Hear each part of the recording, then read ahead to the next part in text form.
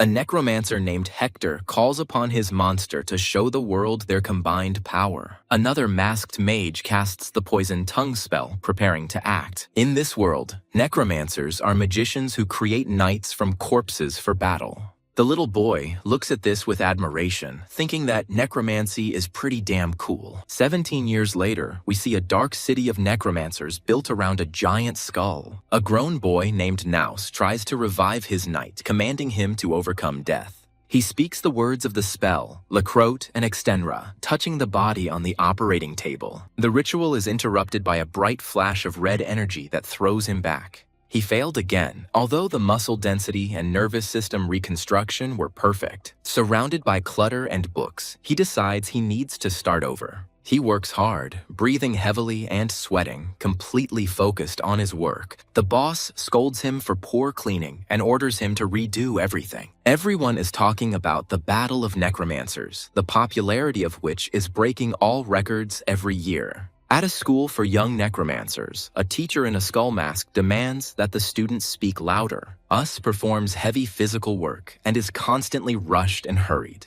Even as he works, he thinks about materials, musing that the harpy's claws are as hard as steel. He studies the book as he goes, reading that materials need to be properly prepared before being connected to muscles. Suddenly, he is knocked down by another necromancer who rudely tells him to get out of the city. The necromancer girl contemptuously calls him a piece of trash, and her companion confirms that this is the same trash. He remembers his past, how he was born in a garbage dump and ate waste, being a vile piece of trash. The girl asks with disgust how one can eat garbage and adds that his father was the same. They call him not a man, but a walking piece of shit, and the shadow of a monstrous past appears behind him. The offenders leave, saying that he only spoils the mood, and the boy remains on his knees. He firmly declares that he is not trash, recalling the words that only you decide who you will become. He stands up, and the girl mockingly asks if he really thinks that everyone will accept him if he becomes a necromancer. She mocks him, saying that he doesn't even have a knight, and he wasted a decade. Her knight presses his face into the ground, ordering him not to stink up the place with his trash and to get lost. She finishes the threat by promising that next time they will simply dispose of him. The words that only you decide who you become echo in his memory again. This phrase was first said by the great necromancer Raphael. He was an orphan from the slums, but he won 6 consecutive victories in the Battle of Necromancers, setting an unparalleled record. So Raphael became the most famous man in the world, and the boy also wanted to be like him. He dreamed of being recognized at least once in his life, of being applauded by the whole world. But his inner demon taunts him, asking if he really thought he could do it. The action moves to the necromancy materials store. A customer wearing glasses complains that the materials available today are of very poor quality and there is nothing worthwhile. Us notices a body in the back room and asks what it is, and the seller replies that it is garbage for disposal. The buyer inquires about the humanoid material, and the seller explains that it has already been purchased 13 times. However, no one could get her to move, so she was returned back every time. The seller explains that spells don't work on it. It's a rare case of completely unsuitable material. The seller asks if the buyer is interested in it and says that they were already thinking of selling it for pennies, without the possibility of return. According to the rules, he can't tell everything, but according to rumors, in life she was a legendary mercenary whose fist could smash anything. But he adds that the knight does not need either memory or thoughts, because they are just a tool, so it does not matter who she was in life. The young man refuses to buy, saying that the material, which has failed 13 times, is too big a risk. In the end, he bought it anyway, spending all his remaining money. Now he doesn't have a penny left for tomorrow's food or next month's rent. He understands that this may be his last chance, although the chances of success are almost zero. For some reason, he feels that he wants to try it with her. He says decisively that no matter what anyone says, they can do it and become the best. He is determined and declares that they will make this world applaud them. Suddenly, her body begins to glow, and her hair rises upward under the influence of magical energy. The shocked young man cannot believe his eyes and asks if he succeeded. The girl, who has come to her senses with red eyes, looks at him and asks who he is. The next moment, they both start screaming in horror. The young man screams in panic as if a corpse could speak. The girl responds by swinging a glowing red fist at him. Suddenly, the young man is overcome by a vision where a dark entity mocks him, asking if such a worthless person really thought of becoming a necromancer. Shadow screams at him to come to his senses, calling his mother a piece of trash who ruined her life. The demon continues that the scum's puppy will also become scum, and no matter how hard he fights, he is just vile trash. No one will ever recognize him because he is a nobody. He comes to his senses and realizes that it was that same dream again because the dead cannot speak. However, the girl sits in front of him and tells him to consider himself lucky. She explains that her fist missed because her right leg wouldn't move.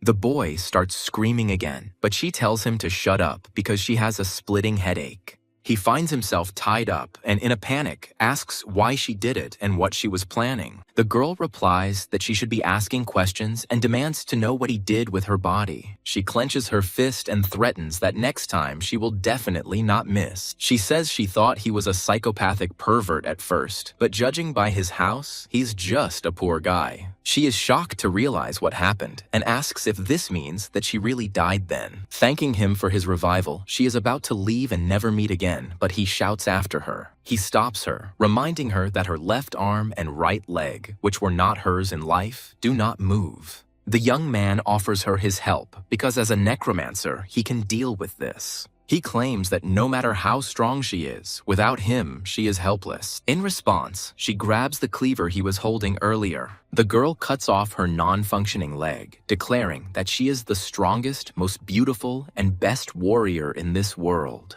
She firmly says that she does not need his help, no matter whether she has hands or not. He calmly replies that she was a mercenary and fought for money, and since she sold her body after death, it means she really needs the money. He offers her a deal, promising to pay if she fights him. She finds him interesting and agrees, saying that she will kill anyone and accept any fight if he pays well. The girl explains that she has a debt that needs to be repaid, and he has no idea how huge it is. She stunnedly names the amount of her debt, 800 billion gold. The guy asks if this amount is enough for her, but the girl doubts that he has that kind of money. And then he mentions the battle of the Necromancers. He unrolls a scroll announcing a tournament with a prize pool of 100 billion gold. The girl is amazed by the size of the prize, and the guy explains that this is the most popular sport in the world. She admits that she has no talent for necromancy, so she does not even try to participate in such things. The guy sees her interest and says that it will be easy for her as an undead knight to get into the tournament if she hides that she is alive. He confidently states that with her on the team, victory will not be difficult. With a crazy smile, he looks forward to the whole world applauding them. The girl doesn't care about fame, and she immediately demands 80% of the winnings, which confuses the guy. He tries to object by mentioning expenses, but she adamantly raises her share to 85% and then to 95%. He tries to bargain, offering 90% and 92%, but she stands firm at 95%. He finally gives in and agrees to 95%, and she assures him that he won't regret it. She demands to sign a contract first because she doesn't take anyone's word for it. They practice outside, and she advises him to move slower, but he finds it difficult. The guy asks about her strange mask, and she explains the rule that 80% of her face must be hidden. He sternly reminds her that no one should know that she is alive and asks her to be careful. He tries to remove her mask, saying that it is a shame to hide such a face, but she sharply pushes his hand away. Suddenly, their longtime enemy appears and threatens to turn the guy into trash. She asks what's going on, but the guy asks her not to interfere, intending to figure it out himself. The stranger notices her armor and mockingly congratulates the boy on finally achieving success after 10 years of suffering. The villain decides it will be more fun to watch them lose, at which point the guy quietly calls him a rat pimple. The insult reaches the offender, and the girl reproaches the guy, but he replies that it simply irritated him. The guy cheekily confirms that it was he who said it and again calls his opponent a rat pimple. In a rage, the enemy shouts that he will kill him and sets his monster on them. The guy calmly gives the command, and the girl, placing her right foot straight, prepares to strike. She delivers a powerful blow from below, completely destroying the attacking monster's leg. The narrator introduces a woman named Kalina, who is a very talented person. Despite her talents, she did not put much effort into achieving results and looked down on others, calling them weaklings. She screamed madly that she was achieving success half-heartedly, while others could not achieve the same even with hard work. Her favorite pastime was belittling the efforts of others and praising her own superiority. The hard-training boy, who always remained weaker than her, was the perfect victim for Kalina to mock. In the present, a powerful blow from the girl knight shatters Kalina's monster into pieces. Kalina is shocked and can't believe that her creation was destroyed in one blow, and on the orders of someone she considered a non-entity. The guy turns to her and asks with a smirk if she has any objections. Later, he scolds the girl, shouting that fighting outside the tournament is prohibited, but she doesn't seem to care. She leans towards his face and with glowing eyes asks menacingly if he is giving her orders. He replies that this is not an order, but a request, and claims that he understands the rules of Necromancer battle better than she does.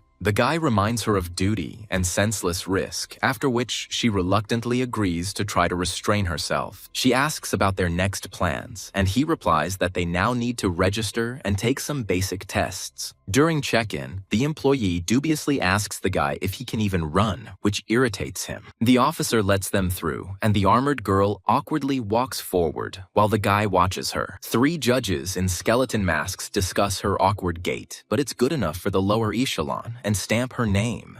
A red stamp with the words approved appears on the document with the guy's photograph. The guy in the new uniform joyfully exclaims that he has been waiting for this moment for 17 years, and it brings him to tears. The girl sits, pointing her finger at him, and irritably asks when he will finally start matching his step to hers. She threatens that if he continues to move so awkwardly, she will have to cut off his leg and fight on one. The wide-eyed guy says she can't beat them on one leg. She screams furiously at him to finally get into rhythm because he keeps throwing off the rhythm. He yells back that it's not his body and asks if she even tried to move in time with him. The girl indignantly shouts that he should adapt to her and begins to say her name. Suddenly, the announcement of the opening ceremony is heard, calling all participants to enter the arena. She calms down, says they will talk later, and tells him to put on his armor, which should be closed, to which he quietly curses. Other hooded participants gather around them, including creepy creatures with multiple eyes and masks. The guy says their number is 7,508, and they head to their place. Someone in the crowd notices them and tells his companion that there is some strange guy behind them with something coming out of his mouth. The guy hisses at her, calling on her to stop her hysteria and look straight ahead, otherwise they will be finished. Meanwhile, the siumavur can antak bahan sidwayo. The mysterious man in the hat reasons that the human flesh is weak, but his name can remain in memory for centuries. He says that someone lives forever, and he sincerely hopes that in this war of the dead, someone will appear who will be able to achieve this. The man in the skull mask and sinister grin clasps his hands, repeating that he hopes so. He addresses all 8,304 great necromancers now standing in the arena. He asks if they are ready to fight this merciless battle, and the crowd cheers in response. The host asks if they are ready to give their hearts and leave a mark on history so that the world will remember their victory forever. He calls upon them to do so, and the participants raise their fists, surrounded by a glow of magical energy. He then announces the first stage of the selection trials, in which they will eliminate approximately 20% of the fighters. With a creepy smile, he announces that the selection will be held in the format of random fights. A win in 2 fights means progression, while 4 losses lead to elimination. The participants discuss the rules, understanding that 2 victories are enough to qualify, and that a maximum of 5 fights will be required. One of the participants, who looks like an ugly boy, is delighted to notice that his first opponent is such a young and cute guy. He rubs his hands in anticipation and offers to show his opponent the greatest creation of his art. He claims to know this look and accuses his opponent of considering it disgusting and ugly. He shouts that they are all the same, but they admit they are wrong when they see the absolute beauty he has created. The guy calmly replies that he was not looking at him, but at his knight, who looks quite good. Behind the ugly participant, his amphibious knight appears, who analyzes Eleanor's body, noting how skillfully the weakness of her muscles is compensated. The protagonist extends his hand for a handshake and says that he will win either way, but suggests that they both give it their all. His opponent recoils in shock, muttering that this is the first time a man has ever shaken his hand.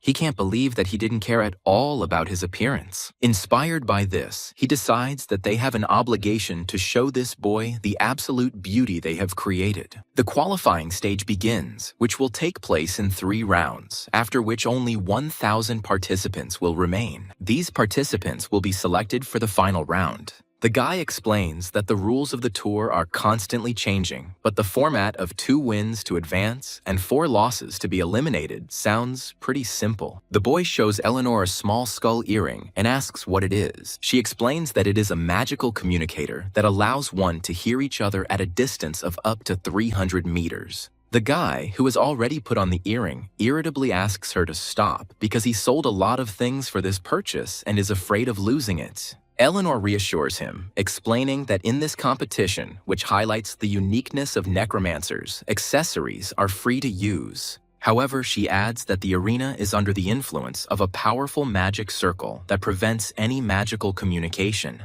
The guy counters that they don't need to communicate with anyone outside, so it's not a problem. Eleanor agrees that he is right, and he, anticipating the fight, asks if she is ready. The masked organizer announces that the battle is about to begin and asks him to enter the arena. Entering the arena, he regretfully notices that no one came to watch the fight of the unpopular participant. The referee confirms the readiness of both fighters and announces the first match of the qualifying round between participants Us and Woon. He waves his hand and shouts loudly that the fight begins right now.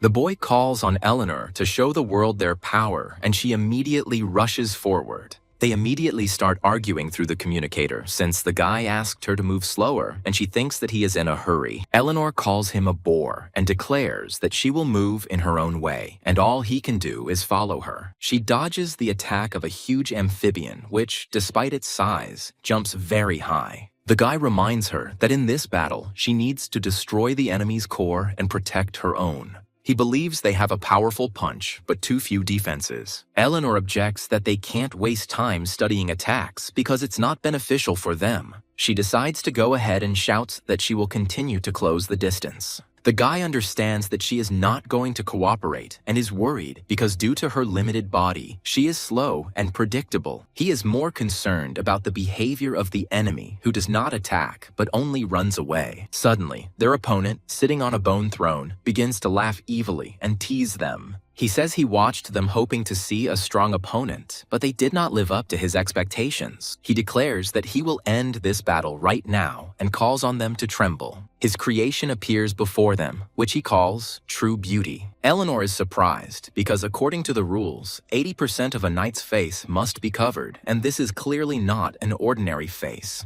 The enemy proudly declares that this face is the embodiment of beauty, which he has worked on all his life. He explains that this is not the face of someone from this world, so the rules do not apply to it. Then, in a frenzy, he orders his creation to explode. The boy, in horror, shouts at Eleanor to be careful. The face projectile detaches from the amphibian's body and flies straight at Eleanor, firing a red beam from its back. She blocks the blow, but at the cost of her hand, and the guy warns that another such collision will be their last. The guy explains that the severed body part cannot be controlled and can only remain alive for a short time. He concludes that a necessary condition for the launch of this bomb is a straight trajectory. He also guesses that the explosives are made from the enzymes of poisonous amphibians and only detonate with a strong impact. This means that the projectiles can simply be deflected, which Eleanor demonstrates by hitting the flying face. The shell explodes to the side, and the guy concludes that they just need to dodge it. Eleanor chuckles, saying it's funny and she hasn't felt her blood boil in a long time. She enthusiastically kicks away another projectile and promises to kick her opponent's ass. The enemy laughs maliciously again, confident that with a knight who cannot move properly, they will not be able to dodge for long. The enemy, smiling madly, orders everyone to bow to his creation and fall before him. Eleanor is struggling to stay on her feet, and her partner warns that they are almost at their limit and will not be able to win if she cannot move. Her partner says he analyzed the reason for their desynchronization and came to the conclusion that the main problem is a lack of trust. He explains that because she has a right leg, even if it's not her real one, she unconsciously puts her weight on it. The guy yells that she needs to trust him and ignore her leg, but Eleanor is hesitant. She asks why she should trust him, since the only thing he does in this battle is move his fingers while she fights. Eleanor sees no point in trusting someone who doesn't risk their life with her. She understands that this is her last chance too, and she resolutely rushes forward. Then the guy starts telling how he was born in a disgusting dump that everyone hated and suffered neglect from his father all his life. His father considered him a scumbag, unworthy of respect. He clasps his hands and says that no one will understand how humiliating it is to realize that every part of you is made up of useless trash. Therefore, he could not live if he had not forced the whole world and the man who despised him recognize him as the best, and he could not live if he had not achieved this. Meeting her is his last chance, and he asks her to believe not in him, but in his desperate desire. At this moment, another projectile head approaches Eleanor. She trusts him, and taking a step, successfully dodges the attack. The guy joyfully shouts that she just ran away and trusted him. Eleanor tells him not to be mistaken, because she doesn't care whether he told the truth about his past or not. She reminds him that he has saved her twice already and says that she is counting on his determination, which she noticed at that moment. As she continues to run, she thinks that they are still far from ideal. The partner replies that it is not so important, because if they run at least like this, it will be much easier to dodge. He says that there are less than half of the bombs left, and without them, the enemy will become an ordinary large toad, and then they will attack. Eleanor continues to dodge the exploding projectiles that the toad fires one after another. She dodges the last projectile and screams that it was the last bomb. Eleanor screams that she is attacking and rushes towards the disarmed toad. She stops abruptly and, concentrating red energy in her hand, says that now they will see who wins. The enemy laughs maliciously, declaring that they underestimated him because he hid 10 spare bombs inside the toad's body. New bombs fly out of the toad, and their creator confidently proclaims that victory will be his. Suddenly, the guy yells at Eleanor to hit down instead of up. Their enemy asks in horror what this monstrous explosion is, because it does not look like his attack. Eleanor explains that she figured out how, with the destructive force of her fist, the earth fragments from the shockwave could fly into the bombs and destroy them. Her partner admits that it was a game of luck, as he was unaware of her high skill, but then asks if she remembers this technique. In a flashback, he asks her if she can only use this technique once. Eleanor confirms that the essence of the technique is to concentrate all of her strength into her fist, which is why after one use her hand turns completely black. She adds that it will take her about 4 hours to recover her hand. The boy realizes that they can only use this technique once per battle and asks what will happen if she uses it again. She recalls that she once actually struck twice in a row, but her corpse was missing an arm and a leg, and instead of a heart, there was a huge hole in her chest. She concludes that her body cannot withstand repeated use. Her heart explodes and she dies. The man in the cloak states that reuse is out of the question, but they have no other options. His fighter, a girl with white hair, stands in front of a toad-like monster, and her opponent is in the same situation. The girl decides that the time has come to shed blood in close combat, like true warriors.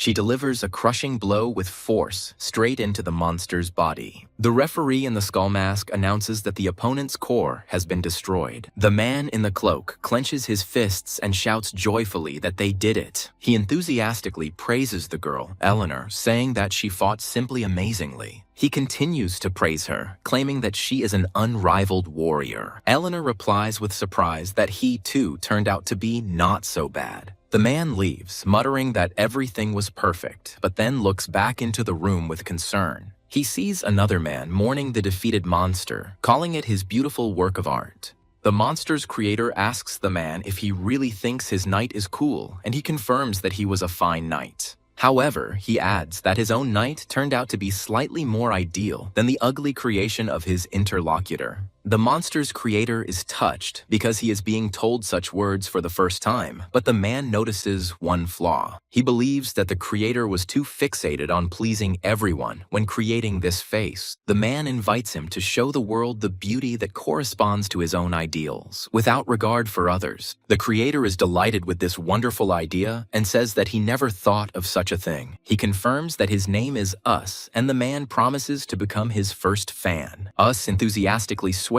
that he will create even more perfect beauty and surprise this world. Returning to Eleanor, the man explains that he shortened her name because it was too long. Eleanor furiously shouts that since when have they been friends and that no one has ever called her that. He asks her to calm down and think, because in a situation where every second counts, something is better. He convinces her that winning is much more important than worrying about appeals. Eleanor reluctantly agrees, but asks that she be called that only in the arena. She asks when their next battle is, and he replies that there is a week between battles. The problem is that the opponent is chosen randomly, and he shows her a skull. This skull is an identification card that proves that he is a necromancer. Based on the results of tournaments, a skull of a different color is awarded, and his is currently black, rank 7, the lowest. He shows her the entire ranking system from bronze to opal, which is what the champion receives. Eleanor understands that the higher the rank, the stronger the opponent, but the selection is random.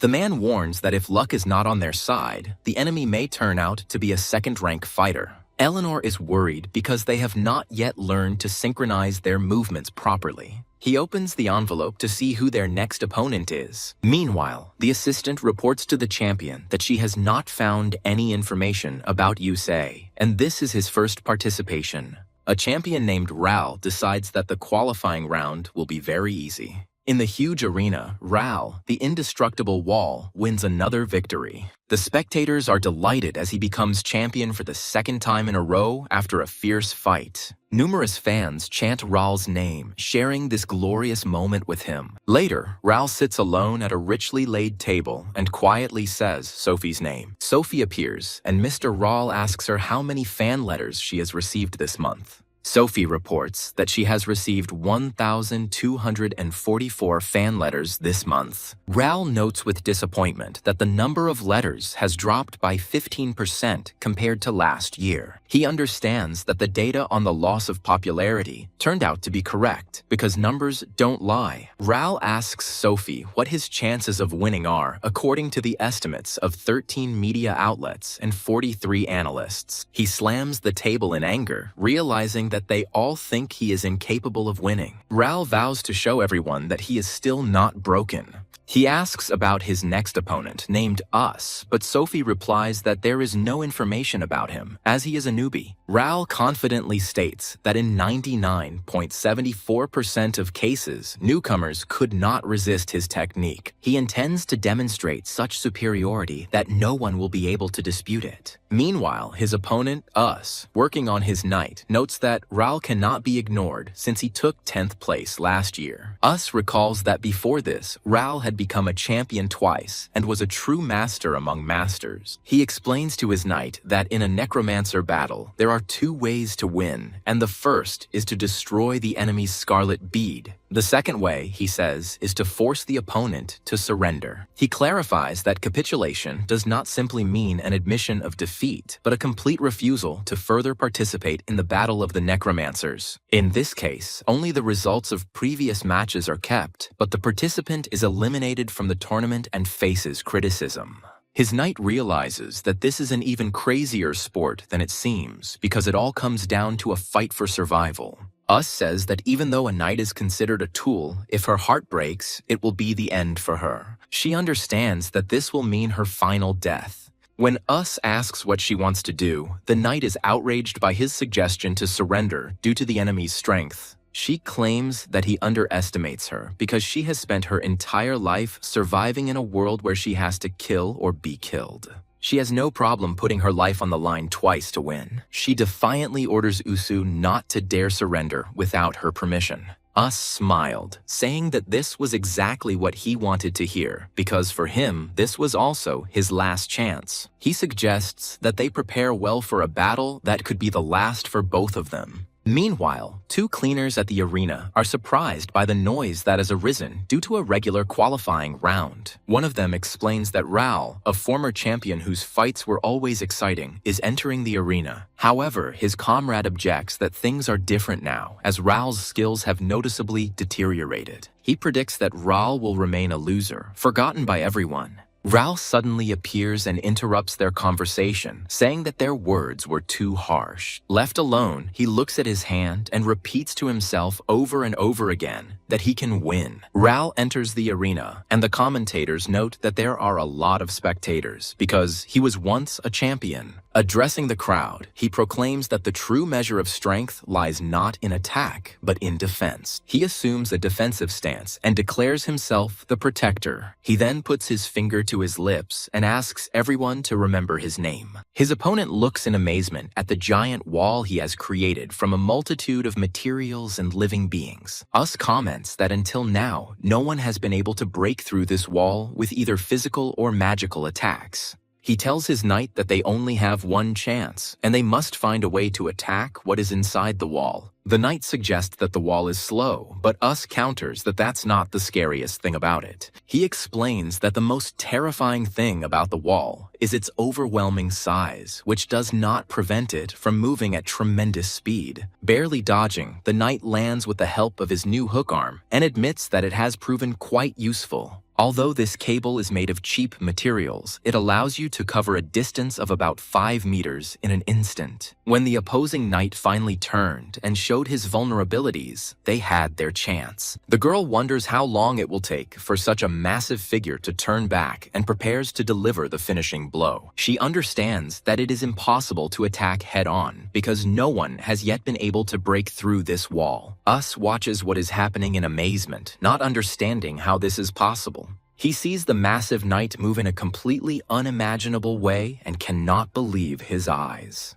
Controlling a knight is like tuning every tiny vein in someone else's body. When the calf muscle is tense and the Achilles tendon is stretched, it is necessary to control the muscles of the spine. The more moving parts there are, and the larger they are, the more difficult it is to accomplish such a task. However, their opponent not only controls this massive body, but can also split it into parts and move them separately. Us has never seen Raul do this before, and knows he really has been preparing with all his might. Raul, with a furious expression on his face, declares that he will now show the power that everyone bows before. Us screams that Raul is going to surround her with a wall, and if she gets inside, it will all be over. The girl dodges the closing walls, but the rope flies past, and she screams in despair, asking where he was even aiming. Us makes excuses that he can't see her well, but she hurries him, shouting that they're almost locked in. The second attempt is successful. The rope sticks into the wall, and the knight uses it to pull himself up. She understands that if they strike into the gap now, they will have a chance. Us is amazed by the incredible speed with which his opponent uses the arena space. She orders herself not to stop and to keep looking for the weak spot he must have. The knight continues to move rapidly without slowing down. She runs straight along the wall, but Us warns that they are about to be caught again. Raul mockingly asks if they really thought they could break through his wall with such a pitiful attack. While the girl is running along the wall, Us notices a gap on the right and shouts to her about it. They miss, and while the knight laments his failure, the enemy points out that there is no room on the left side either. Another miss, the girl falls, and the audience sighs in disappointment, realizing that nothing worked. Us screams in panic that the cable has broken, and that now it will be difficult to get close to the enemy. In front of him stands an overwhelming wall that seems impossible to break down, but he is sure that there must be at least some way out, some weak point. Us says that they were wrong from the very beginning because everyone fought except for one condition that the girl does not know about.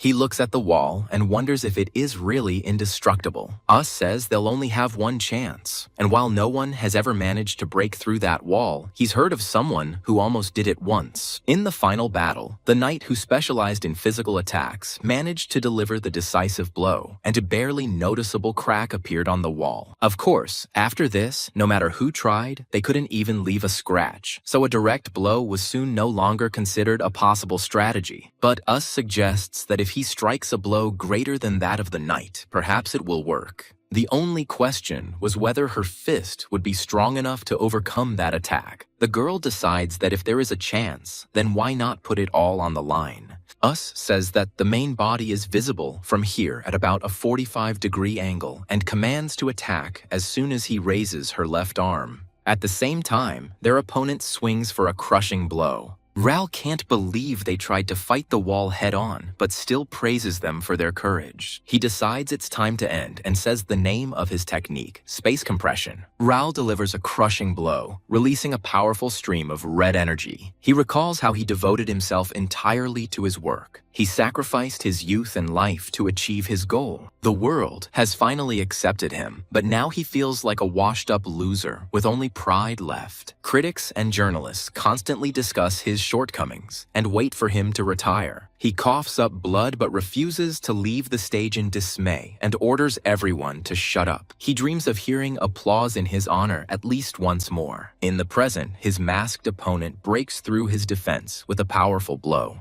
Observers are horrified to see that his impenetrable wall has been destroyed. The Necromancer cannot believe what has happened and asks if they have really defeated the legendary Ral. The crowd erupts in applause, shouting that it was incredible. The spectators are delighted with the amazing battle, but no one knows who the winner is. He turns excitedly to Eleanor, asking if she heard the applause and praise. Eleanor replies that she doesn't care about the opinions of others, because the main thing is that she was able to prove her point. She declares with shining eyes that her fists are the strongest in the world. The Necromancer enthusiastically agrees, because they have done what no one else could. He leaves dreaming of future glory, but Ral notices that he looks very pleased. Ral asks if he really thinks that he is now something and that everyone will remember his name. He warns the boy to be careful because the crowd will admire not his efforts, but his mistakes. Ral leaves, adding that the crowd will be more interested in his future failure than in his success. He turns around and asks if the Necromancer is really ready to accept such applause.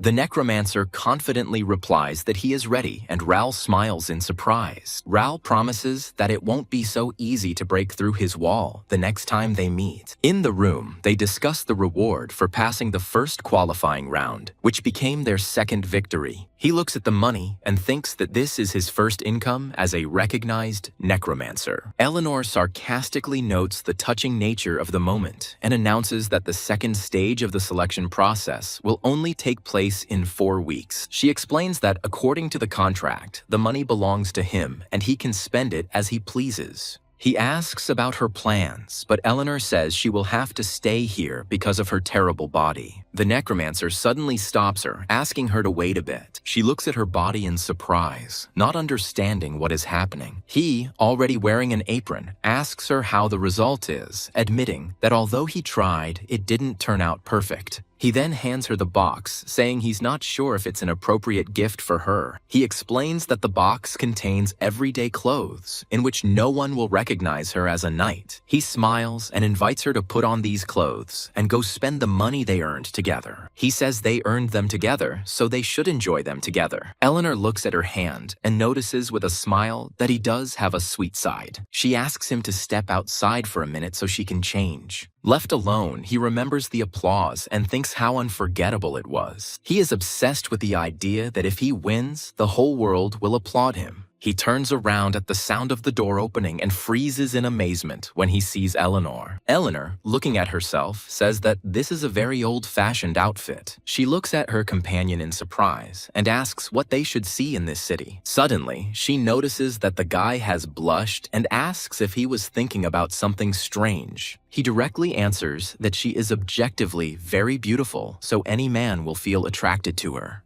Besides, according to him, she looks even more attractive in casual clothes. Eleanor screams in shock, asking if he has gone crazy and what this sudden confession is. He calmly explains that it was not a confession and that he was simply objectively expressing his feelings from a biological point of view. She asks him if he ever had any friends, and he replies that he was ignored by everyone and his only friends were cockroaches and worms. Sitting at a table in the tavern, he says that this is also his first time here because he usually doesn't have enough money. He points to a wall of skulls, explaining that it is one of the popular spots in the Necromancer city, and the skeletons are made from recycled materials. Eleanor asks in horror if these are real human skeletons and calls the creators sick. The waiter brings them the dish they ordered, called Dead Man's Tongue.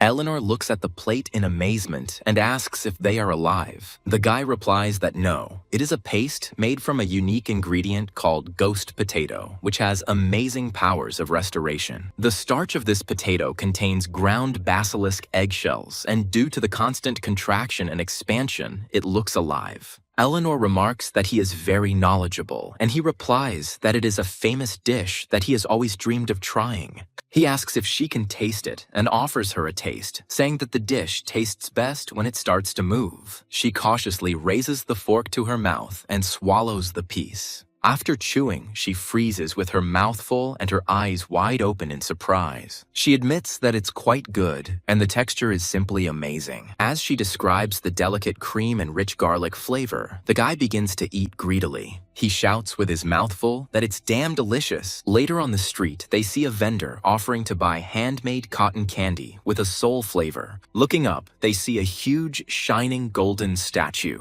The guy explains that this is last year's winner, Kaylin Crow. At 19, she became the youngest winner in history. The winner is immortalized in the form of a huge statue in the central square so that every visitor to the city can see it. He speaks with delight of how impressive it must be to be recognized by the whole world. Eleanor replies that not really, and asks why she would do that finger gesture at all. She suggests that it's just a show-off to look cool, but he denies it. He says the official name for this gesture is the absolute concentration stance. He can control simple movements of his arms and legs while remaining motionless. But for more complex movements, the most effective way is to take one pose and focus. He imagines that he is controlling a knight, and all control is concentrated in 2 fingers. So when he gets into this pose, it means he is ready for a serious fight. Eleanor says thoughtfully that it turns out there really is a reason. However, she immediately adds that it still looks crap. They watch a theatrical performance where an actor on stage proclaims himself the king of the dead. The guy jumps up from his seat and shouts how cool it is, and Eleanor asks him to be quieter. He loudly justifies himself that, of course, this is his first time here since he has never had any money or friends. The guy shouts excitedly about how cool it is and asks Eleanor if she agrees with him. They continue to explore the city, examining majestic halls and eerie ritual cauldrons. 2 weeks later, Eleanor asks the guy about his impressions, and he is amazed at how huge this city is. She admits that she thought it was just a city of necromancers, but it turned out that it has its own culture and way of life. Eleanor turns to him and says that he turns out to be quite a funny guy, which leaves him puzzled. She explains that she has never met such a pure-hearted and slightly stupid person who expresses his feelings so openly. The guy replies that she is also unusual because although she says that she was a mercenary, there is nobility in her every action. He assumes that something happened to her before, but suddenly notices a familiar silhouette behind her and freezes in horror. It seems to him that she definitely died that time, and he screams in panic, asking how she could have survived. The girl he mistook for Eleanor also looks shocked and doesn't understand how this is possible. The guy curses, realizing that they miscalculated because Eleanor is a famous mercenary and someone could recognize her. He immediately tries to deny everything, declaring that he doesn't know any Eleanor and that this girl is his younger sister. Eleanor says with irritation that they are completely different and calls him an idiot. The guy quickly corrects himself and, with a serious look, declares that this is his wife, named Sabrina. The stranger doubts, saying that although the hairstyle and complexion are slightly different, she knows for sure that it is Eleanor in front of her. The girl asks to see the rings, but the guy lies that they left them at home because they are afraid of losing them. He begins to talk about statistics, claiming that there are at least 10,000 people in the world with a similar appearance. The guy accuses her of being presumptuous, saying that from a logical point of view, she attaches too much importance to a simple coincidence. Then he suggests asking Sabrina herself if she recognizes this girl. The guy tells the stranger that she is mistaken, but she does not give in and asks to show her her fist. She explains that the Eleanor she knows must have a lot of calluses on her fists. Suddenly, the girl hits him in the face and then throws him back with a powerful kick. Eleanor yells at the guy for what he's doing, but he grabs her hand and drags her away, saying they had no choice. Once in a safe place, the boy asks who it was, and Eleanor replies that it was Nayran, one of the mercenaries they worked with. She sighs that she was always a lot of trouble, and the guy asks why they competed. Eleanor, clutching her head, says that everything was the other way around and she saved her life several times.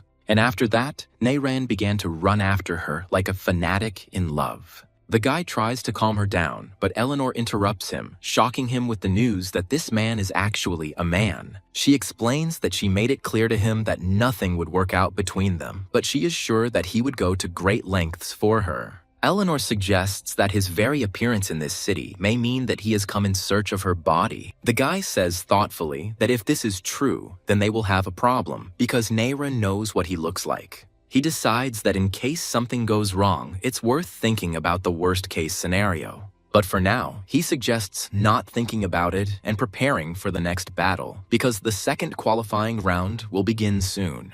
Meanwhile, Nayran stands in front of a wall covered with portraits of Eleanor, and with tears in his eyes, he rejoices that his heroine is alive. He remembers the strange guy next to her and wonders what he did to her. Nayran swears that this time he is ready to sacrifice himself for her and will definitely save her. Elsewhere, some officials are discussing how overall revenue has fallen by 4.6% compared to last season.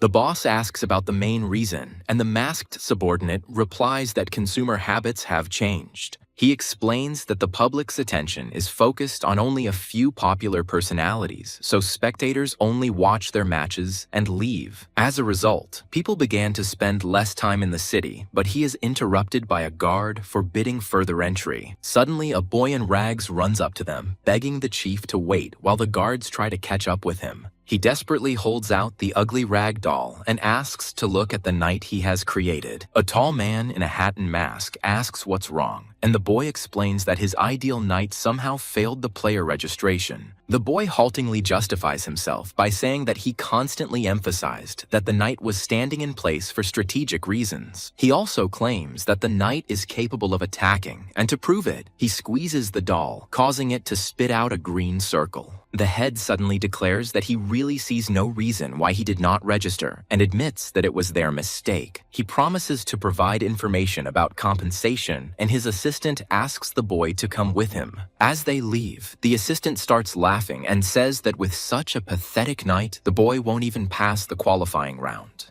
The leader turns around abruptly and asks, with a threatening voice, who he is to decide this. He explains that by creating industry and culture, they directly influence the destinies of people. Anyone who allows himself to judge human value frivolously is not worthy to walk with them, and this is worth remembering.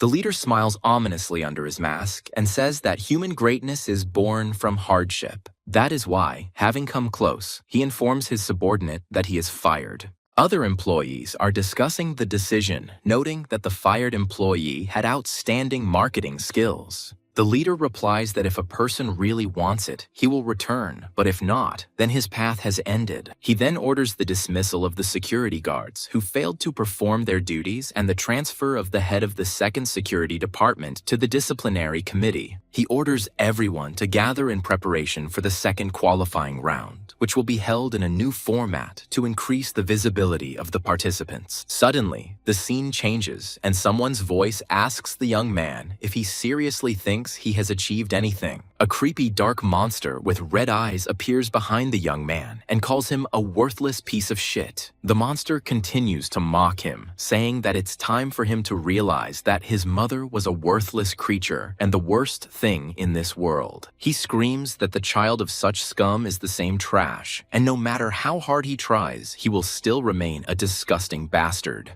The young man furiously shouts back that he is not trash and vows to become the best. He declares with determination that everyone will recognize him as the best, and he will prove to the whole world that the monster is wrong. The monster bursts into mad laughter and mockingly asks if he really believes he can. The young man wakes up in his room, breathing heavily after a nightmare. Suddenly, a girl with white hair appears in front of him and says that he has finally shown his true face. In a flashback to last night, he is kneeling before her, begging her to make him the best so that everyone will recognize him. He cries and says in despair that otherwise he will simply. Returning to the present, the girl asks if everything is okay, since his condition could interfere with the battle, but he does not remember last night. She gets angry and screams that he clung to her and cried like crazy, and doesn't he remember that? He asks in surprise who it is and waves her off, saying that she must have dreamed it. The young man urges her to pull herself together because today the rules of the second qualifying round will be announced and they must be ready for battle. Elsewhere, a black man looks at a map and asks incredulously if these are the rules for the second round of eliminations. The woman confirms that the announcement was official, and he notes that with this scenario, even the strongest players risk elimination. He squeezes the card, realizing that if he loses now, there will be no chance of a comeback. Another participant with white hair and yellow eyes smirks, finding the new rules amusing. The nightmare boy looks at the red card and curses, telling his companion that these rules are no good for them.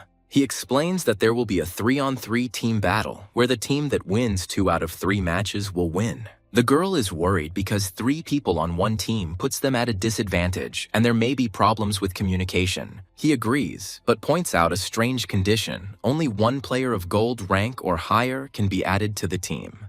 The girl reasons that in this scenario, high-ranking participants will encounter each other more often. She is horrified to realize that the organizers are willing to sacrifice top participants for the sake of the team system. He confirms that it's strange and suggests that they want to increase the visibility of the newcomers, even if it means removing the strongest ones. She's interested in how teams are formed and assumes there will be a sea of people wanting to join a team with high-ranking members. He begins to explain the method, pointing to a crowd of people raising their hands and shouting proposals to unite. It turns out that everything is decided between the participants themselves, while they look at the huge crowd in front of a large building.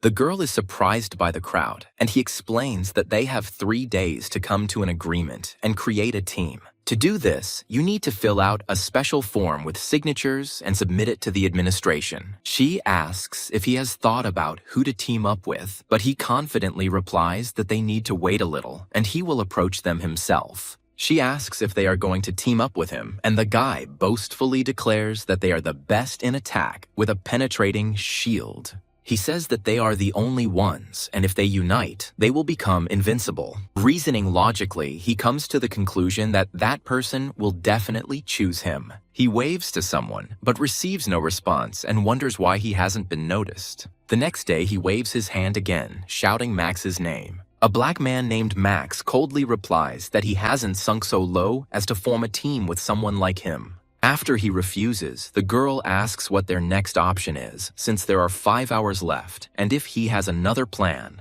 He falls into despair as he realizes that he has never made friends. The pocket watch shows that there are 3 hours and 30 minutes left to create teams. In the large hall, many people have gathered trying to find a team, and someone is shouting that he can destroy lightning. Around 800 necromancers gathered in the central square, ready to compete with each other for a place on the team. As time was running out, the assembled participants had common traits, with most of them ranking between black and bronze. They had no obvious strengths, or they were simply unknown to anyone. One of the participants looks at the others with disdain, declaring that he cannot go along with such people because they have shortcomings in teamwork. An older man yells at a younger man, boasting of his 30 years of experience, but the younger man responds by mocking him by saying that in 30 years he has only achieved bronze. The protagonist clenches his fist and loudly declares that he will do what others could not, and asks if it is awesome.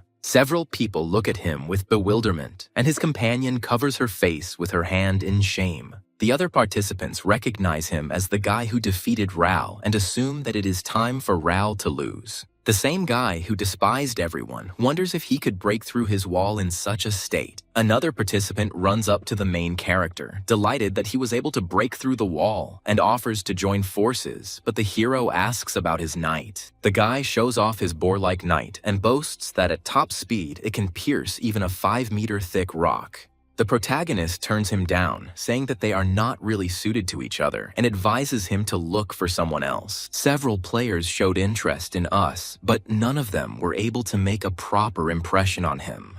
Conversely, the members USA was interested in were reluctant to team up with him because he was a newcomer with limited information. If he had a better sense of the situation and could adapt to the participants, it would have been much easier to put together a team. However, for Yusei, who had never had any true companions, it was difficult to understand how to get along with others. The herald announces that there is 1 hour left, and those who do not have time to register their team will be considered to have refused to participate.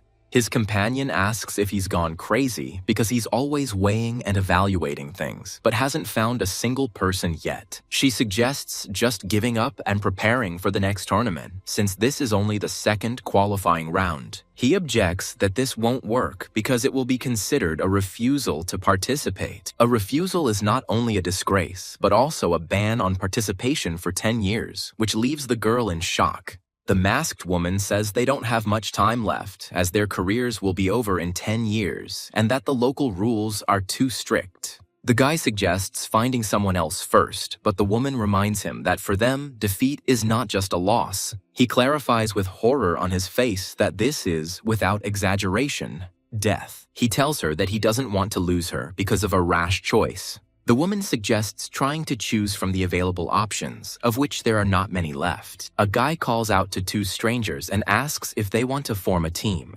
One of them, a guy with blue hair, introduces his knight, a deep-sea kraken. He explains that the kraken can blind enemies with ink, while the second knight creates interference and attacks with blood from a distance. The protagonist reflects that their knights specialize in defense and mass attacks, which is exactly what his team lacks. He also notes that their ranks are silver and bronze, and concludes that this is the best option. The blue-haired boy asks why they chose him, and he replies that it was because of his incredible attack power. The guy explains that they don't have a powerful single attack, so they need such a player, and extends his hand. The protagonist agrees and shakes his hand, and he, relieved, offers to discuss everything. An announcement is made that there are 20 minutes left until the end of registration. The host reminds that teams that do not register will be disqualified from participation. The protagonist corrects that the technique can be used once every 4 hours, but its power is definitely enough to destroy 1 knight. The blue-haired guy says worriedly that the risk is high, and if something goes wrong, they will have to cover for him. The protagonist assures that this technique is not their only advantage, since his knight also possesses outstanding physical abilities. His new ally agrees that such a powerful attack is attractive and asks how they will coordinate their actions. A voice announces that there are 8 minutes left, and the hands on the pocket watch show 8 to 12. The blue-haired guy says they don't have much time and offers to fill out the paperwork, but immediately makes the reservation that the agreement isn't very smooth. Suddenly, the red-haired participant jumps up and shouts that he needs to go to the toilet. His partner tries to stop him, but he promises to go quickly and runs away. With 4 minutes left, the protagonist begins to panic and asks why he doesn't come back, since there is no time to find a new team member. The blue-haired boy looks up thoughtfully and also wonders why their comrade doesn't return. The protagonist jumps up from the table, realizing the deception and thinking that these bastards have set him up. He sees a red-haired guy next to another girl who mockingly asks who would want to be on a team with such trash. The guy furiously shouts the girl's name, Kalina, and asks if those freaks were from her team. He guesses that they were stalling for time to stop him, but Kalina replies that this is simply a consequence of his weakness and incompetence. Kalina declares that he has failed and, reminding his new ally of the agreement, leaves, congratulating him on his success. As she leaves, she tells him that he was being arrogant and that now she is pleased that he will be in the way. A masked woman contacts him through a transmitter and asks why he is running alone since she can only hear his voice. He runs down the corridor shouting that there is no time to explain and he needs any remaining one. The guy desperately calls out to anyone who couldn't assemble a team and asks them to hurry up. Another person answers him from the shadows that he too is without a command, and the timer shows that there are 40 seconds left. The protagonist grabs the stranger and screams in despair that they need another person. Announcements count down the last 20 and 10 seconds until the end of registration. The man he found runs up to the registration desk at the last second and hands over a list of participants. The registrar says it was close, but they made it, and starts reading out the names: Gus, Bolmac. He calls out the final member, Ira, and announces that their team is registered. Bolmac, an elderly man, is outraged that he is being treated this way because he has been in this business for so many years. Gus apologizes to Ira for being too confused and not asking about her knights, and asks her to tell him how she usually fights. Gus tries to talk to the silent Ira, while Bolmac laments how this could have happened to him. Of the 8,304 necromancers, only a few passed the first selection. In the end, there were 5,005 participants left, not counting the former champion, who is not participating in the selection. 1,668 teams were formed, and they began their battles. Among all the participants, they turned out to be the ones that no one wanted to take on, and they were nicknamed the worst team. Gus reflects that all this happened not because of him or his skills, but because of a woman named Kalina who ruined everything. Bolmac cheerfully declares that the others are lucky because they are now on a team with the great Bolmac. Gus asks if Bolmac has really been a bronze for 30 years, to which he is indignant that he was called uncle since he is not even 50. Gus clarifies whether this means that in 30 years, Bolmac has never been able to qualify for the main tour. Bolmac shouts that he has much more experience in getting through the second qualifying round than they do. He confidently states that this time he will definitely make it to the finals and will provide them with valuable support as an experienced mentor. Gus interrupts him and coldly asks what about his knight, angering Bolmac. Bolmac introduces his secret weapon, the cockroach knight, which has absorbed his 30 years of experience. He says not to underestimate the cockroach because it is the true embodiment of a persistent life.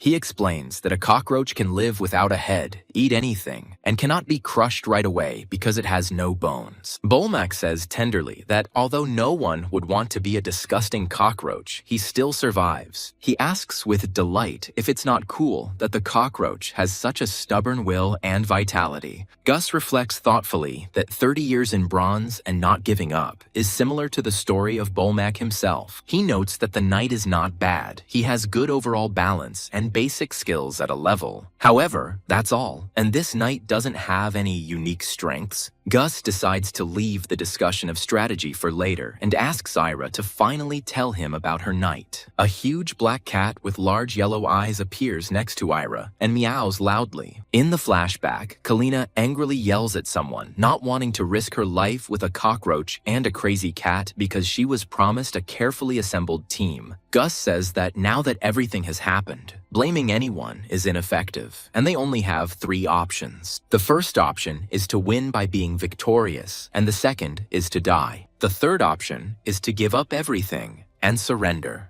Gus asks Kalina one last time what she wants. She resolutely replies that they have gone too far and there is no turning back, so they will go to the end, no matter what happens. The host sincerely welcomes all spectators to the first match of the second qualifying round. He explains the rules by which 3 participants form a team, and the winner is the one who first achieves 2 victories in 3 battles. The host then announces that he will now introduce today's participants. He represents Team 1, consisting of Gus, Bolmac, and Era, and their rivals, Team 2, Claude, Serena, and Bertor. One of the hooded rivals says that their art will continue, and throwing off his cloak, calls for preparations. Under the cloak is a muscular man who begins to warm up, counting 1, 2, 3. He smiles and says, "Well, let's get started." Gus looks at the ballerina-like knight Claude and thinks he looks quite strong.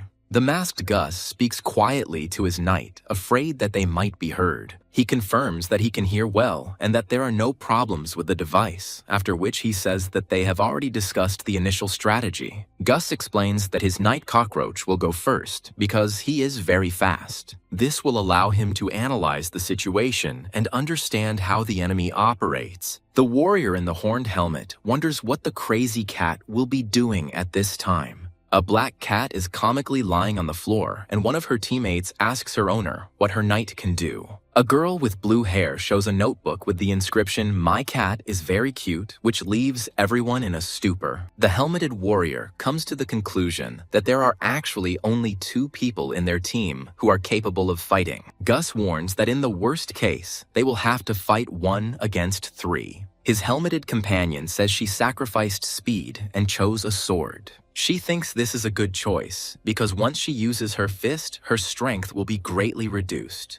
The host loudly announces that the first battle of the second qualifying round has begun. One of the opponents, an elderly man with a mustache, shouts that now everyone will see the strength that he has been accumulating for 30 years. The helmeted warrior notes that he is faster than she thought, while the black cat lies on the ground and purrs. The enemy team leader says that music and lighting play an important role on stage. His partner announces the first composition for the opening scene, entitled Silent Choir Tempo, Adagio. Their knight, resembling a musical instrument, is about to run his fingers along the string, as if along the ribs, producing harmonics. Another member of their team adjusts the main light, lifting 17 vertebrae and fixing the central point. His knight, in the form of a spinal column with an eye on top, provides contrast, and the leader announces the title of the first act, Prelude. He smiles ominously and explains that this is the time when they spy on each other's rhythms. Gus's older partner thinks that even though he suggested starting with reconnaissance, he needs to somehow maintain his authority as the elder. He decides that those in charge of music and lighting look defenseless and orders his knight to turn around.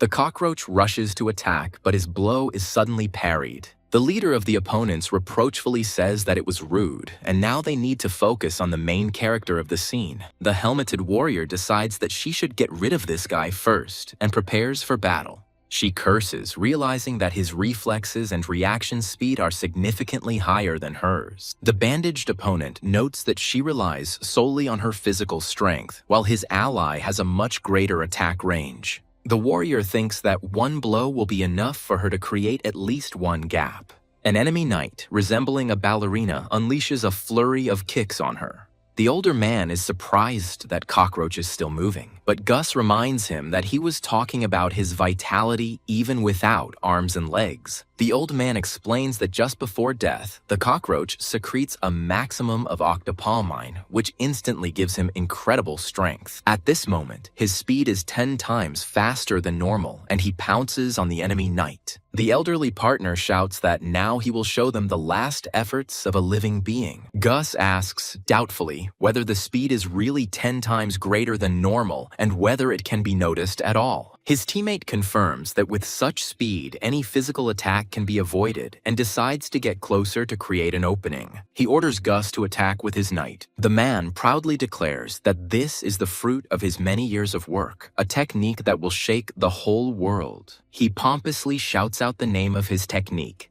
You're trying that directions. However, the ballerina knight easily tears the cockroach to pieces. The older partner laughs nervously at first, and then realizes with horror that they are in deep shit. Gus angrily asks if he is mocking him and if he has ever succeeded with this tactic. He dejectedly admits that no, but this time he really thought that everything would work out. The masked guy says thoughtfully that in theory, it would be a cool technique if you move so fast that the enemy doesn't have time to react. He adds that with such abilities, his partner wouldn't have been stuck in bronze for 30 years, and there's a reason why he's still there. Meanwhile, their opponent, a muscular man, asks them to understand that they are the villains here, and they should play this role properly. He hopes that the second act will be more dynamic because only then will the main character of the scene be able to shine. After the word intermission, the monster appears, and the villain announces that they will move to a faster tempo. The blue-haired girl notices that he is gradually increasing the tempo, moving from adagio to accelerando. The small instrument creature makes a doo-dun sound, warning you to pay attention to a particular note in the accelerando. A white-haired knight dodges a powerful blast of blue energy. He is thrown into the wall, but quickly recovers and prepares for the next attack. Suddenly, a flying mechanical eye appears above the knight and aims a red beam at him. The blindfolded man explains that as the rhythm increases, so does the intensity of passion, and this technique is called melting light. He clarifies that it works for a short time, but if exposed to light for more than 3 seconds, irreparable damage will occur. Smiling ominously, he finishes the thought by saying that the flesh will melt and disappear. The knight dodges the beam again and another blue energy ball, which explodes with a loud bang. The elderly magician screams in panic that this is the end and they are at a dead end. The knight realizes that if this continues, he will be unable to do anything and will die, so he needs to somehow create a variable. The masked guy advises him to use his fist and hit the ground at a 45-degree angle, asking him to trust him. The knight's hand fills with red energy and he prepares to deliver a powerful blow to the ground. The opponents look at what is happening in shock, and one of them says in surprise that this is incredible power. The masked man explains that this technique is not explosive, but concentrates enormous force at the point of impact, making it difficult to cause direct damage. He adds that with such destructive force, it is possible to change the landscape, and the earth around it splits into huge blocks. The knight immediately uses the changed terrain to take cover and move between the debris. The main villain shouts to his assistants to quickly provide support, but his tool knight is stuck due to an obstacle. He shouts in rage that there is too little space here and they will not succeed. In response, the guy in the mask grins evilly and tells him not to make him laugh with his words about how they have no chance of winning.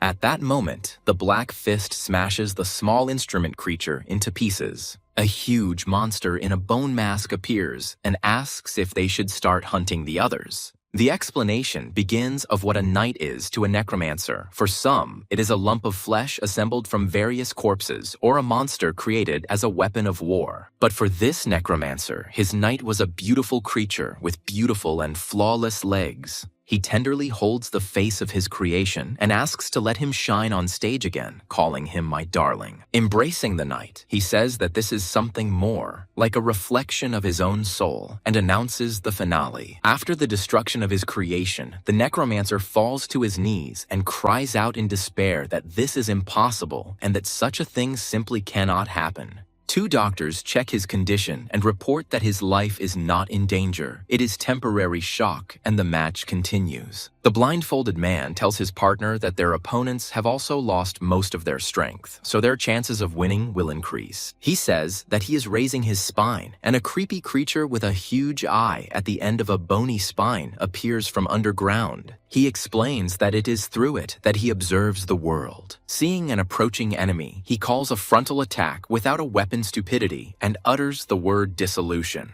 The spine creature shoots a red beam that hits the man running towards them. Suddenly, another knight appears and begins to spin rapidly, creating a protective vortex. The girl with blue hair declares that the tension of the string does not mean the beginning of the melody. The blue-haired girl screams that it's the end and activates an attack called Rupture. A huge pillar of light falls on the orange-haired knight, knocking her into the ground. Another knight inspects his damaged shield and finds it amusing. The guy in the mask with teeth decisively declares that he will continue in the same spirit and attack again. The orange-haired knight releases a powerful stream of blue energy towards the creature with the bell. At this time, the skeleton knight jumps and swings for a crushing blow, surrounded by a red aura. The blue-haired girl screams in panic that they are finished if the enemy gets any closer and asks Bertor if he can still move. Her blindfolded partner replies that he has just regained his strength, and she suggests immobilizing the enemy. A huge stone hand tries to crush a small figure while the creature with the bell is attacked. A flying red eye on a chain fires a beam at the defeated creature, causing the man with the eye patch to become nervous. The red eye overloads, and the head of the person it was chained to explodes. The girl says that a rupture has occurred, and her limit has been raised, after which they wonder if the enemy is finished. From the rubble of the fallen creature emerges an unharmed female knight in a skull mask. She jumps off the destroyed stone hand and lands in the middle of the arena. The guy in the mask with teeth laughs quietly, watching what is happening. He stands before a cheering crowd, and their cries feel like holy water washing over his body. A guy named Us, with his fist raised, proclaims that everyone should remember his name because he will be the best. Later, Us angrily yells at the girl, accusing her of only getting in the way while others risk their lives. He tells the girl with light blue hair that if she had helped, everything would not have been so dangerous, and demands an explanation. Us, in anger, threatens to kill her if she does not explain herself. The girl silently writes on the sign that the cat doesn't listen to her. She explains that the cat's real owner is herself. Us explodes with anger, not understanding how she cannot be the master of the knight she created. The girl calmly repeats that she is not the owner, but the cat is its own owner and does only what it wants. Us doesn't believe this nonsense and asks why the hell she's even participating in the battle of the Necromancers. He understands that they won't come to an agreement and tells her to do as she wants. However, he warns that he is ready to die for victory, and if his knight dies because of her cat, there will be consequences. Us angrily declares that then it will be the end for both of them. He remembers the moment when he raised his fist and shouted his name to the crowd. Another necromancer recalls being certain of defeat, but Us somehow created an opportunity and was able to win. He looks at himself in the mirror and is surprised to notice how many wrinkles he has. A man walks through the city, thinking that creating a new knight will require a lot of money. After counting the remaining coins, he decides that he will have to economize greatly and eat only once a day. Walking down the street, he sees a vendor selling freshly prepared finger skewers. Returning home, he hears a surprised woman ask if he was serious about buying it again. She doesn't understand why he's spending money, but he replies that it's Dora's favorite treat and he couldn't pass it by. He assures her that there is nothing to worry about because his technique is almost perfected, and Dora exclaims with delight that finally, he explains that he managed to accumulate power, but everything exploded, and now he will use the principle of the cockroach, which presses the body. In the new version, it will make the body even more compressed, and in each joint, it will create paths for relieving internal pressure. After some thought, he decides that it would be better to place the pressure relief channels not in the joints, but in the connections of the exoskeleton. A necromancer in a white cloak with a skull on the clasp shouts enthusiastically that this time he will definitely be able to succeed. He goes into a shop to see a girl he knows, who asks in surprise why he is looking at her like that. A girl named Bolmak says that she has noticed this for a long time, because he usually has a look like a dead fish. Whenever the conversation turns to the necromancer battle, his eyes light up and he asks if he understands how cool it is, which makes him shudder. He sheepishly asks her not to say such things, because he still lacks a lot. However, he then clenches his fists and confidently declares that this time everything will be different, and if he succeeds, he will become famous. Bolmak encourages him, saying that he will succeed and that she is always rooting for him. Returning to his workshop, he convinces himself that he has succeeded this time and that everything will definitely go well. But then doubts overwhelm him, and with anxiety in his eyes, he asks himself if he will really succeed. He wonders at what point it became difficult for him to even imagine how he would succeed.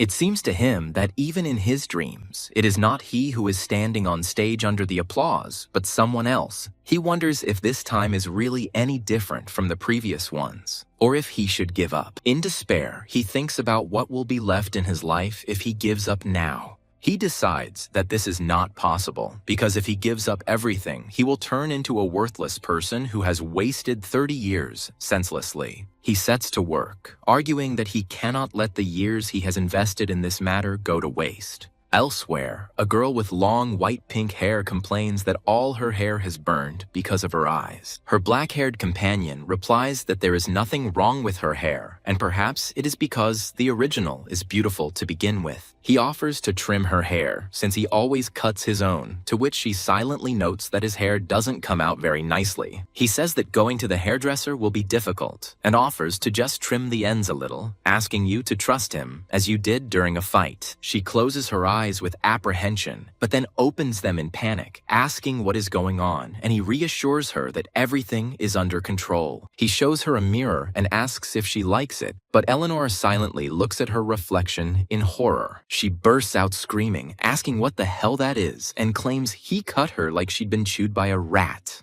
He looks at her in confusion and asks if this isn't similar to what it was before. Eleanor furiously explains that there was a straight line, and all that was needed was to align it horizontally, not cut it like her hair. He says he'll fix it now, and she sighs, thinking that if it doesn't concern something he's interested in, then he won't remember anything at all. She yells at him, demanding that he cut his hair, even out the length. He answers with a tense face that he understands and asks to simply trust him while he sorts everything out. He cuts again and again, but each time he is dissatisfied with the result, muttering that he needs to trim the sides a little more. Eleanor screams hysterically, asking what is wrong with him and how is this even possible, and he apologizes guiltily. She declares that she has had enough and leaves, saying that if he doesn't know how to do it, then it's better not to take it on, and that she shouldn't have trusted him. As she sits down, he comes up behind her and she asks, frightened, what else he has planned. He announces with a mad grin that he has found a way and shows the organic glue that necromancers use to create armor. He explains that it turned out a little shorter and not quite perfect, but still pretty close, and there are still about 1,000 more strands to glue on. Eleanor, in shock, asks again about the thousands of strands and cannot believe that he spent the whole night adding thousands of hair extensions to her hair. She asks why he did it at all, and he simply replies that he told her to trust him. He says that they fight together, risking their lives, and he will definitely keep the promise he made to her.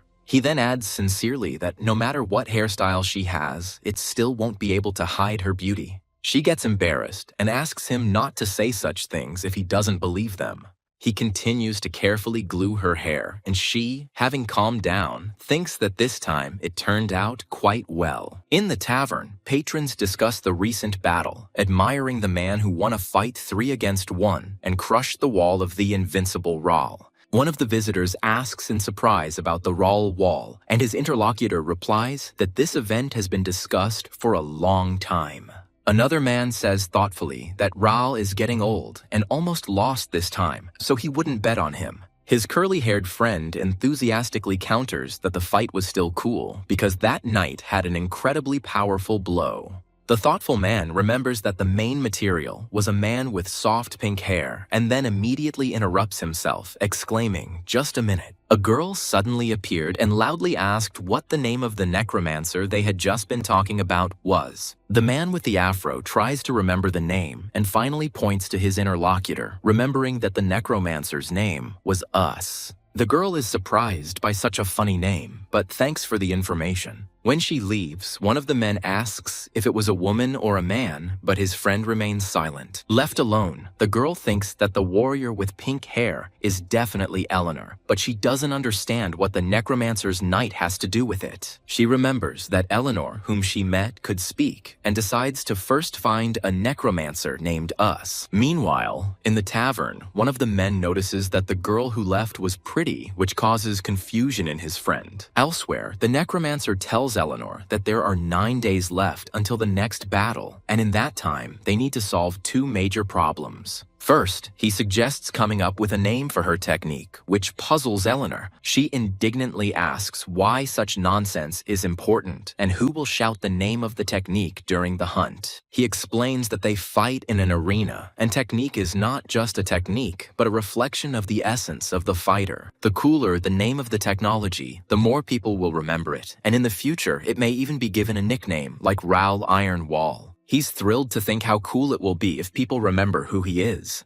He says he's already come up with a cool name, but Eleanor indifferently tells him to do as he pleases. Eleanor asks about the second problem, and the Necromancer replies that even Roll couldn't stop her fist. Therefore, if they can get close and hit them well once, they will definitely win. However, he admits that knights are superior to human capabilities, and it will not be easy to strike an enemy with the advantage of speed. He says that so far, they have managed to win by using the terrain, but relying on luck is too risky any longer. Therefore, what they most need is equipment that will allow them to quickly approach the enemy. Eleanor clarifies whether by technique he means pumping up the body, as was the case with her left arm. He confirms, but explains that the modification itself is incredibly complex, as what they did with the left hand was only basic actions. Real technology requires biological engineering, using materials from a specific creature. Eleanor is surprised by the time frame of several years, and he gives the example of a material like unicorn horn, which has telekinetic abilities. It took at least 5 years to complete the development of this material, and only 2 people were able to achieve success. He explains that once development is complete, recreation is no longer difficult, so Necromancer knights rarely differ in form.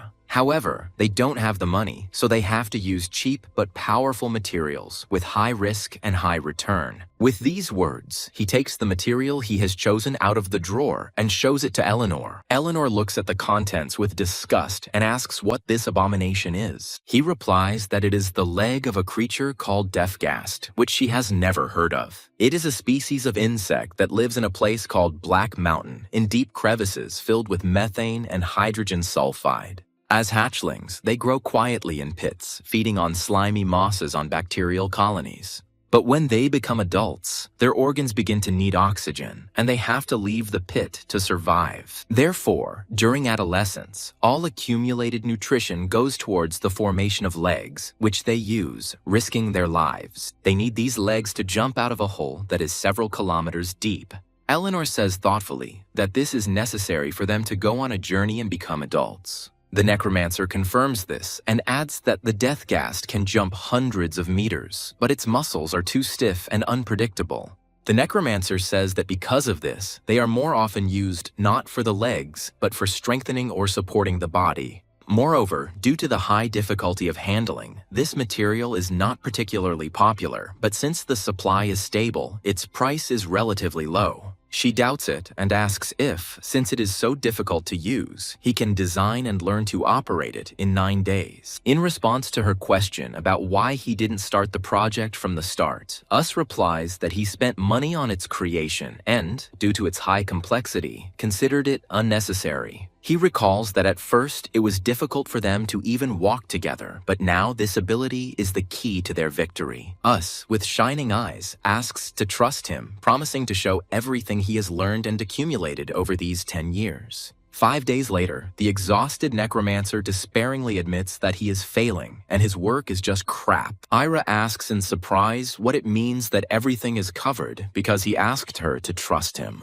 He realizes that the structure of the muscle fibers is not at all what he expected and tries to collect his thoughts. Ira notices that lately he has been able to move her arm and leg naturally, as if they were his own. She notes that he does this without even looking, to which Us replies that he studied her every day. He begins to list that he knows every little thing about her, for example, when and how she smiles and all her habits. Us continues, saying that her left eyelid twitches when she's angry, and she taps her left heel 3 times when she remembers something. When he adds that before going to bed, she turns her back and picks her nose, Ira furiously screams at him to stop. The Necromancer calmly says that this is not all because he studied natural movements every day, relying only on weak electrical impulses. Without that level of effort, he says, he wouldn't have been able to become her perfect hands and feet. After a short pause, she asks if all this is just to win the battle of the Necromancers. Us confirms this and adds that, if necessary, he will become her hands and feet and will be there until death. Ira looks at him silently and then tells him to do as he pleases. 4 days later, another participant, Bolmak, meets him and addresses him and his knight. Bolmak notices that something has changed and is shocked to recognize the knight's leg as a death ghast. Us confirms this, and Bolmak, looking at the knight in surprise, says that it turned out awkwardly but very plausible. He replies that he finished only 30 minutes ago and only managed to conduct one successful test. Bolmak is inspired, declaring that he too cannot lose and will show what the veteran is capable of. The start of the second match of the second qualifying round is announced in the arena, and Us mentally asks Era if she is ready. She replies that, of course, but immediately doubts whether he can handle it since their previous collaboration had been unstable. The masked mustache replies that there was too little time, but they only need to hold out a few more times. Era hopes that their next opponent will be Kalina, but Us considers the likelihood of this too small. The host announces the members of the first team, Us, Era, and Bolmak, and then moves on to the second team. Bolmak notices with surprise that those guys have a black rank. He speculates that the black rank means either necromancers without skills who didn't pass the first round or truly strong beginners. Looking at the formless creature, Us doubts whether it can be called a knight at all, but comes to the conclusion that it looks like it. Their opponent turns out to be a spherical knight, whose shape makes it impossible to predict his methods of attack and defense. Us asks Bolmak to fight first, and he confidently agrees, promising to show him something really cool. The presenter in a skull mask announces the start of the second round of the second qualifying round. Bolmak furiously shouts the name of his attack, Death Dash. His opponent calmly analyzes the attack, noting that the trajectory of the left hand has shifted by about 2 degrees. He understands that the enemy has figured out his rotation radius and lured him into a trap, but promises not to get caught next time. Suddenly, a flashback is shown where someone is yelling at a white-haired necromancer who, licking blood from his finger, declares his victory. He is happy that he won this time, but laments that the physical class has great limitations in team fights. The man in the white cloak walks away, wondering if he can do it, while the other warrior, perplexed, calls him a psycho. His companion with a mustache and tousled hair is sure that this time everything will be different, because he feels the power boiling within him. He declares, with a wild look, that he will show his true self and uses the death rush technique, summoning a huge red beetle. However, the summoned beetle is immediately cut into pieces by the swift attack. Meanwhile, their opponent, a hooded man, announces that the highest rank is the first to go and calls out the next one. In the arena, the masked warrior announces that she is reloading and will be using her legs, and her partner orders her to get ready. A man in a tooth-patterned mask points forward and yells at his partner to attack. The warrior misses, and her comrade encourages her, saying that she almost got it, and tells her to tighten her fist for the next try. He reflects on the progress towards the goal, which was like moving towards a dimly flickering point of light in deep darkness. The memory shows an exhausted man who carries endless worries on his back and struggles to keep his legs from falling. But he did not give up, and what was striving towards that point in the darkness was his will. Returning to the present, he decides to name this technique Point Break. He tells his partner not to relax because there are still 2 opponents left. He thinks about his next opponent, but his vision suddenly becomes distorted and he starts sweating nervously. His partner screams in horror at what he is doing because he attacked her and decides that he must be killed. He comes to his senses and says that he knows what to do because if they kill that guy, then the victory will be theirs. His face contorts into a mad grin again. and he obsessively repeats that if he kills just this guy, he will win. With strange symbols in his eyes, he whispers that he must win, and then shouts with delight, "Yes." The mustachioed comrade grabs him and shouts at him to come to his senses, because he is not trying to kill an enemy. At this time, a giant black cat is holding their partner, and the mustachioed one is screaming for Whiskers to wake up because he is their comrade. The mustachioed man understands that this is useless since contact between participants is prohibited during the battle.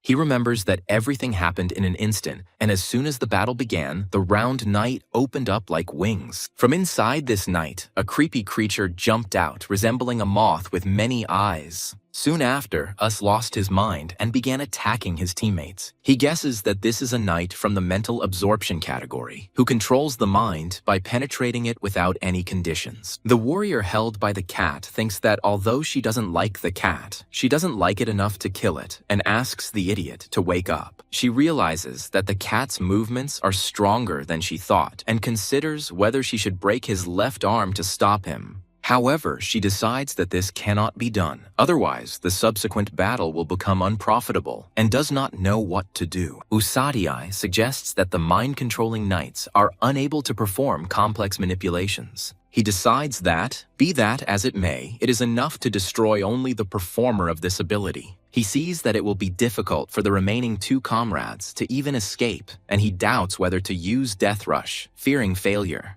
He shouts to a girl named Ira that they have no other choice and asks her to run away before it is too late. At that moment, the black cat strikes their masked partner. The warrior falls dead, and the cat's body begins to change and dissolve. The cat transforms, growing multiple yellow eyes on its back, and rushes straight towards the creepy moth knight. The mind-controlling knight sees the cat approaching and asks his comrades to cover him, as he cannot do anything while being absorbed. His partner replies that she will figure it out and tells Belladir to finish off the cockroach. The transformed cat pounces on the second enemy knight and tears him to pieces. The woman complains that the cat has a bad reaction and she can't grab it, but her leader says it doesn't matter. Meanwhile, Whiskers comes to his senses and his mustachioed comrade asks what happened, shouting that he attacked his teammate. The mustachioed comrade shouts that their opponent, the knight, is mind-controlling and urges them to be careful. Us is horrified to realize that everything he had seen before was an illusion that he had failed to recognize. The enemy leader recognizes Yusa as a serious opponent, but he confidently declares that the enemy will not have such an opportunity again. A knight named Eli finally comes to his senses, and his mistress says she is glad to hear his voice for the first time.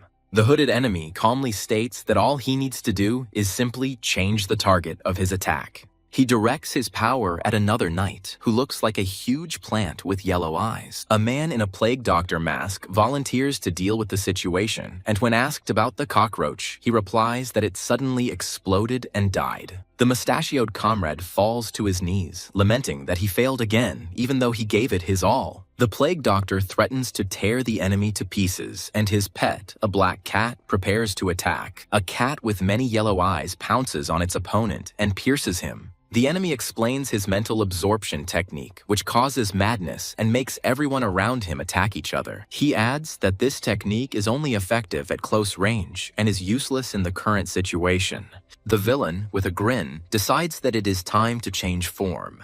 His insect knight transforms into a massive, moth-like creature. The enemy leader orders a show of strength, and his new knight attacks Eli. Us wastes no time in using his attack called Point Break. Eli delivers a crushing blow to the moth creature, piercing it right through. Luden turns and leaves, but his comrade shouts to him that the battle is not over yet. The plague doctor begs him to return, claiming that they are close to victory and have a chance. Luden asks doubtfully about the victory and says that in the eyes of his partner, the enemies look different. He grins evilly, assuming that his comrade sees his opponents as nothing more than run-of-the-mill necromancers. Loudon declares that this game is lost and orders preparations for the next battle.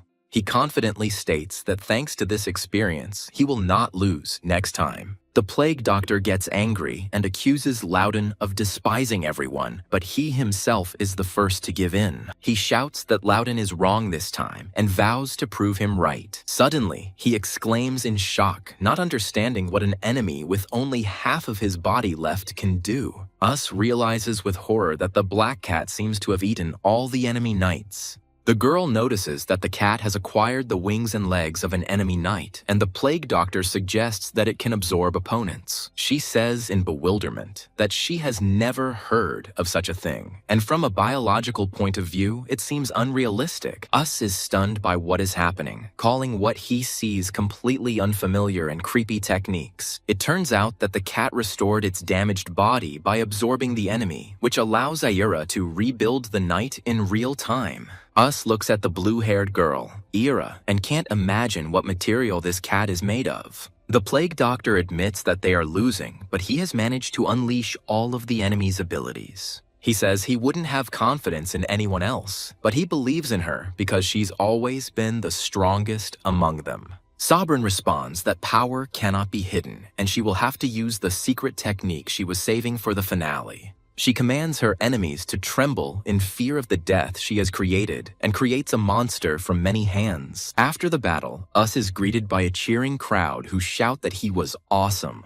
His knight says that they were able to win again and suggests that they have come to understand each other better. Us thoughtfully replies that the opponents this time turned out to be very difficult, especially the one named Loudon. He recalls how he easily controlled the Necromancer's mind and then tried to change tactics by changing his shape. Us thinks his opponent is a damn capable guy and they'll have to meet again to win, so he needs to be prepared. He turns to his silent companion and asks what she is thinking about since she has not said a word from the very beginning. The girl suddenly asks what it is like to be a necromancer and clarifies that she is interested in the very principle by which corpses can come to life and move. Us thoughtfully replies that the methods and rules of necromancy have long been studied, but the principle of its operation itself still remains an unexplored area. The girl compares this to the fact that people know about the sunrise and sunset, but do not understand how exactly it works. Us agrees that it is something like that and asks what the question was about, and she asks in response if he wasn't confused by the cat's strange behavior.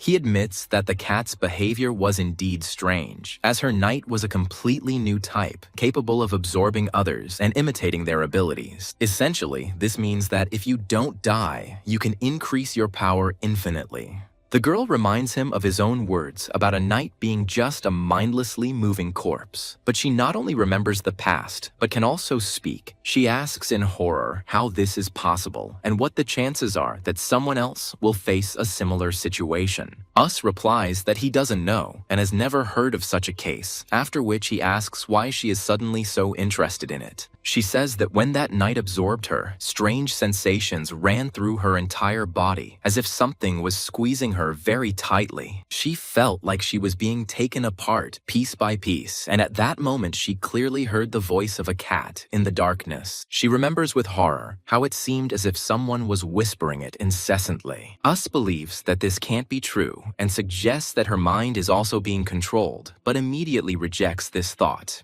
The girl suggests that maybe there is something wrong with this cat too, but their conversation is interrupted by a knock on the door. They are both surprised and wonder who could come here. There is another knock and they look at the door in silence. Us says that you can't just walk into the waiting room, and opening the door sees a girl with blonde hair behind it. He asks Ira why she is here since the competition is already over. He suspects that she has decided to attack him now and is trying to figure out where her cat is hiding then. Us senses someone's presence outside the door and decides that it is definitely a cat. Suddenly, a man in a party hat bursts into the room, introducing Ira as a young rising star among the necromancers and the crazy cat. The man thanks them, saying that he was able to pass the second qualifying round and declares that this time he will definitely make it to the final. He confidently declares that this year everything will be different because his intuition tells him that success is much more real than ever. Us turns to the man and asks if he is the one who brought Era, and then asks why. He responds with surprise and suggests throwing a farewell party since they were friends, even if only for a short time. Us asks if Ira agreed to this, but the man replies that he doesn't know since she didn't answer him anything. He laughingly suggests that deep down she is also in anticipation, although Ira herself stands with a completely indifferent face. A huge black cat appears from behind the door and meows, causing Yusa to flinch. Us, already wearing a cap, crosses his arms and says that they will meet as enemies anyway, so why attach importance to such things? The man agrees, but asks if he didn't have fun fighting together. Us admits that, perhaps because it had been a while since he had done anything with anyone, it turned out to be quite fun. The man sadly says that lately, while he was preparing for the battle of the Necromancers, he had not had a single joyful moment. But being around such young geniuses, he himself seemed to feel younger and stronger. He suddenly jumps up and shouts that this time everything will be for real, and this is the year he will become the champion. Us coldly interrupts him, telling him not to talk nonsense because victory will be his. The man laughs loudly and offers to drink to the future champions. Us holds a glass with a sour face, wondering what could possibly be funny about this. While the men play the game Corpse Falls, Ira sits silently at the table and builds a tower of wooden blocks, which immediately collapses. Two men in caps celebrate Ira's latest loss, while she worriedly says that Us has already drunk too much and should stop. Us is indignant at how one can drink 18 glasses and remain unperturbed. The old man shouts that today's necromancers have no idea how easy their lives are, because in his time, they had to sort worms by hand. Us jumps onto the cupboard and enthusiastically shouts that he can do anything, he can handle it, and he will succeed. The old man looks at him sadly and asks if he really grew up eating garbage from the dump. Falling to the floor, Us confirms that he grew up picking up scraps and was despised his entire life, but that doesn't matter. He continues his drunken speech, claiming that only the man himself determines what he will become and nothing else. The old man thoughtfully says that he has heard these words somewhere before, and then Us shouts out the name Raphael. Us enthusiastically declares that Raphael is the greatest necromancer and he definitely wants to become the same person. Ira asks if he wants to become like Raphael, to which Us replies that it is obvious since Raphael is the idol of all necromancers. Ira, holding some document in his hands, asks if he knows what happened to Raphael, which confuses Yusa. Us asks what Raphael is doing now, and the old man assumes that he has made a lot of money and is living the high life.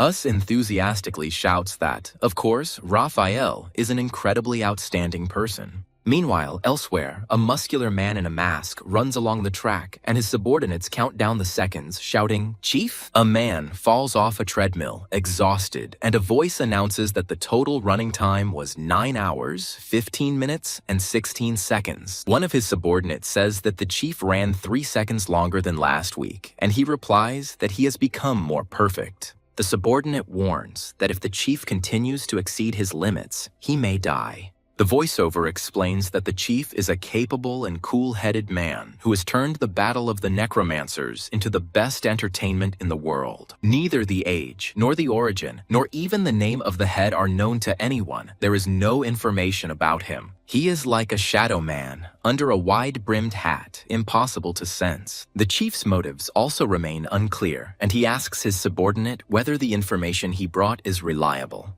The leader grins maliciously and says that this is amazing, the most interesting competition of all that have taken place so far. He asks his assistant how preparations for the final qualifying round are progressing, and his assistant reports that they are in the final stages. The leader gives a speech, calling on them to fight with the readiness to die, and then the world will remember their victory forever. The final third qualifying round is announced, against the backdrop of 3 skulls, 2 of which are crossed out. The total number of players who have reached this stage is 2,502 people. The young man explains that it is difficult to prepare for the qualifying round, so the best thing they can do is to increase their mobility. However, during the preparation process, one very important problem was discovered. There's an explosion, and the guy screams, "Eleanor, are you okay?" Eleanor sits on the ground with her blown-up mechanical leg and curses, saying she used the previous version 7 times. She complains that this time the leg failed after only the 4th attempt, and the guy notes that constructing a leg with the help of Deathgast is not an easy task. He says that thanks to her, he figured out which parts need to be improved and suggests trying again. Eleanor runs again, leaving a blue trail behind her, and the guy counts this for the 6th time. She continues to run, and he announces for the 7th time. The guy shouts that this is the best result so far and encourages her to run again, and then he runs with a glowing leg. He catches Eleanor, who almost fell, and asks worriedly if she is okay and if she is injured. Eleanor responds by asking if he is okay and says that he seems to have hurt his shoulder. He reassures her that it is just a dislocation that can be fixed, as this has happened many times before.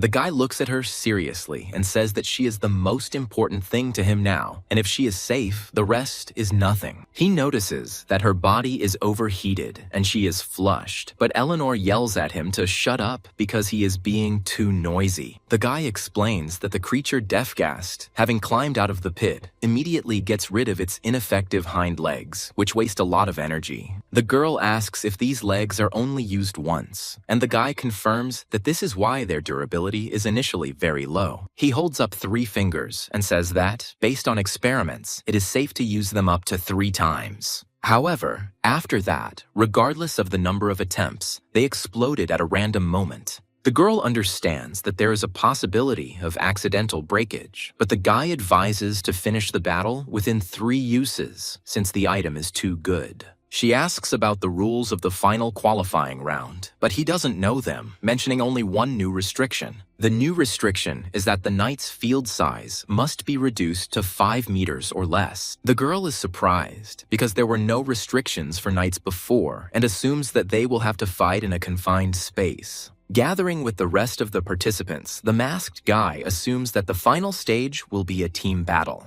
His attention is drawn to a huge red door, behind which, in his opinion, lies the key to this round. The leader asks the participants to leave their knights and follow the guide outside. The guy says he'll be back soon and asks to wait for him, after which he leaves with the crowd. Left alone in the crowd, he feels like a pathetic bastard and can't breathe.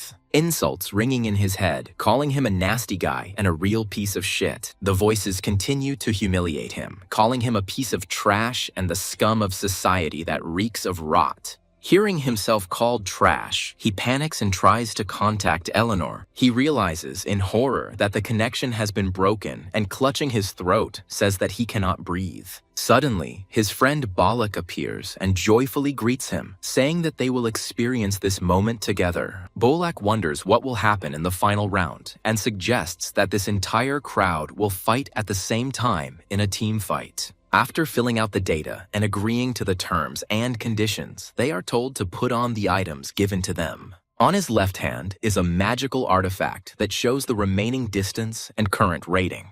He doesn't understand what the distance and rating are for, but the guide explains that the device on his right hand is for safety. The presenter in the hat announces that this is a one-time magical device for instant travel. It is activated in an emergency upon refusal to participate or immediately after the end of a round. The device will instantly move them to a safe place prepared outside. The reason for issuing the devices is that the location of this round is extremely confined and dangerous. The presenter introduces the fierce battlefield where the final qualifying round will take place. Behind the door is a gigantic living creature, 9,999 meters long, personifying the underworld itself. The door opens to reveal a massive maw called the Guts of Hell, and the participants ask in horror what the hell it is. The protagonist, with wide eyes, realizes that this is not a mouth, but a corridor. There is only one condition for completing the tour. You need to lead your knight to the finish line.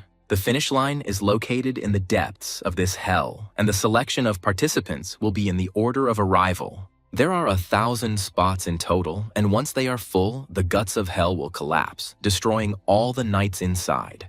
The The presenter wishes that their determination and patience will help them in this hellish race. With a sinister smile, he announces that the race is about to begin. According to the rules of the final qualifying round, only the first 1,000 people will advance further. Participants must guide the knight to the finish line, which is located in the depths of this hellish creation. However, causing harm to another participant with the help of a knight or leaving the arena is considered an unwillingness to continue the competition, and it will be counted as a refusal to participate. Inside the guts of hell, numerous magical eye-shaped devices are installed that will monitor the condition of the participants. A mysterious host in a skull hat announces that the qualifying round, a death race in hell, will begin in exactly 1 minute. 2 hooded participants are surprised. One of them says that he has never heard of such a qualifying round in the form of a race. The guy in the mask with teeth understands that if they don't make it into the top 1,000, then only a necromancer will be able to return, and they will be disposed of. His skeletal companion thinks that if they don't succeed, he's finished. Another participant in a horned mask notes with interest that there are 40 seconds left, and it will be a race for life. The mustachioed man thanks his companions for their help on the last tour and promises to help them in any way he can. A guy in a mask with teeth warns him not to change his mind,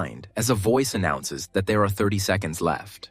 The skeletal host announces the start of the final qualifying round of the Battle of Necromancers. Participants race on giant insects, dodging dark monsters. The mustachioed man carried by the protagonist admires the speed, saying that it is much faster than if he ran himself. The protagonist, holding him, asks him with a threatening look when he is going to demonstrate his experience. They fly inside the giant monster and check their ranking, which shows 873rd place. The mustachioed man shouts that they need to run as fast as they can to get into the top 1,000. Inside the monster, they see that the walls are made of living flesh with huge red eyes. The protagonist reflects that the walls really do seem alive and is amazed by their colossal scale. His companion notices something strange ahead, resembling tongues. Suddenly, they fall down into a slippery tunnel. The protagonist realizes that they have entered the monster's esophagus, an endless vertical passage. The mustachioed man tries to grab onto it, but everything is terribly slippery due to the special obstacles installed. These obstacles, he explains, will at times hinder movement. If you get caught in a trap, you won't be able to move for 10 minutes, and during that time, the race will be over. Eli tells his companion that they need to stick together, or else the tentacles will grab him, and that will be the end of him.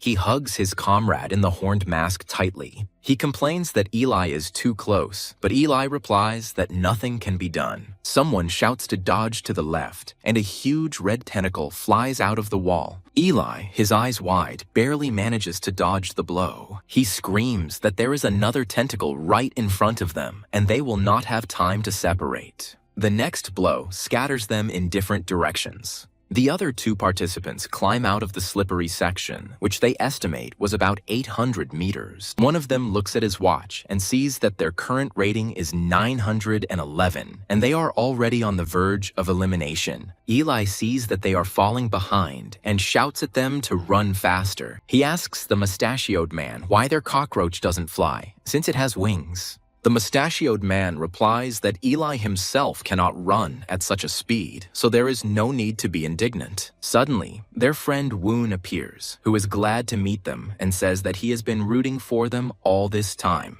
He shows his terrible face and says that he made it the most beautiful as he was advised. Woon asks how they like his new face, which allowed him to come up here. Eli and the mustachioed man scream in horror at the sight. Woon chases after them, begging them not to run away and to take a good look at his beautiful face. They run away in panic, and Woon shouts after them to look at his masterpiece. Having pulled away, the mustachioed man says that it was a terrible monster, as if born in hell, to which Eli asks if he is talking about his face. Usati admits that he really felt terrible and that he himself was disgusted to watch it. Eli, whose face is hidden in shadow, says that his own face is extremely pitiful. Usati looks at him in surprise and says that, in his opinion, Eli is quite handsome and does not understand why he hates himself so much. At this time, Woon, whom they left behind, shouts that everyone must see his beautiful creation. He continues to writhe and calls for everyone to look at him. Meanwhile, the group finds themselves in front of strange holes in the wall and doesn't know where to go.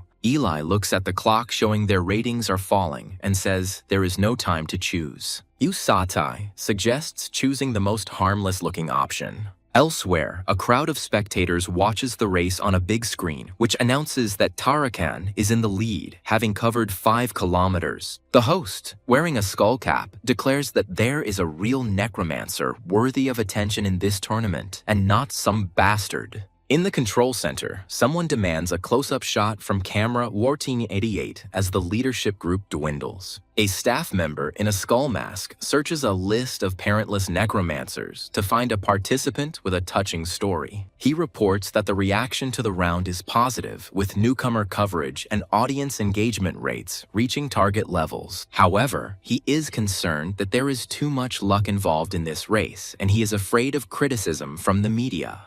His boss in the hat asks him if he really thinks he achieved his position solely through his own efforts. The employee replies that he has always done everything in his power and therefore believes that he deserved to be here. The boss says that this is true and that is why he put him next to him, but he himself is different. He states that the most important factor that allowed him to end up here was simple luck. The employee objects that he worked harder than everyone else, but the boss replies that thanks to luck, he has not yet contracted a fatal disease. He was lucky to be born in an era when his talent was in demand and to meet people at the right time and in the right place who recognized him. He was lucky to have parents who helped him grow up, and that's the main reason he ended up here. The boss clenches his fist and says that he still wants to see a man possessed by desperate determination.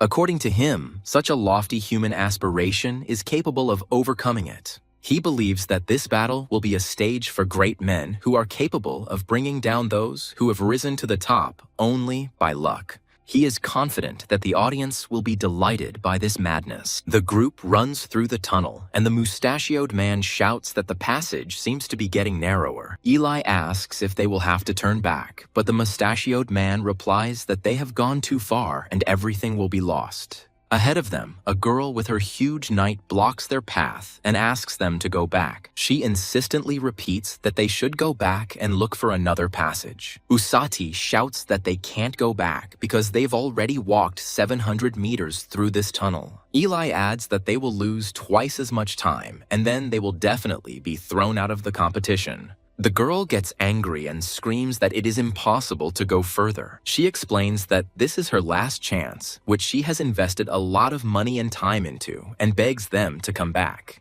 Eli responds angrily, saying that while she talks about time and money, he has put his life on it. The mustachioed man declares that they will not return and that she should work hard and clear the passage, to which the girl calls them bastards.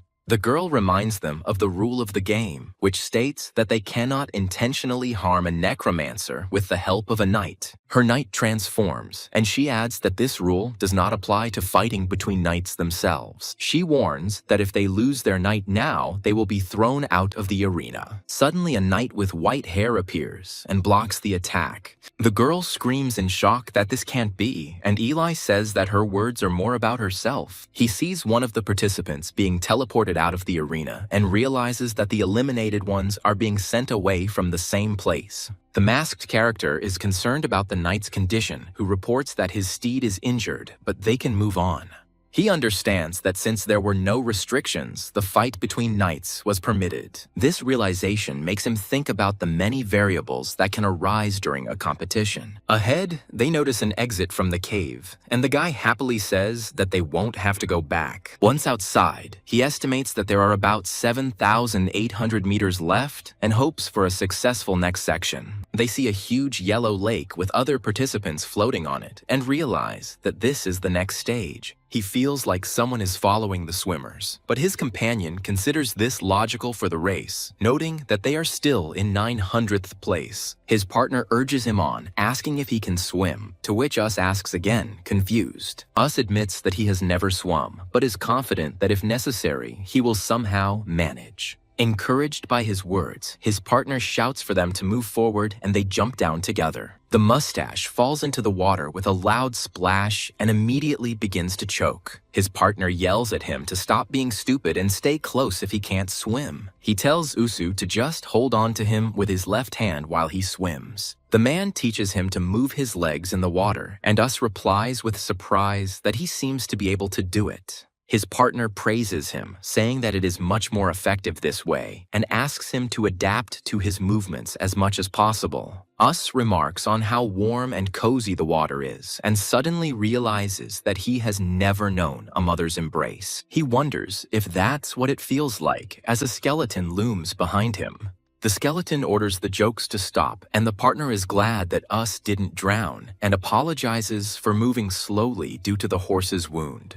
Us calms him down, and his companion is amazed at how spacious it is here. A man is discussing the strategic advantage of flight, but his speech is interrupted by a strange gurgling sound. He feels something catch on his leg and looks into the water curiously. Something forcefully pulls him under the water, and he lets out a shrill cry of horror. The voiceover explains that this place is called the stomach of hell and is an imitation that is incapable of digesting living beings. At the bottom of these waters live parasitic mermaids that wrap themselves around the legs of swimmers. The mermaids cling to anything that moves, interfering but not causing mortal harm, while the man desperately tries to fight them off. To safely escape from the hellish stomach, you need to overcome entire swarms of these creatures. His partner shouts that he needs to leave quickly, but Us doesn't understand where to run because there's only water around. Us points to a molar-shaped stone where other people have gathered, suggesting it is a safe area.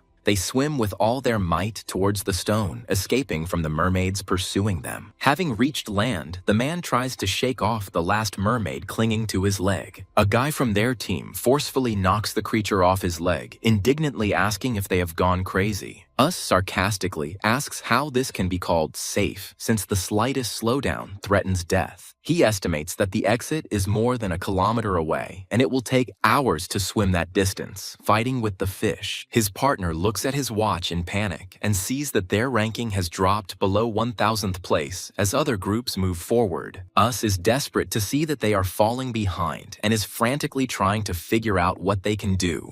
He thinks about jumping over these teeth, but decides that it is too dangerous because he will have to carry his knight in his arms. Then he comes up with the idea of using bait, forcing the necromancers to go into the water first. However, he understands that in this case he will have to fight, and making enemies is dangerous, and the bait will not last long. His rating continues to fall, and he wonders with horror whether this is how it will all end, with him falling to the very bottom. The terrifying shadow asks if he really thought he could do it and calls him a loser. His old companion is happy that everything is just honey, and the girl on the flying beast tells the fools who cannot fly to stay behind. A red-haired girl flashes through his mind, and he angrily realizes that she was on the same team as Kalina. The redhead sits on the beast and happily says that she lived a decent life and that this is what luck she has had. Suddenly, another knight attacks them, shouting "What the hell?" and demanding that they get out. The masked guy addresses the attacker, calling him a fucking mouse and reminding him that combat between knights is not prohibited. The attacker grabs the red ball from his beast. The redhead screams for him to stop, and the guy in the mask orders him to take them to the exit. The knight screams in horror that they won't be able to fly with the extra weight, but the guy in the mask replies that then let them die because he won't back down.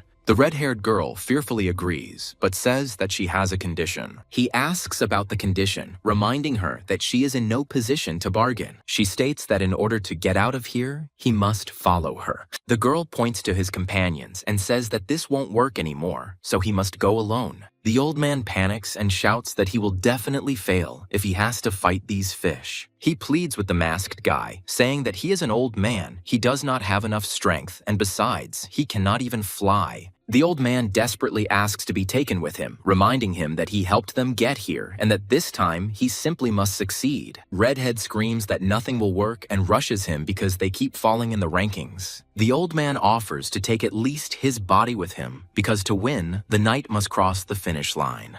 Crying, he begs not to let the 30 years he has wasted go to waste. The masked guy kicks the old man away and yells at the girl to come closer because he's about to jump. Having jumped on the beast, he hears from the girl a question whether he is worried about that old man, since she is helping him at a loss. She tells him not to worry because there is no such thing as comrades here, and in the end, everyone will meet as enemies. He orders her to shut up and fly straight ahead, adding that he is grateful to her only because he himself does not know when she will stab him in the back. The girl calls his words creepy, and he asks where Kalina is, since they were in cahoots. She replies, surprised, that she herself doesn't know, since although they have known each other for a long time, they are not really that close. She explains that they are only dating for profit, and in general, Kalina is a little annoying. He says contemptuously that she simply associates with those who are beneficial to her and runs from one to another just like a bat. She assumes he's still angry about last time, but reminds him that she's helping him now. The girl hugs him and says that now he is with such a sweet girl like her, so there is no need to be too offended. He rudely orders her to stop talking nonsense and look ahead, and she obediently agrees. He looks at his watch and notes that he was able to climb back up the rankings, as flying is the fastest way. The guy notices that there seem to be a lot of necromancers stuck in this area. Suddenly, their beast is grabbed by a purple hand with a tentacle, and the girl screams in horror. The necromancers and their monster are standing below and demanding that they be taken with them because they won't be able to swim and need to fly. The girl notes that this conversation is already familiar to her, and the guy in the mask shouts that the beast can only lift 200 kilograms. One of the necromancers suggests that the guy get off and then everything will be fine, to which he calls them bastards. At this moment, a knight with white hair appears and attacks the necromancer monster with blue flame. The white-haired knight continues to furiously attack the huge creature, dealing it blow after blow. The necromancer is surprised at first, but then grins evilly and prepares to show his power, shouting the name of the lightning palms technique. The necromancer's monster is suddenly grabbed by giant purple hands which tear it apart. The white-haired knight is entangled in tentacles, but he releases blue energy and strikes back. The man with the mohawk begs for another chance, admitting his guilt before the stone monster. He finds himself trapped in blue energy and screams for a chance, while the masked man advises him to watch who he's messing with first. The masked man extends his hand to the red-haired girl, asking if she is hurt and urging her to hurry because they don't have much time. The three of them, along with their knight, arrive at a strange place that looks like a cave made of flesh, where someone is already waiting for them. The girl thanks the masked man for significantly increasing her rating and asks if he really is that strong. She happily introduces herself as Nia and invites him to be her friend. He calmly tells her to do as she pleases, but Nia insistently invites him to grab a bite to eat after the qualifying round at her expense. When Nia touches the knight, he suddenly grabs her hand, and the girl freezes in fear. The masked man screams in horror at his knight about what he is doing and demands that he immediately let go of the girl's hand so that they do not get disqualified. He pulls the knight away, asking what's wrong with him and warning him that harming a participant is dangerous and will result in their expulsion. The knight releases his hand and apologizes, explaining that it was a reflex due to a bad experience in the past. The man replies that everything is fine, and Nia curiously asks if his knight is really made of a material that imitates the human body. She notes that his eyes look alive and wonders how he managed to put emotion into them, guessing anger or confusion. Nia covers her mouth in shock, guessing it's jealousy, but at that moment, a flying monster attacks them. The masked man shouts that now is not the time for conversation and rushes forward, with Nia running after him. He scolds his knight for his dangerous behavior, and he admits that he does not like the girl. The man asks in surprise if that is the whole reason, but the knight insists that he does not like her and asks him not to go to dinner with her. His owner replies that everything depends on the situation, and he is ready to do anything to win.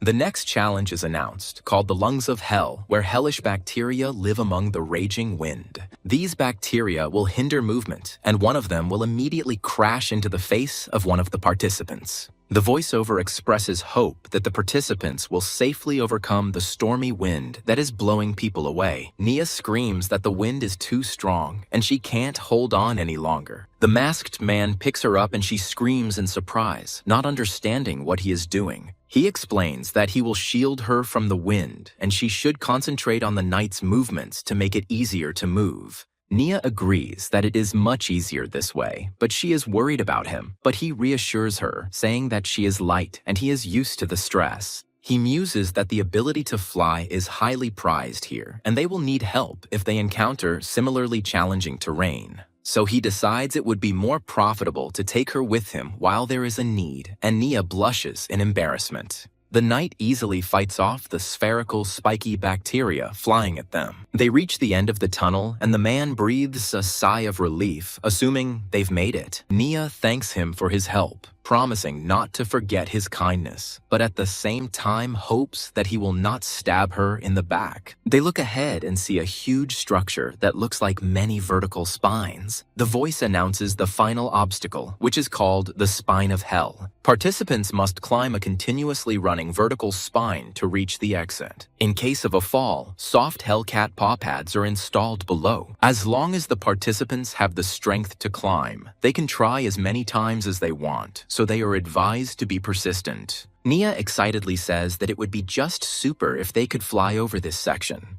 The man tells her to climb onto his flying beast, confirming that they were right to take her along. He looks at his rating on the clock and thinks that due to the chaotic movement, it is constantly changing, but there is no need to worry yet. He is confident that there is very little time left to fly, and they will pass the qualifying round without any problems. Suddenly, an angry woman appears and screams about what the hell that bastard Us is doing here. He should have been thrown out. An enraged woman named Kalina screams at them to stop the bastard, but her partner warns them that they don't have much time. Kalina shouts in a rage that even if he flies out, he will never let this scoundrel, who has been different from the others since childhood, pass. She believes that this trash should be under her, no matter the cost. Kalina offers her partner 10 times more to get rid of Us, and he immediately agrees. Kalina's partner, Ethan, calls the girl by her name, Nia, indicating that Us is now their enemy, but he only smirks and asks what if he doesn't want to. Nia, with red hair, smiles and declares that it is more profitable for her to be on this side now.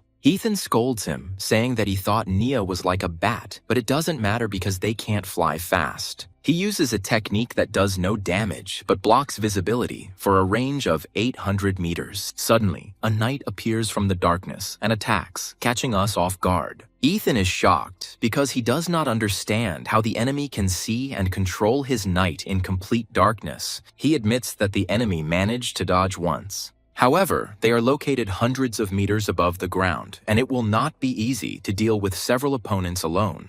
Ethan orders Kaisha to attack while he covers from behind, but he snaps back that he shouldn't be ordered. Kaisha, the masked man, reflects that even though he joined them for the money, he is the strongest among them. He feels that the enemy is not an easy one, but there were several weak points in his recent attack. Kaisha decides to take advantage of this and rushes into attack. The Whisker Knight dodges the blow and strikes back, surrounded by a flash of energy. The knight's powerful blow pierces the monster that Keisha was riding. However, the enemy knight begins to crumble into pieces, and Kaisha is perplexed because he has not done anything yet. Us explains that his knight Eleanor can move on her own, so the interference doesn't affect her, but she's already used jump 3 times. He adds that from now on, Eleanor's leg could explode, so she needs to be careful. Kalina is angry that this bastard was just showing off and didn't help in any way, and orders Adu to assess the situation and join her. A masked girl named Adu quickly attacks a purple monster. She moves with incredible speed, delivering multiple blows. Ethan screams in horror that the enemy has an overwhelming advantage and they are losing by a huge margin. He understands that in a fight, the enemy is several steps ahead and suggests surrendering in order not to be eliminated from the competition. Kalina screams in rage that this can't be and refuses to believe that this bastard is better than her. She screams that she is a person superior to everyone and remembers her father's words. In the memories, the father shows little Kalina people living in the garbage and asks if they look like them. He explains that they are different because all people have levels in their blood that are given from birth and never change. Her father tells her that their blood rank is above all others and encourages her to live with pride in her superiority. From birth, Kalina was taught how excellent her bloodline was, and it became her greatest pride. It was this feeling of superiority that became the basis of her contempt for other people. However, at some point, her father's successful business began to fade, and the number of bathrooms in their house was reduced from 32 to 16. Then their number decreased from 16 to 6, and Kalina gradually began to feel anxious. Doubts began to overwhelm her, and she began to wonder if she really was a person superior to others. She realized that her father, whom she considered a superior being, actually came from the very lower class that she had always despised. She yelled at her father, accusing him of lying because he himself turned out to be the same pathetic person from whom he told her to be different. The father, covering his face, replied that it was precisely because they were different that they had reached this point, insisting on their uniqueness. He screamed in madness that he was not as worthless as his parents, those pathetic scum. Gradually, this anxiety turned into an obsession that began to strangle her from the inside. Kalina never gave it her all, because if the result was bad, it would prove that you were not a special person. She was afraid to face the truth, so she put in moderate efforts and then looked down on those who achieved even less. She laughed madly, shouting that she had succeeded without even trying, and that the rest would still fail even if they tried. In this way, she hid her insecurity and preserved the remnants of her pride. The one she despised and humiliated most, the man she considered the most insignificant, defeated her. Now he's trying to stand on her head. The fact that she might not be the excellent person she had ignored for so long was beginning to be confirmed. A sudden blow cuts off the arm of the creature that steps on it. Kalina, shocked, asks why her savior didn't finish off the enemy, because if he flies away now, he'll become just a bystander. But he wants her to look at him as an opponent fighting on the same field and to be clearly aware of everything. She should have seen him rise above her and overtake her. He challenges her to a fight, asking if she wants to become an outstanding person. She asks if he wants to become so excellent and great that no one dares to ignore him, because his pathetic nature is unbearable. She says that in order to achieve superiority, someone must end up on the bottom. At the root of any feeling of superiority is always contempt for others, and she asks if he really thinks he is different. He firmly replies that he is different from people like her. She screams that one of the reasons she doesn't like him is because of his ugly eyes. The girl says that he has the same eyes as her father. Hearing this, the guy silently jumps aside. She asks again, with a crazy grin, if he really thinks he's different. He shouts that he is different and the world will soon recognize him as the most outstanding man of them all. The guy frantically declares that the world will definitely recognize this. The final part of the test, called Hell's Guts, begins. It's a 2-kilometer straight section that you have to run to reach the exit. The girl with red hair is surprised that 667 people have already passed. At this point, the number of those who have passed increases to 679, and she shouts that it has grown again. The masked guy realizes that he has wasted too much time fighting and is barely making it into the 1,000, so he needs to hurry. Participants panic and run towards the exit, pushing each other and shouting insults. Everyone rushes forward with shouts using their maximum speed. The spider-like creature blocks the way, screaming for people to give way and not to dare overtake it. The protagonist gets caught in a web and screams in rage that he will finish off this fucking bastard.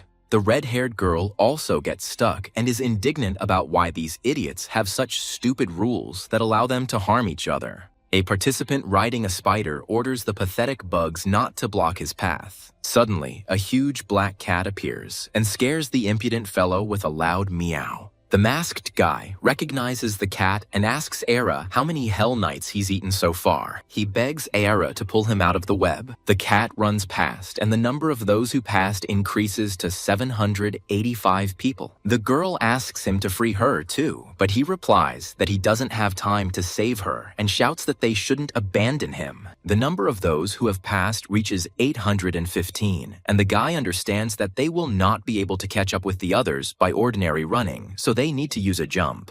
The masked man says he's already used the jump 3 times and now they'll have to rely on luck to get them across the remaining distance. An elderly man with disheveled hair hears from another participant that it's all over and he will no longer catch up with the others. The old man clenches his fist and, not wanting to give up, begins to climb the huge bone staircase to prove his superiority. When the number of those who passed reached 840, the guy warns his companion that if he goes too far, their connection will be broken. He encourages his comrade, saying that as long as he has arms and legs, they will be tied up, and asks him to just trust him and run forward. The number of those who have passed increases to 850, and the creature in the bone mask tenses, preparing for a powerful leap. Enveloped in blue energy, he dashes forward, flying a great distance through the air. The guy asks Eli how he is, and he replies that everything is fine. It worked once, but he needs 2 more of the same jumps. When 874 people had already passed the test, the guy realized that he could no longer see his partner. He asks if they can handle it, relying only on their feelings, and then remembers that they trained together for a long time. The guy confidently says that it's time to move on to the next push and orders Eli to get ready. Eli pushes off the ground again, and a powerful stream of blue energy propels him forward. The number of people who have passed reaches 900, and the girl with red hair sighs in disappointment that it is a failure after so much money was invested. Her companion consoles her, saying that getting to this stage on the first try is already amazing, and next time she will do even better.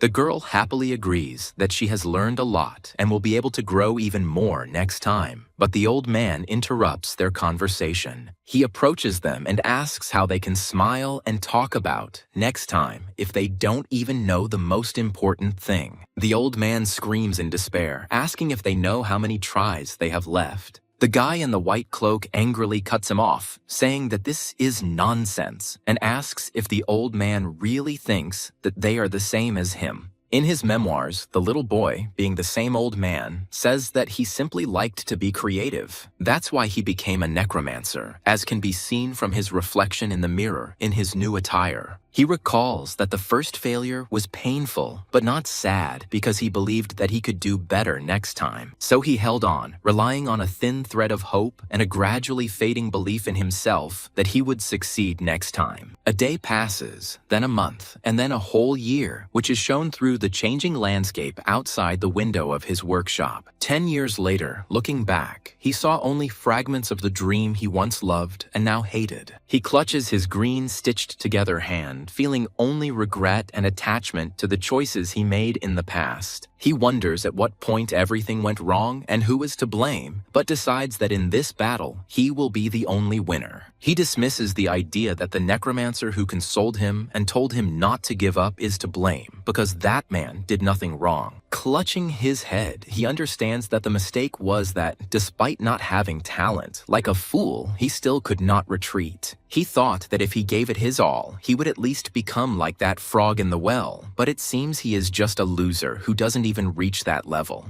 Falling to his knees, he cries out in despair, asking why God gave him such a strong passion, but did not grant him talent. With tears in his eyes, he whispers that he wants to shine at least once. Just once.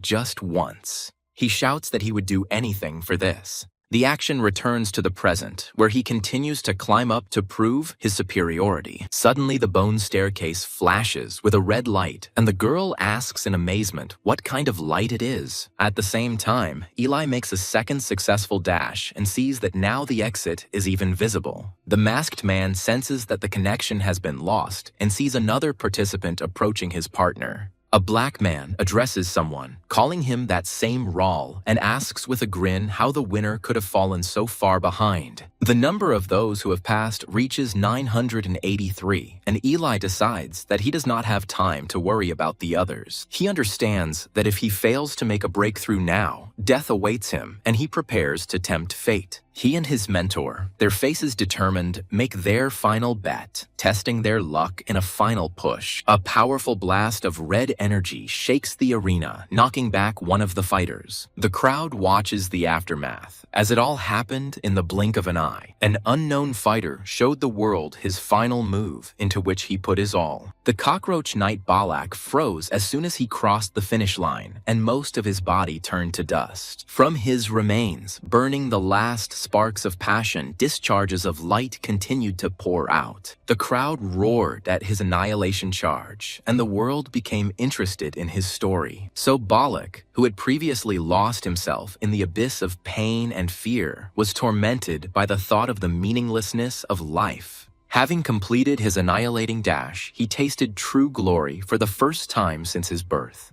He achieved greatness for a moment, proving his worth, but it did not bring him satisfaction. The path laid by the cockroach knight turned into hell due to the shockwaves from the unimaginable speed. Almost all the participants lost consciousness, but the judges decided that there was no malicious intent, and Balak moved on. When only 16 contenders remained out of 384, their battle was still going on. In such circumstances, fortitude was decisive, and the first to come to his senses was a fighter named Us. An ear-splitting ringing echoed in his head, but this pain was weaker than what he had known before. He remembered how, as a child, he was beaten by the neighboring children, who called him a disgusting bastard. That's why he could run even when everything was swimming before his eyes, and the picture was shaking. This physical pain was more bearable than the disgusted looks people gave him, so he could run. His legs were unsteady, and he seemed about to fall, but he continued to move. He remembered his father, who blamed others for all his troubles and cursed his life. The father constantly cursed, hating everyone around him, including his own family. The shadow of his father, who always humiliated and insulted him, haunted Us all his life. Because of these memories and the fear of his father, he simply did not dare stop. Meanwhile, Eleanor, left with only one leg, was also preparing to dash. While others were unconscious, she was able to pull ahead despite her injury. However, soon several fighters came to their senses and easily overtook the one-legged Eleanor. When 995 people had passed and there were still 5 left in front of us, the situation became critical. One of the opponents attacked the other, but suddenly a fighter named Yoon intervened in the fight. Thanks to Yoon's help, Woo gets through the qualifying round at number 997.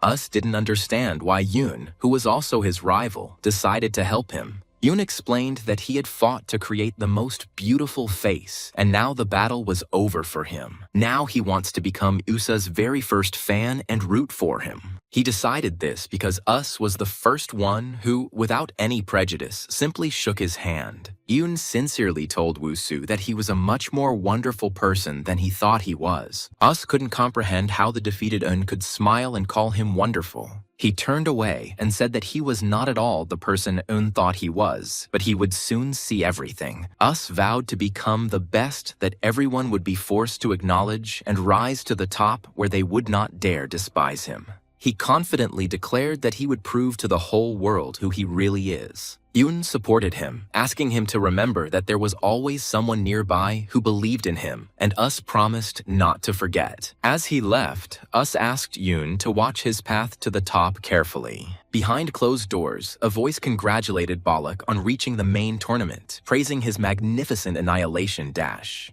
Bolek stammers an apology to Us for leaving him in trouble, but Us replies that everything is fine. Balak says with understanding that Yusa had no other choice, and in his place he would have done the same. Us assumes that if they both reach the end, they will have to fight, and he hopes for a worthy fight. He confidently states that in any case, he will be the final winner. Based on the results of the qualifying competition, someone became the winner in this battle, and someone turned out to be the loser. The qualifying competition, which included the joys and sorrows of many people, has come to an end, and now a new stage begins. The curtain opens completely, revealing a giant skull and heralding a more grand and spectacular event. A bloody battle begins for those who have been recognized as true necromancers. The spectators look with delight at the champion standing on the dais and shout out his name, Kalen Crow. The masked host announces that the final tournament of the War of the Dead has begun. The second presenter, wearing a hat, welcomes the 1,000 great necromancers who have advanced to the main tournament. He says that each of those present has proven their worth, and from now on, the world will watch them even more closely. Wealth, fame, and popularity, which they never knew before, will come their way depending on their skills and efforts. The presenter calls on everyone to fight, burning their souls with the readiness to die. He then introduces the greatest man of our time and the finest of necromancers, Kalen Crow, who awaits them at the top. The host asks Kalen Crow to address the candidates with a message. Kalen Crow, who turns out to be the masked host, contemptuously calls all the fighters scum. Fighters who advance to the main tournament receive a completely different status and minimal benefits until the very end of the War of the Dead.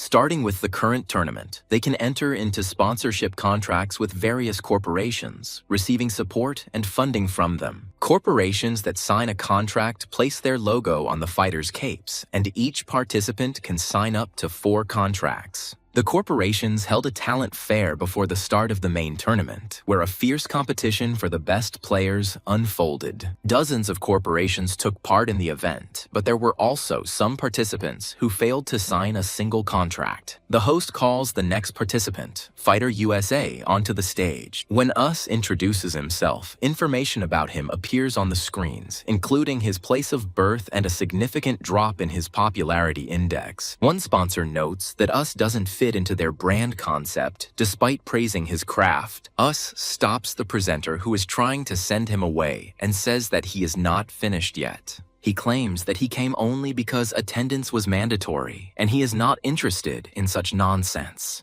Turning his back, Us says that only his own name will be emblazoned on it. A voice from one of the screens asks if he is angry that someone is trying to take the fruits of his labor. An unseen interlocutor offers Us a look at the guard next to him, calling him the best of the best they hired. To stand here, this man had to go through the most brutal training and back it up with boundless diligence. Although his efforts are in no way inferior to those of Yusei, the world will appreciate the fighter's efforts much more and remember him as a greater man. The reason is that USA has an unstoppable industry behind him. This industry was built through the sweat and sacrifices of countless people over many years, not just his efforts. The sponsor advises the puppy to learn humility, otherwise he will end up like his father. Us shouts in rage that he, damn it, doesn't know anything about his father at all. The interviewee describes his father as a man stuck in the past who dumped the burden of his own self-hatred on his wife and son. In the end, he renounced himself, became the king of the dump, and a dirty, disgusting piece of human trash. Us screams in horror that he is different when he is told that this is the blood that flows in his veins. He rushes at the guard, screaming that he will prove that he is not like his father. With a wild look, Us screams that he will sacrifice everything just to prove that he is different. The mysterious shadow with a grin offers him to prove it by burning himself to ashes. That was the name of the Berserk Corporation, which had entered into an exclusive sponsorship contract with Us. Thanks to his contract with Berserker, Us was able to move into a more spacious and cleaner house for the duration of the tournament. He was also provided with a custom-made mask. His pink-haired companion falls onto the soft bed and tells Usu to do whatever he wants. She notes that it still doesn't compare to the previous house, but it feels like they are gradually rising. Us thanks her, saying that without her, this would not have been possible, and he will always be grateful to her. The girl suggests that he lie on the edge of the bed if he finds it uncomfortable to sleep on the floor. He politely declines, claiming that her comfort comes first. An image of his father appears in his mind, telling him that he will end up the same way as him. Another fighter, Raul, is furious that his fan mail has dropped by 30% and the number of articles about him has decreased by 40%. He laments that passing the third qualifying round in the 900th ranks has damaged his reputation, and now everyone is talking only about his fall. His assistant tries to console him, saying that many people are rooting for him, and these letters will give him strength. Raul asks with disdain what they mean by root for pain, recalling how he received 10,000 letters for a victory and 2,000 or 3,000 for second place. He claims that regardless of the decline in popularity, these figures have always been the same and doubts that there is any soul put into them.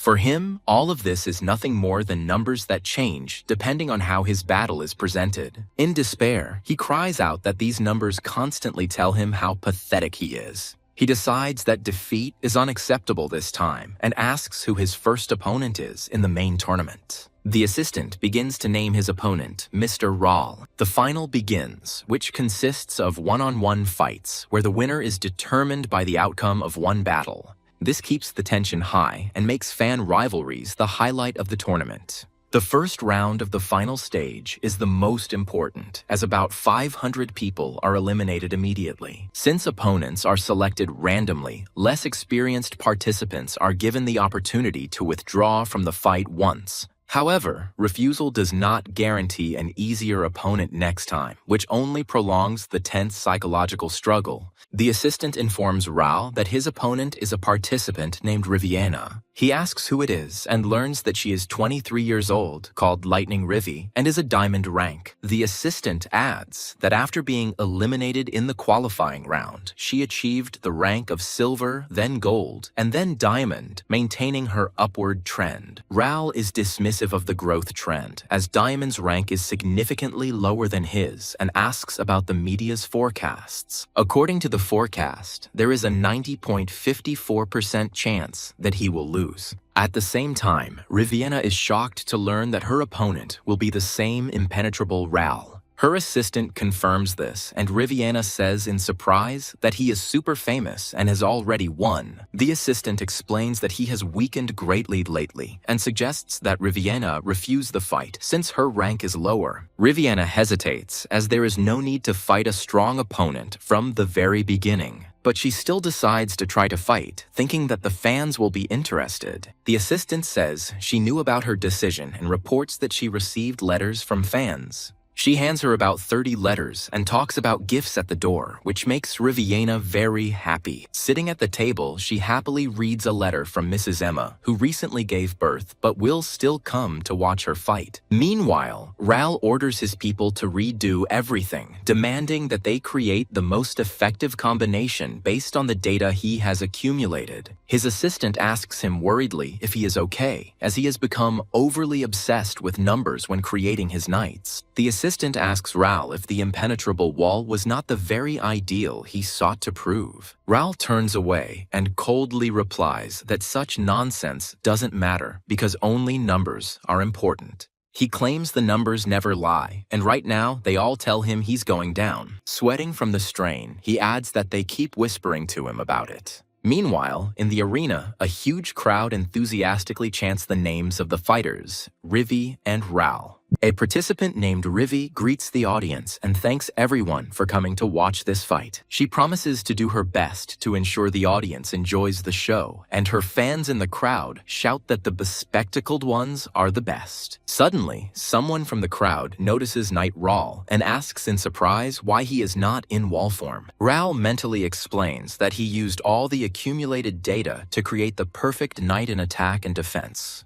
According to the rules, a knight's heart cannot be covered by armor. It must be on the outside to easily determine its location. After analyzing a lot of data, he found that the most stable location for the heart is the top of the head. In addition, to prepare for attacks from above, he created a movable shield arm and increased his defense. Analysis of recent matches has shown that attacks from a distance provide a 23.5% greater chance of winning.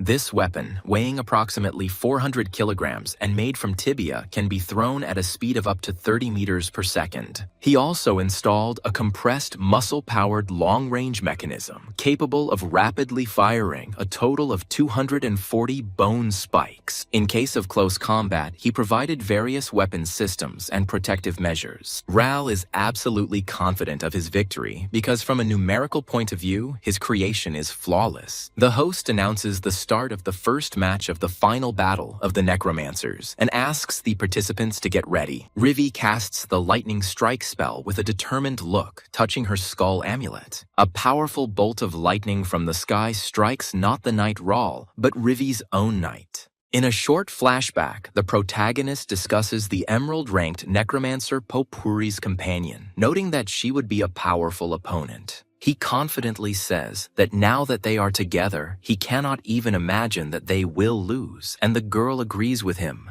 However, one thing worries him, namely the nickname of this necromancer. He says her nickname is Furry Queen Papura, and while he doesn't know the exact meaning, she's said to have a passion for all things furry. The protagonist remembers that Raul is participating in today's match, and he becomes interested in how everything will go. In the arena, Raul watches in shock as lightning envelops his opponent's knight, its light reflecting in his eyes. The words that come to mind are that the strongest thing in this world is the desire to protect something. He remembers that this is what his father, who was a mason and built walls, always said. His father worked the slowest, but very carefully to create the perfect wall. As a child, Raul thought this was pathetic because his father's slowness meant he earned less than others, and they hardly spent time together. One day, while climbing the fortress wall to repair a small crack, his father fell and died a senseless death. Raul recalls how one day, due to heavy rain, a serious landslide occurred in their village. It was a terrible tragedy during which all the fortress walls collapsed, burying countless people and livestock alive. For several days, their quiet moans and cries could still be heard from underground. However, his family was safe and sound. Only the wall his father had built remained, and it protected them. Thanks to this wall, he and many other people who were behind it were able to survive. Only then did he realize that this wall had been created by his father, a quiet and reserved man. He realized that his father, who loved his family, wanted to protect them with his own hands. Raul's assistant looks at him with understanding, realizing why he is also building walls. Raul sits on a bone throne and says that he also wanted to prove the existence of a wall in this world. He continues that this wall will be able to protect someone and will never collapse. His assistant genuinely thinks this is amazing and says that it is because of these beliefs that his fans support him. However, she warns that stubbornly sticking to one strategy could become a weakness over time. She asks what he will do if his beliefs ever become a problem for him. Raul confidently replies that he knows what he is fighting for and what he should focus on in battle. The action shifts to the arena, where Raul, in combat, puts his finger to his lips and then slams his fist into the ground, causing a burst of energy. He points at the enemy robot and shouts the name of his attack, Abyssal Dive. The robot attacks him with a hail of black spikes, but they crash into a red barrier. Raul shouts that he's got him, while his red-haired partner creates a barrier and the robot prepares another attack. A golden energy field on the ground reflects enemy spikes. He decides that he must deliver his abyssal dive strike with maximum precision to prevent his opponent from having a chance to respond. Raul folds his fingers to attack, and the robot with severed legs tries to move forward. He is perplexed as to why the robot's movements appear unnatural, since according to the calculations, everything was perfect. Spectators notice that the atmosphere around Raul is unusual, and he is constantly retreating, unlike in his previous fights. The enemy robot loses its balance and begins to stagger. He understands that his rival decided to cut off the robot's legs in order to knock him down, but he assures himself that this was part of his calculations. In a rage, he shouts that no one should dare to underestimate him. His opponent, Riviania, understands that his attacks and strategy are very varied and should not be underestimated. She looks at the energy indicator on the robot's head and realizes that the supply is almost depleted and soon she will be defenseless. Riviana decides to first knock over the robot's main body and then strike with lightning. A powerful blast of energy and a kick hit the robot's leg. She joyfully shouts that the robot's heart is open and prepares the final blow.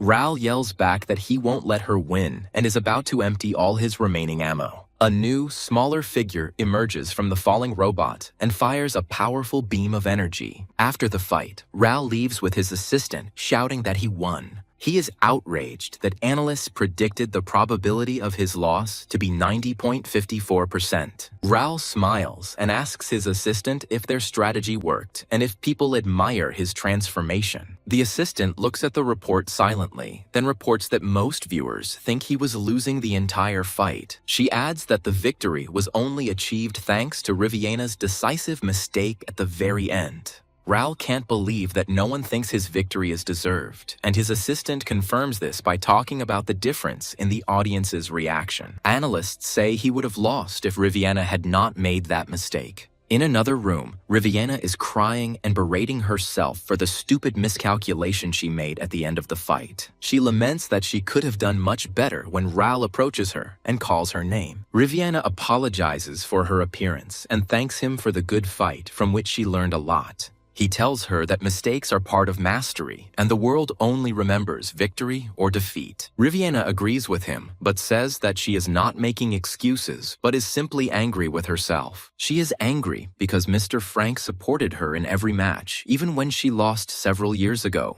Pregnant Mrs. Nyla and Uncle Kalen, who closed his shop, also came to cheer for her today. She feels bad that she couldn't show all these people her best side. The girl with red hair clenches her fists and cries, saying that this makes her very angry. Mr. Ral, standing nearby, asks why she is so worried about these people, since they are just numbers. She replies that his words mean that the sincerity of those who support her is false. The girl turns to him and asks what he, Mr. Ral, is fighting for. Watching Riviana leave, Ral felt something unusual. He thought that one day she would appear again, becoming a being of such immense power that he could not even imagine. Ral stands next to another woman and firmly decides that sooner or later this will definitely happen. In another location, a blonde woman bursts into a cluttered room and yells at Balak, asking why his house has become even more of a dump. She doesn't understand his condition because he reached the finals for the first time and successfully completed the survival run, attracting attention to himself. Balak admits that since then he has never been able to properly complete the survival run. The girl is surprised and asks if this means he couldn't even try. He explains that there is a problem, and at the moment when it is necessary to start, a feeling of failure arises, overloading the heart. Balak says that when he first successfully snatched the lift, everything went smoothly, but now he is bothered by a subtle but nasty feeling. She tries to argue that this is no reason not to even try, but he interrupts her with a shout that he has finally received recognition. He continues that people began to recognize him on the street, and he received a sponsorship contract for the first time in his life, feeling recognized by the world. But if he fails now, he'll have to go back to those lousy times when he was a piece of useless trash. The girl tries to calm him down, saying that he was never trash, but he screams, how can she know what it's like? He continues that she can't imagine what it's like to gradually turn into a lonely, unwanted piece of trash lost to this world. Balak says in despair that he is so afraid of returning to that time that he cannot bring himself to try again. The action moves to the arena, where the crowd chants Us's name and encourages him to show everyone what he's made of. Us, the masked fighter, raises his hand and announces that his name is Us, and everyone must remember it.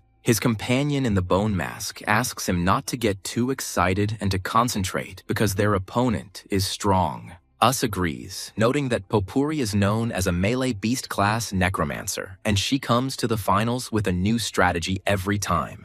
His partner asks what the furry queen is so famous for, but begins to stutter when pronouncing her nickname. Popuri herself, an anthropomorphic fox, enters the arena and is enthusiastically welcomed by the crowd as their queen. In the advertising flashback, the voiceover offers a new look to those who don't like their reflection and who love cute, furry animals. The advertisement presents a product that is an offer to them, Furry Potion. The suited salesman assures that this potion has been approved by the Magical Drug Safety Authority. He holds up 5 fingers and claims that the potion's effect lasts for 5 whole hours. The muscular man drinks the potion and begins to painfully transform with a scream. He turns into a teddy bear, and the seller explains that the furry potion ensures a quick and almost painless transformation. The seller promises that you will forget about your usual appearance and become a charming furry. In the present day, a red-haired girl watches this advertisement, in which the announcer warns against misuse. In the arena, Popuri turns to her furry friends and asks if they are ready to have fun with her. She announces the start of the fight she has prepared for her cute little animals. Popuri commands a through strike, and her summoned beast with a bone skull attacks the enemy. Yusa's partner dodges a spiked whip that flies in a straight line and can tear him apart on impact. Popuri announces her next attack, Spiral Strike, and several whips rush towards her enemy. The enemy blocks the attack with a large shield which shatters into pieces from the powerful blow. He uses this moment to lunge forward and dodge the next whip strike. No matter how fast and dangerous the whip is, it still moves in one line, so its trajectory can be grasped from the very beginning. Such an attack will inevitably create a breach. Eli drops to one knee but says he's fine, surprised by the whip's strange movement. His skull-helmeted companion is puzzled as to why Popuri, a melee fighter, is using a whip at all. Popuri, the fox woman, addresses the audience, saying that they are amazed by her amazing and beautiful whip. She boasts that this is the result of the perfect fusion of the whip with her muscles and skill honed by years of training. Popuri declares that it is forbidden to approach the queen without permission and orders the opponents to fall without a trace. Eli dodges another blow and asks what their plan is. His partner discourages him from using the dash again, as there are only 2 safe uses left. He also rejects the idea of a one-point strike, as the enemy's attack range is unknown and a mistake would result in isolation without an ace up his sleeve. When the whip hits Eli's shield, his partner realizes there is only one option left. This option turns out to be retreat. Eli steps back, thinking that even though they are losing ground, for some reason, the thought of a possible loss does not occur to him. A flashback shows Eli being taught how to use his shield by his mentor. Finally, the shield catches the whip and the mentor explains that the shield's mouth is made from the muscles of a saltwater crocodile and its bite force is 180 times greater than a human's. He is slow and difficult to get to bite, but once he bites, he will never let go. Eli holds the captured whip, announcing that the real fight will now begin. Popuri mockingly asks again about the real fight, calling him overconfident. Eli reports that the whip is 100 meters long, made of high-density muscle tissue, and weighs over 2 tons. Popuri doubts that such a small knight can withstand this monster. Eli struggles to maintain the tension, and his mentor mentally asks him to hold on because as long as the whip is taut, the enemies will not be able to attack. He is confident that the moment the balance of power is upset, the winner will become obvious. Popuri didn't expect them to last this long. Now both sides are holding force in opposite directions, creating a strong tension. The mentor explains that if in such a situation, one of them suddenly rushes inside, changing the direction of the force, then the enemy will instantly lose his support and be left without protection. One of the warriors shouts and runs forward to perform this maneuver. Eli loses his balance and is pulled forward along the ground. Popuri watches in amazement as he leans forward for a moment, regains his balance, and then jumps back again. Now Eli is flying through the air holding the whip, and his mentor asks if he can maintain this position. The instructor explains that while the whip is taut, the opponent cannot swing it, but the real goal lies elsewhere. The goal is to wait for the moment when the opponent's center of gravity shifts forward and one leg is completely off the ground. Eli uses the tension of the whip as a catapult and rushes straight towards his enemy. He flies towards his target, surrounded by a powerful blue and red aura. Eli delivers a devastating blow called a pinpoint breakthrough. Popuri stands in shock, while Eli's mentor calmly watches the proceedings against the backdrop of a cheering crowd. He raises his arm in victory, and the crowd chants "us," celebrating Us' crushing blow. After the fight, the winner extends his hand and says that it was an excellent duel and his knight turned out to be very good. He adds that he simply turned out to be stronger this time. Popuri bats his hand away and introduces herself as Popuri, Queen of the Beasts. Popuri declares that the queen does not need such cheap pity. She turns sharply and walks away from the man in the white cloak. Weakened by the fight, she slides down the stone wall to the ground. The girl breathes heavily, trying to catch her breath. Already in her human form, she sits on the floor and laments that she has lost. She thinks her opponent was very strong and regrets refusing to shake his hand. The girl justifies herself by saying that he only did this because in front of him was the furry Popuri, whose image is perfect. She also complains that these clothes are too uncomfortable. At this time, a crowd of people on the street say that Popuri's room is somewhere nearby. The girl walks through the city looking for Papuri and does not understand why people are looking at her. She recalls that due to shyness, she stuttered badly and was shy in front of strangers. One day, she accidentally stumbled upon a furry potion. She decided that by putting on this mask, she could behave differently, become more confident, and so she became a furry. The effect was astonishing, as Papuri, wearing the mask, spoke with unrivaled confidence, and the audience was delighted. Every day, Papuri became more and more perfect, while the ordinary one remained worthless. She walks down the street and hopefully wonders if they will ever be able to love an ordinary Papuri too. But he immediately pushes this thought away, believing that without fur, no one will recognize such a simpleton. Suddenly, she notices the same guy from the arena and realizes that he lives in the same area.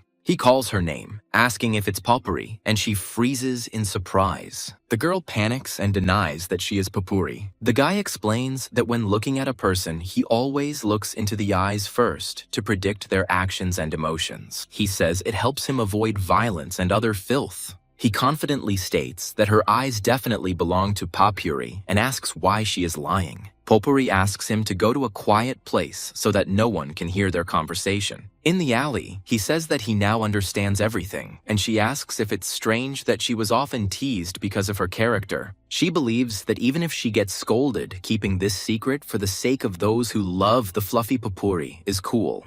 The guy replies that she is trying to become better, and everyone who tries deserves respect. He adds that in his personal opinion, she looks cute both with and without fur. She is shocked by his words, and he says that this is his subjective opinion, but he supports her efforts. Papuri asks sheepishly if she really seems cute even in human form. Later, she comes to his house and admires what a beautiful house he has, which is also close to her own. Inside, she is surprised at how neatly everything is folded, and the knight standing next to the guy asks what is going on here. The boy explains to his knight that it is Papuri, that crazy fox, but he doesn't believe her because of her different appearance. Papuri recognizes his knight in the armor and admires how precisely and qualitatively it is made. She looks at the knight's fist with interest, but the guy interrupts her, saying that this is enough. He explains that these are the Necromancer's personal secrets and asks her to leave, as he has already allowed her to look around the house. The girl apologizes and thanks for allowing her to look around the house. She says she caught a glimpse of the weapon's blueprints and has a few ideas. Papuri asks if she can come next time and help with the design, but he refuses. After she leaves, another person reproaches the guy for inviting someone, knowing about their situation. Eleanor kicks the rock in rage, screaming about how everything is driving her crazy. The next day, Papuri comes to them and offers to try the famous skull-shaped buns. The guy is surprised, but takes the treat and starts eating, saying that it wasn't worth buying anything. He admits that it tastes good, and Papuri hopefully asks if it's true, while the skeleton watches them. Later, the boy and Papuri work on the designs together, discussing that the main problem with the exoskeleton is its weight. Papuri suggests making the inside in the form of a lattice, but the guy doubts that this will work. She says she feels very awkward and asks permission to change for a moment. Papuri transforms into an anthropomorphic fox and breathes a sigh of relief, saying that it has become easier now. In her true form, she explains that the lattice structure is vulnerable to stress concentration and fatigue. Instead, she proposes using a multi-layered honeycomb structure with cells of varying sizes. Lisa clarifies that in areas of high voltage, small hexagonal cells need to be placed more closely together. The guy delightedly calls her the most talented necromancer he has ever met, and she modestly replies that his help was also useful. He says that it is still far from finished, and Papuri, noticing his dark hands, thinks of something. She suggests holding a joint meeting the next day. He hesitates at first, but then agrees, saying that he really wouldn't mind some help. A skeleton suddenly appears, grabs the fox from behind, and orders her to stop messing around. Papuri screams, and the boy shouts Eleanor's name in horror, not understanding how a corpse can speak. The skeleton turns back into Eleanor, who yells at the guy in rage, asking if he is in his right mind. She reproaches him for sitting with a satisfied face and asks if he is planning to build a family nest with this crazy fox. Poppery stands up for him and calls Eleanor ugly, like a lump of dough, which drives her into an indescribable rage. The guy understands that the reason for the quarrel is not important, and the situation needs to be resolved somehow. He decides that he will have to deal with the witness who saw something he shouldn't have seen. He slowly approaches Popuri with a frightening expression on his face, and she asks fearfully what is wrong. In the next scene, Popuri sits bound hand and foot, gagged and quietly whimpering. Eleanor says that in human form, Popuri is incapable of anything, but as soon as she grows fur, she immediately lets go of her hands. The tied-up girl tries to scream, begging to be saved and released. The guy asks Eleanor why she assumed he was going to kill Popuri since they just need to get rid of the evidence. He explains that killing is too risky and that it is worth trying to resolve everything through dialogue first. He kneels down in front of Popuri and promises to remove the gag so he can explain in detail what happened to them. The guy strictly warns her not to scream under any circumstances and asks if she understands. As soon as she is released, Popuri immediately begins to scream loudly and call for help.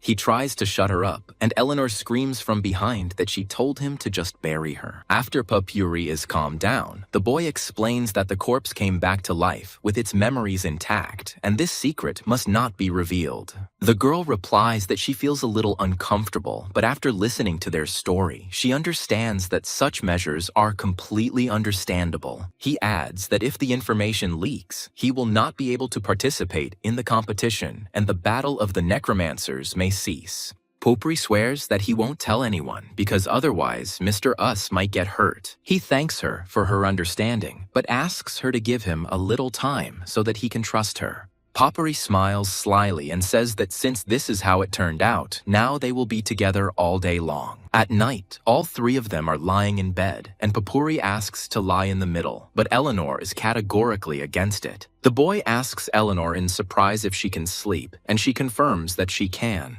Popuri says with admiration that he looks like a real, living person. She asks why he has to go so far, because if he loses the fight, he will die for real. Eleanor asks irritably if she really has to tell her this. Popuri sheepishly replies that it's not exactly that, and Eleanor orders her to stop her idle chatter and go to sleep. The girl whispers that when they lie next to each other, she feels like she's camping with friends, but Eleanor cuts her off, calling her noisy. In the morning, Popuri notices that the boy is already awake and doing something at the table, although the sun has just risen. Eleanor explains that this always happens, and she has never seen him sleep more than 6 hours. She offers him a cup of jasmine tea, which she always carries with her in case she gets tired. Popuri asks him not to forget about his health and to do everything little by little without rushing. The guy accepts the mug with surprise and thanks her for her concern. Eleanor, watching them, says with displeasure that she asked him not to rejoice at such things. Later, walking down the street, Popuri says that she likes being together because it feels like she has a lot of friends. Suddenly, she remembers a rumor she heard yesterday, and the guy asks her again with interest. She says that they say that those necromancers who saw the devil performed unimaginable miracles.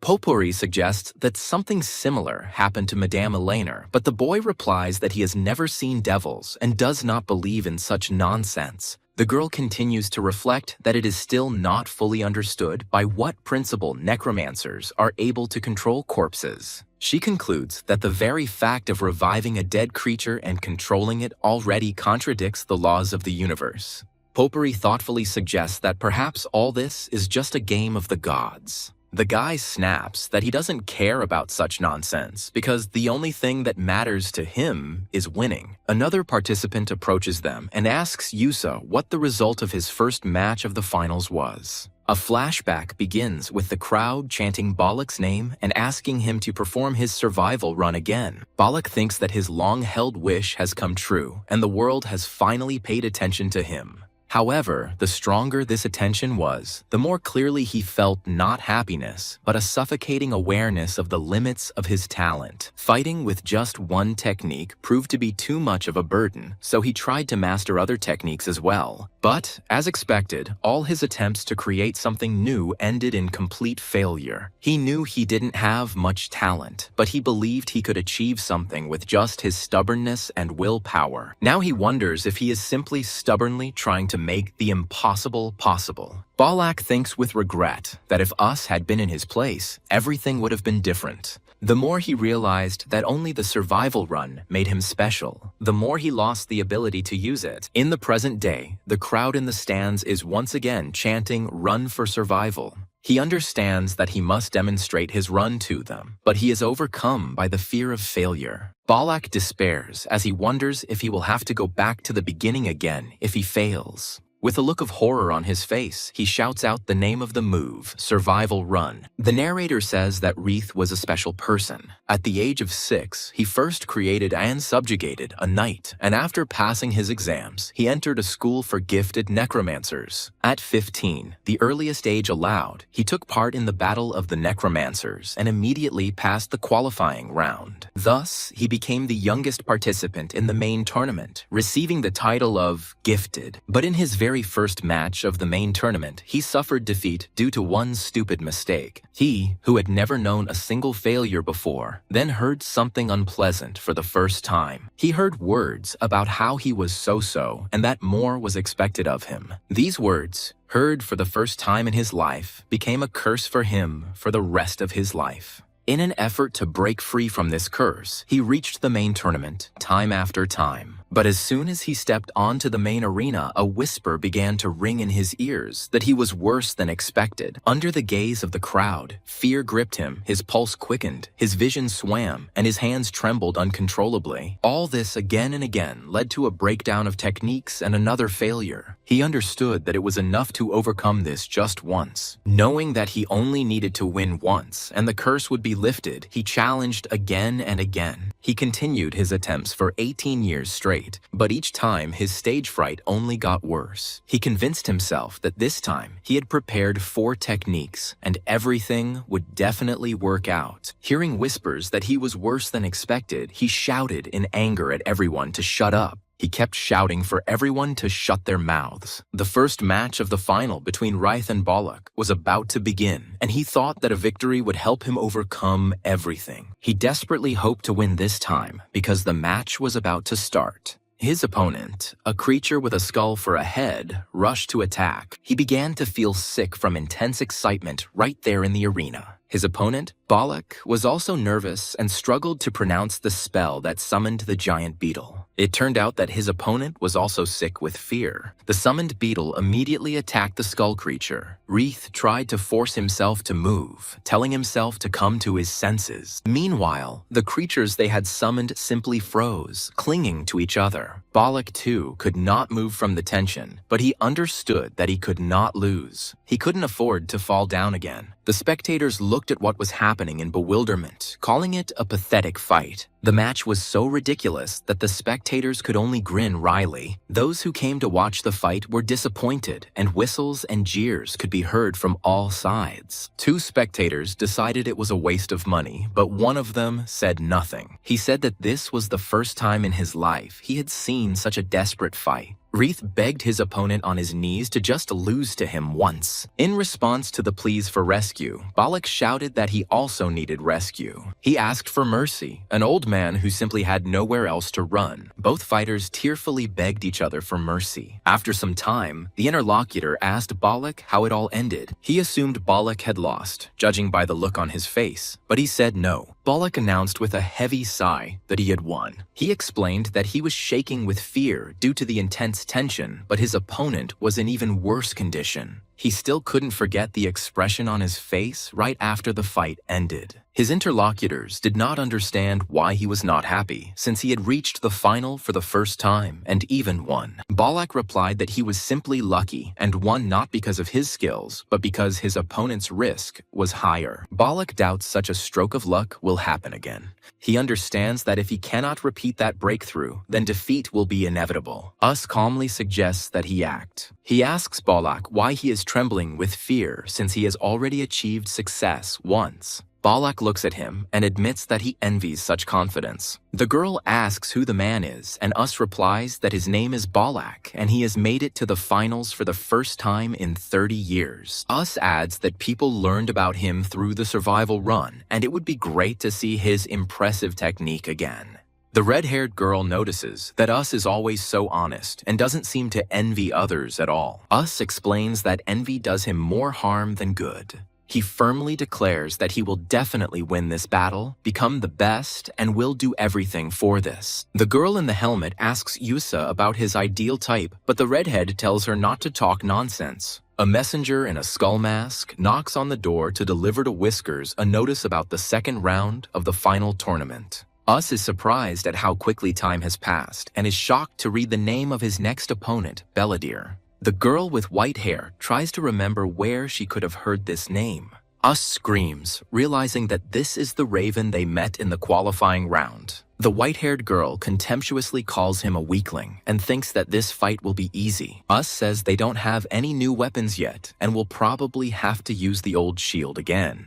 The red-haired girl believes that the chance of meeting the same opponent again is minimal. It is almost impossible. However, she continues to ponder because the name Belladere seems familiar to her. Meanwhile, Belladere is in his room thinking about Yusa, the guy he already fought. He admits that the enemy was indeed strong and would probably be difficult to defeat. He's afraid that if he loses now, he'll end up at rock bottom again.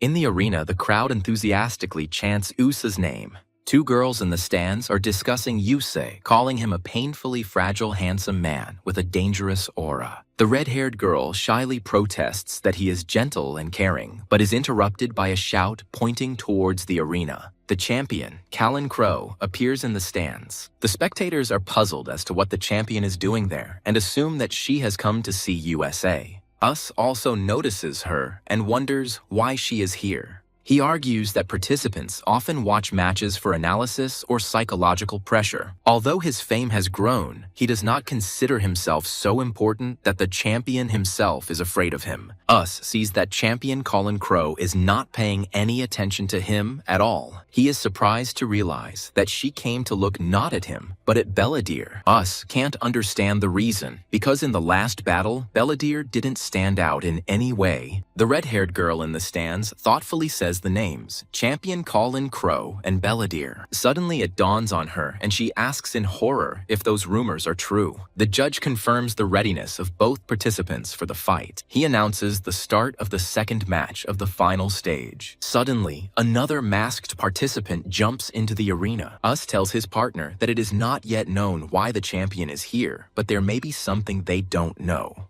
He suggests not to attack for now, but to keep a distance and observe the opponent. Us notices that the creature has noticeably shrunk in size and wonders if it is still fighting in the air. The creature doesn't look particularly strong, so Us is puzzled as to why the champion came to him in particular. Meanwhile, another participant, Belladere, remembers his special technique. He's a promising newcomer necromancer who attracts everyone's attention, and the fist he brings down on his enemies is unstoppable. Belladere admits that his opponent is strong, but after the last fight, he has studied his fighting style and skills well enough. No matter how powerful the enemy's blow, its point of impact is no more than 20 centimeters, and if you dodge, the chance of victory increases. Since reducing volume directly increases evasion, he kept the size of his creature to a minimum, making it as compact as possible. The creature's structure was based on the hummingbird's shoulder joint and the pelvis and tailbone of a hawk. This allowed him to ensure instant evasive action, a sharp turn, and a rapid start. Having dodged the attack and approached, he will drive his beak in at a pre-calculated angle, which will cause the body to rupture and the head to be thrown forward.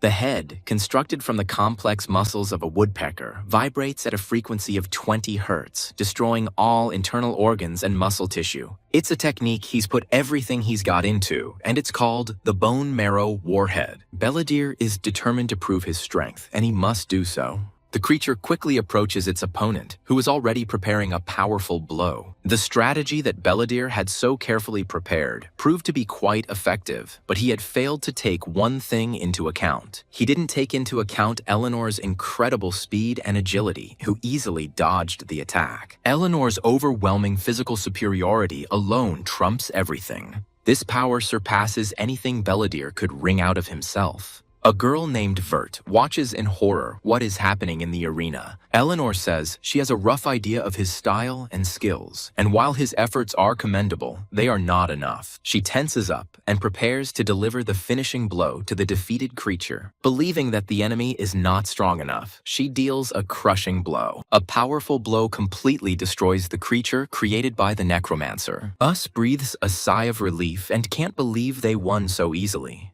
He begins to think about why Callan then, but suddenly a terrible pain pierces him and he screams. Belladere falls to his knees and screams no in despair. He tears off his mask, and underneath it is a crying woman's face, distorted with grief. Us looks at her in confusion and thinks that her face looks so familiar. Viewers also notice the resemblance, saying that it is difficult to tell just by the eyes, but the hair color is similar. Other spectators also recognize her and confirm that she looks exactly like champion Callan Crow. A doctor runs to Belladere, and it dawns on us that the twin sisters both participated in the tournament. In a memoir, their mother says that instead of raising 2 hyena cubs, she would rather raise 1 lion. She addresses the little Callan and Belladere, saying that they both came from her womb. But only the one who turns out to be stronger will she recognize as her child, and only one will be able to bear the name of the Crow family. The winner will also own an heirloom from her father, a symbol of their family. She says that she will give one of the earrings to the one who proves her superiority. This earring, a one-of-a-kind stone, is created by mixing and squeezing drops of blood from family members for generations. Therefore, to possess her means to become her perfect right hand and a true member of their family. The girls watch tensely as their mother clutches the precious relic in her fist. "So prove to me which of you is the more superior person," she tells them at last. The mother says with a sinister smile that sisters are obliged to hate each other. The masked girl, Callan, reports that she did go to see Belladere after all. The mother reproaches her, saying that she arbitrarily disrupted a meeting that she had managed to arrange with difficulty. Colin asks for forgiveness, and a creepy smile appears on his mother's face. She says it's okay because her ability to act on her mood makes Callan worthy of being a real star. The mother reminds us of the need to always be mindful of the views of others and maintain an impeccable image. She calls Callan the jewel of their family and her perfect other half.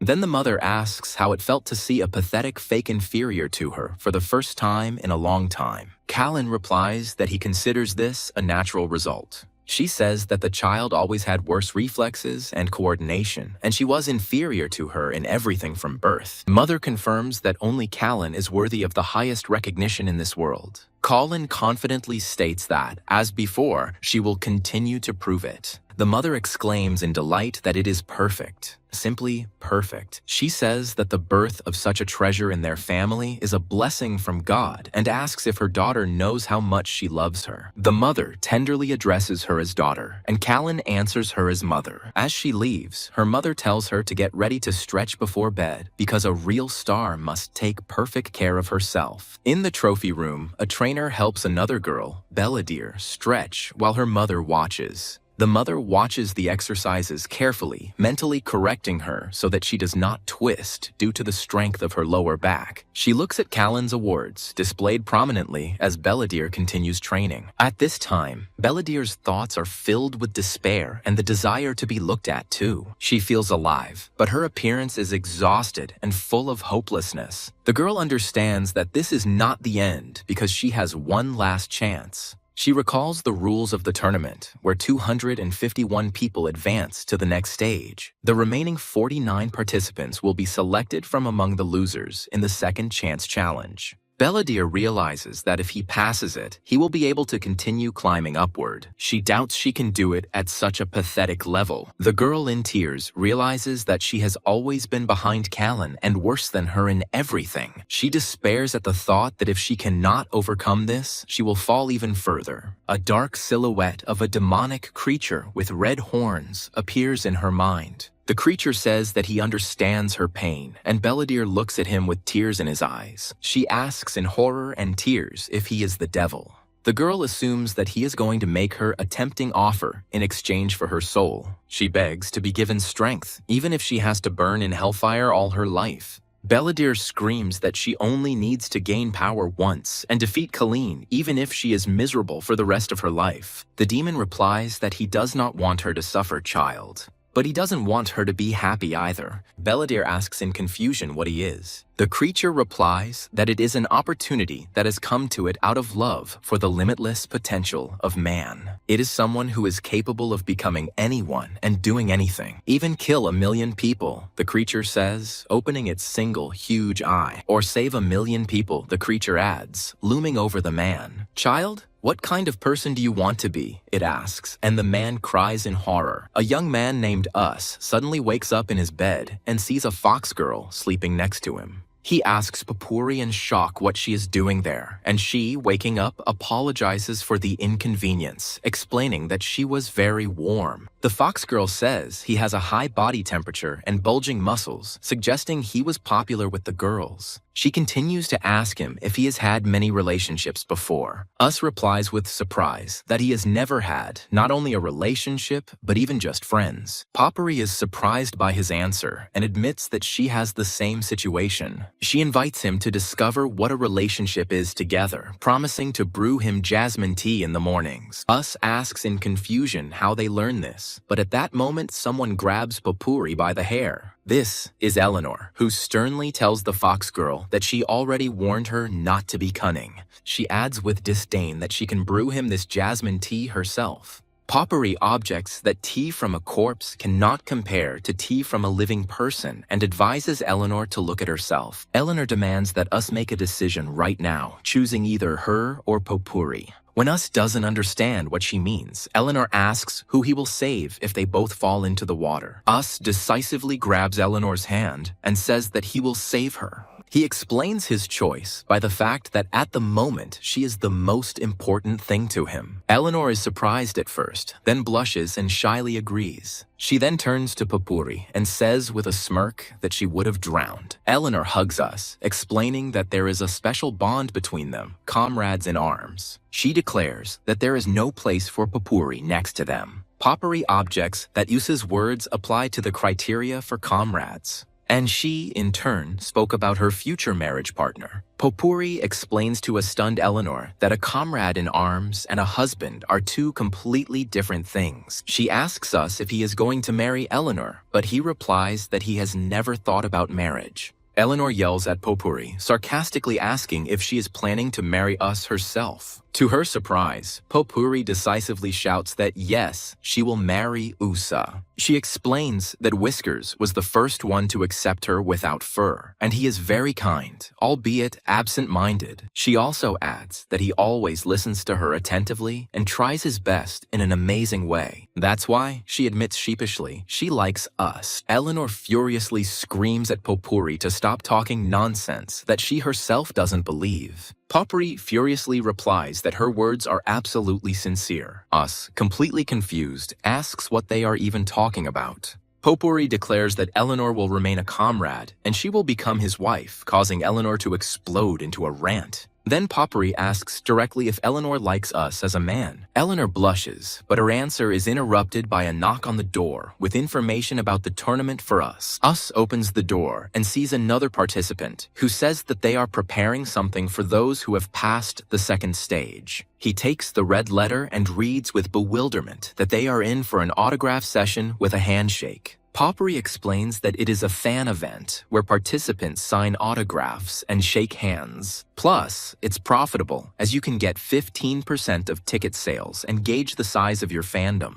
Potpourri explains that participation is voluntary and asks USA what he plans to do, as this is his first meeting with fans. Us asks again with surprise, is it really true that he is about to meet people who like him? Suddenly, his face lights up with delight, and he declares decisively that he must go. Potpourri adds that fans will want to see his knight too, so he should bring one to accompany him into battle. Us thinks with concern that Eleanor will have to pretend to be a knight in front of ordinary people all day. He decides to postpone the meeting, believing that it will be difficult for Eleanor, but she interrupts him. Eleanor says she saw the anticipation on his face and agrees to go for him. She sighs humbly and says that so be it, she will endure. Us is delighted and thanks Eleanor and promises to give her all 95% of the profits. While Us runs off to get ready, Eleanor asks Potpourri what she's staring at. Us, already in a new outfit, nervously adjusts his hair and wonders why he keeps touching it. His companions honestly answer that it looks so-so. Us swears quietly and then asks where they are going, since the meeting place is in the other direction. He explains that he wants to go with Balak since it's his first time, but he's told that the event is only for those who have passed the second stage. Eleanor asks if Balak has passed, but Us doesn't know the answer. They approach a house, from behind the door of which a man with a mustache looks out in fear. Balak laments that he lost, and that he did so in a terribly shameful and completely powerless manner. He cries, remembering how he first got a diamond-ranked participant, and after his refusal, a silver-ranked one, to whom he still lost. Us encourages him, saying that he has one last chance in the second chance challenge, where 49 people will be returned. Balak thinks that this time is really the last one, and that with such thoughts he has wasted his previous chances. He realizes with despair that he has wasted 30 years of his life on this. The action moves to a stone building with a sign that says waiting room.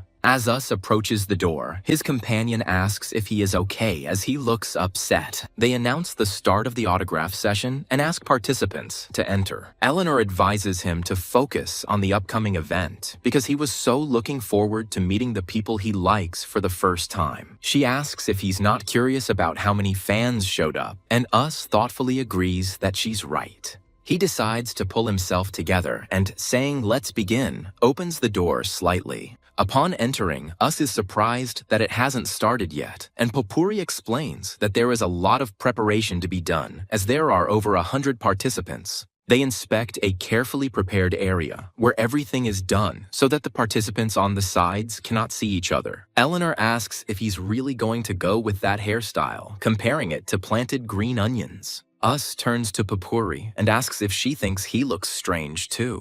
The host announces that the event will begin in 1 minute, and Us, sitting down at the table, sighs deeply. He sits with his back to the door and thinks that behind it are the fans who love him. Us doubts that people who like someone like him even exist. A frightening image of a terrible monster from the past flashes through his mind. There's a nervous commotion among the crowd of fans, some looking for number 45, others worrying about whether Us will accept the gift. Eleanor asks Us if he is okay because everything has already started. The first admirer approaches the table and timidly asks if he is Us, to which he nods uncertainly. Potpourri helps a girl with a ticket, and she enthusiastically tells him that she has been watching him since the qualifying match, where he fought 3 against 1.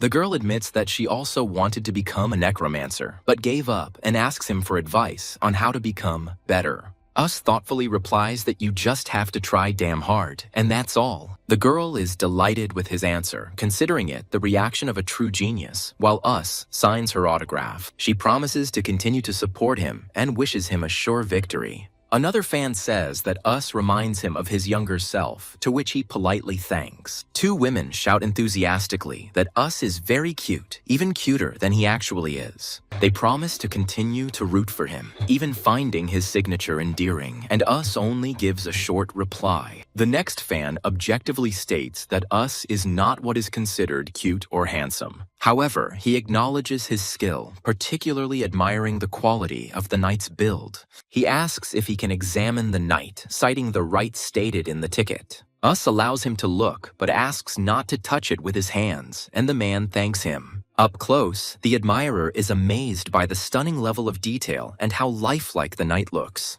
He reiterates that he does, in any case, acknowledge Us's skill. The man picks up the autograph and tells Usei to make sure to climb all the way to the top. A young man with shining eyes wishes Us good luck and shouts that he is rooting for him. The older man says sadly that they had similar childhoods, and that's why he's rooting for Usei. The crowd of fans chant his name, raising their fists in the air. Popuri reports that no one else is coming for now, and that they can rest a little. Us looks at the queues at the neighboring booths and wonders why he has already run out of everything. Popuri explains that other participants had celebrities come to see him, but emphasizes that for a newcomer, Yusa had a lot of visitors. Us sits silently at the table, and fragments of supportive phrases from fans sound in his head. Suddenly, a dark thought comes over him, asking if he really thought he had achieved anything with such a trifle. The ominous shadow calls him a piece of trash that doesn't know its place. The voice continues to mock, saying that he was not the best, which is why he got the short turn. Shadow claims that he is just a cover against which others will shine brighter. His knight interrupts his thoughts, reminding him that it is dangerous to become distracted in a fight.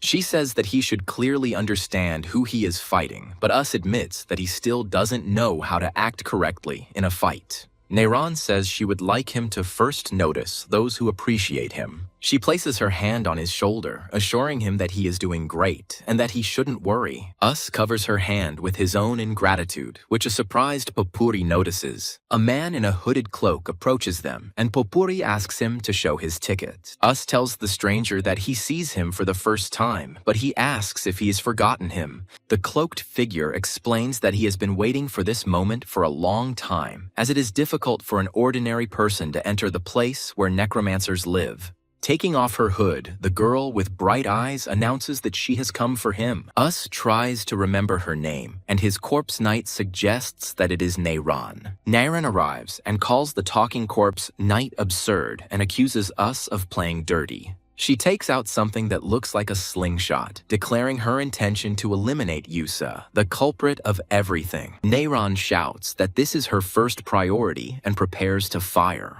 A sudden blow knocks her off her feet, and Popuri stands over her body, breathing heavily. Popuri angrily asks how she dared to say such a thing to Usu, holding a bloody book in her hand. Later, a tied-up Neiran, sitting on a chair, screams that although her attempt failed, the world will not turn a blind eye to his atrocities forever. The bound Neiran screams that even if this is her end, someone will surely come and expose his vile nature. Popuri, holding a shovel in his hands, asks if she can bury him in that case. Eleanor says that Popuri has also gone crazy, but Us asks her to stop exaggerating, assuring her that no one will die here. Us turns to Neiran, saying that he understands her worries about Eleanor, but everything is not as she thinks, and he will now explain everything, to which she shouts that this is complete nonsense. Neiran furiously declares that no matter what he says, he will never be able to break her care for Eleanor and her determination. Eleanor quietly asks if this is true, then invites Neiran to see for herself. She detaches her arm and reattaches it, asking Neiran where she has seen someone whose arm falls off and grows back. Neiran, shocked, asks if this means the red thing in her chest is really her heart, and Eleanor suggests she take a closer look. Neiran cries out in embarrassment, saying that they are not at that stage yet, and Eleanor sighs tiredly. Having realized everything, Neiran says that it turns out that Eleanor is now fighting, risking her life.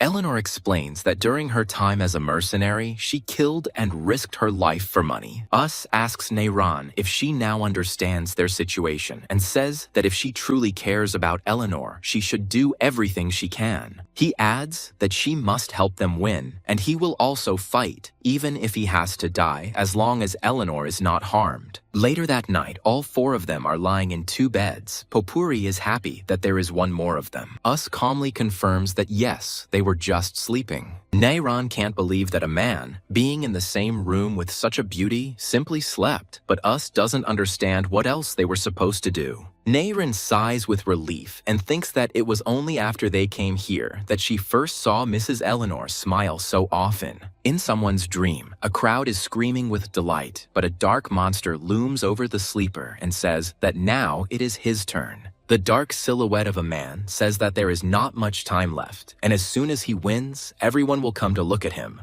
The silhouette with glowing eyes smiles ominously and says that when this happens, he will no longer be able to be ignored. The silhouette's face contorts in rage and he screams, "How dare you, you wretch, seriously think you can do this?" The action moves to the arena, where the start of the second chance qualifying round is announced. It is reported that 250 participants came to this round, but only 49 will advance, and us, Eleonora and Popuri, are sitting in the spectators. Eleanor asks us if he came to see Bollock, to which he replies that he did that too. Us reflects that from now on the probability of meeting a serious opponent is high, so it is worth preparing in advance. Someone notices Bollock and doubts whether he will be able to fight for real this time, because if he loses here, there will be no further way. Eleanor asks if the rules of the fight are still unknown, and Us suggests that since there are 250 participants, it is unlikely to be a regular battle. Poppery grabs Yusa's hand and points excitedly at one of the participants, but Eleanor immediately asks her not to grab his hand. Us looks in the indicated direction and is shocked to see a strange creature that looks like a bird and does not understand what it is.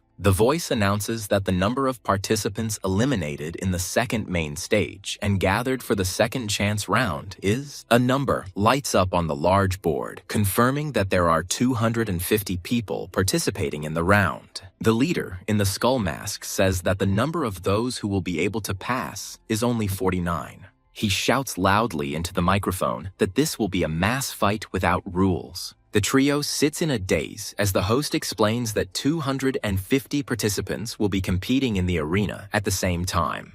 The announcement is made that the fight will begin in a minute, and the participants in the arena are horrified by the news of a full-scale clash. The host calls on everyone to get ready because there are 30 seconds left, and Us and Bollock are tensely awaiting the start. A small red creature with an axe spins rapidly in an attack.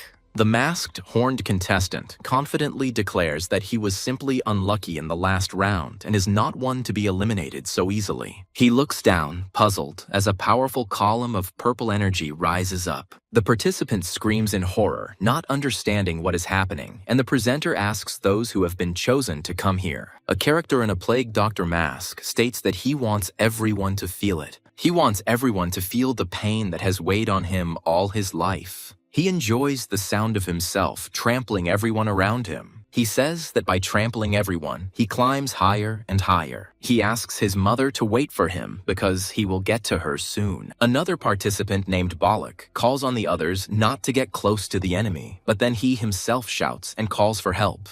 The host informs one of the participants that he is eliminated, but the loser cannot come to terms with this. Bollock is surprised to realize that he won this round. The losing participant continues to shout that he won and insults the organizers. An invisible voice asks Bollock if he is really that scared as he sits alone among the ruins. Bollock compares his life to a tattered book reduced to pathetic trash. He says that in his life, without a single completed page, he was able to create one magnificent one by reaching the end. This page is too precious to him, and he is afraid to turn it over for fear that it will be torn. The woman who appeared tells Bollock that the pages of his life that she saw were not worthless scraps. Bollock considers his life a failure, but the woman counters that life does not judge him. She explains that life simply goes on as usual, and he himself judges her as a torn page. She reminds him that as a child she was the largest among her peers, and he confirms this. The woman admits that she was very ashamed of this because she was not like everyone else, and asks if he remembers his words. As a child, he told her that there was no point in a whale envying a lion because a whale was simply living the life of a whale.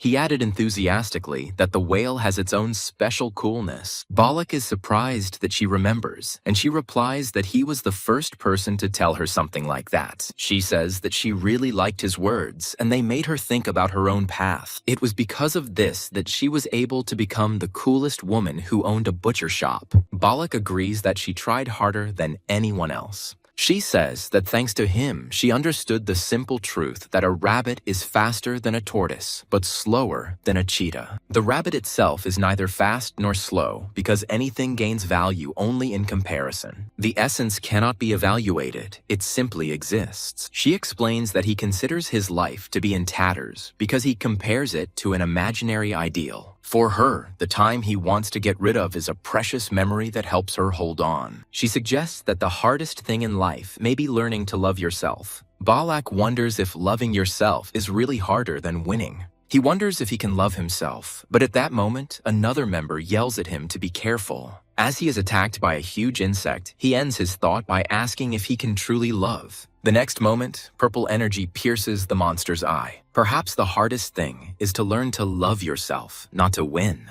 Balak thinks that there is nothing in his life that he is good at, and therefore anyone can judge him. He doesn't know how to love such a life, and suddenly he remembers a boy who brags to his mother about third place in a competition. In the memory, the parents praise their talented son who shows them his trophy. People were talking about how necromancers had become very popular and were hoping that their family would also have a celebrity. Balak holds his first trophy, which he received when he was 11 years old. Balak recalls that there were actually only 8 people participating in that competition, but it was still important. He mentally asks himself as a child whether he enjoyed participating. Little Balak enthusiastically replies that he had a lot of fun and that he will definitely become a great necromancer. The memories are transported to moments of failure when he would cry out in despair that he had failed again and try to cheer himself up. He wrote furiously in the book, promising that the world would hear from him again. It was a strategy he had been plotting all night since his first elimination in the preliminary round. He cursed the lousy world, not understanding why it was treating him this way and what he had done wrong. And this is the wolf's skull that he threw in anger when he fell through for the 5th time. These were such pathetic and shameful memories that he wanted to erase them. There were moments when he lay on the floor sobbing, thinking that he could not and would not endure it any longer. But there were also moments of triumph, when he was glad that he had finally managed to figure everything out. He remembers wanting to sleep for another 10 minutes, and how he sat with his head in his hands in despair. All these past moments, and all his past versions. This is him. His past self tells him that he may seem pathetic compared to others, but he lived the best he could. He realized that his path was not a torn page, but a story entirely filled with himself. Now he wonders if he can turn the page and if he can live without regrets. Then, as has been the case up until now, his past selves support him and he decides that everything will be okay. The flashback ends, and in the present time, a red attack flies across the arena. The spectators watch the scene in amazement, and a bright flash is reflected in the eyes of one of them. Belladere screams in rage at how dare he attract more attention and orders his undead to die. Balak's attack easily destroys Belladere's summon, leaving her in silent shock. At that moment, his gaze was directed not to the side, not up, and not even down. At that moment, what filled his gaze was only his own powerful technique, shining with red light. The host announces that the battle is over, the round is completed, and all remaining participants move on. Balak leaves the arena thinking it was cool and hears someone shouting his name. His friends enthusiastically shout that he is doing well and applaud him. The voiceover states that 2 participants attracted the most attention in this round. These participants were Balak and Belladere. Although no full-scale collision occurred, Balak's technique attracted so much attention that others began to study ways to counter it. In addition, Belladere's technique, called the Pendulum of Repentance, also attracted great interest and became the subject of analysis. As a result, the total number of participants who made it to the 3rd main round. It consists of 300 people. Balak's friends discuss that if you don't count the champion, there will be 299 people left, which is an odd number. A fox girl suddenly appears and explains what happens when the number is odd. She says that in such a case, the champion chooses one person and gives him a special promotion. The zombie girl gets angry and screams at the fox to keep her face off him, but she brazenly replies that she will do whatever she wants. Another girl offers to deal with her, but is ordered to sit silently. The guy, ignoring the argument, asks what a special promotion is and whether it's possible to just pick anyone and promote them. The fox girl confirms that one person can be chosen and sent to the next round, making the number of participants even. The boy with blue eyes thinks hard about who the champion will choose and decides that he will also help. The host, wearing a wide-brimmed hat, begins his speech addressing all participants of the 3rd main round. He greets those gathered and asks if they feel the world is beginning to notice them and how the attitudes of those around them are changing. The presenter wishes them to fight to the end and burn their souls to become great people. He ends his fiery speech by saying that they must leave their name in this world forever. The host announces that due to an odd number of participants, champion Colin Crow will choose one fighter and grant him a special promotion. He explains that this signifies the champion's interest in the chosen fighter and asks Callan which necromancer he wishes to choose. The champion reproaches someone for rushing forward without knowing his place and trying to get out of his shadow. Belladere, wearing a plague doctor mask, receives a special promotion and advances to the next round. The host explains the rules for the third round, where pairs for one-on-one battles will be determined by random draw. Lord Bredrick begins his speech by expressing his excitement at the sight of so many distinguished necromancers and reflecting on their difficult path. He goes on to talk about his lonely struggle in the administration and the tragedies he had to endure as a lord. The lord declares that the participants, as the hosts of the tournament, must know the history of these lands, and he intends to tell it to them. After the draw, the heroes discuss what the lord has been saying for a full 30 minutes and come to the conclusion that even the toughest necromancers are nothing compared to the authorities. The red-haired girl timidly asks who their next opponent is, and the guy grimly replies that it's Bebe. The girl with white hair asks who it is, and the redhead fearfully explains that Bebe from the Cradle is a very famous and creepy eccentric. The guy asks if she fought Bebe, and the girl replies that it was after the fight with her that she began to study long-range combat instead of close combat. She warns that Bebe is ruby-ranked and strong against melee fighters, so she advises them to use their right of refusal. The guy thoughtfully replies that refusal could be considered if their goal was simply a high rank. He makes it clear that they are aiming for first place and want to be the best. He says that they will still have to defeat her, and the fact that their friend has already fought her could be an advantage. Their masked comrade says that everything is ready on her side, and since the enemy is a terrible weirdo, she is ready too.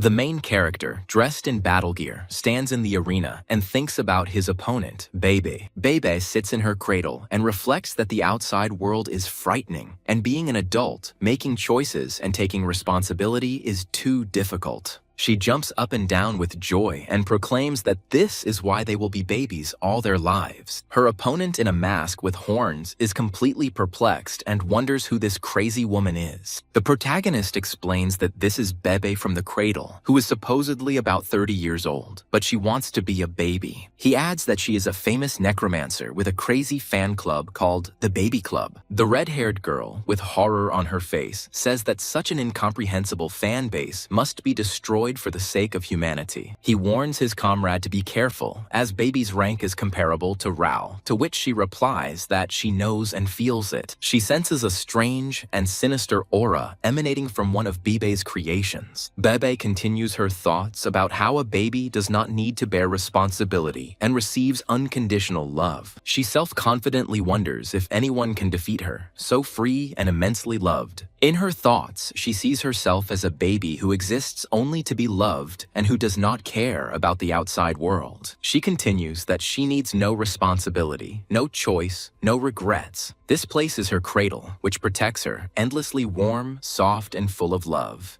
Meanwhile, in her room, the real baby is sleeping and muttering something in her sleep. Someone calls insistently for Mrs. Beebe and she suddenly wakes up screaming, asking what the hell she wants. She screams that she asked not to wake her when she is a baby, but the servant informs that the participant Us did not use the right of refusal and will fight with her. Baby asks who Us is, and the servant replies that he is a rookie necromancer who defeated Ral and has not been defeated yet. The servant reports to Bebe that, according to forecasts from leading agencies, she is leading by a small margin. Baby is surprised that he is a newbie, but his performance is already at such a high level. She falls capriciously onto the bed, screaming that she doesn't care because now she's a baby and doesn't know anything. Meanwhile, the red-haired girl explains to Usu that Baby is a counter-class for close combat fighters. She adds that Bebe's defensive tactics negate almost all close-range attacks. In her opinion, the only opportunity to attack is the moment immediately after the start of the fight, before Bebe goes on the defensive.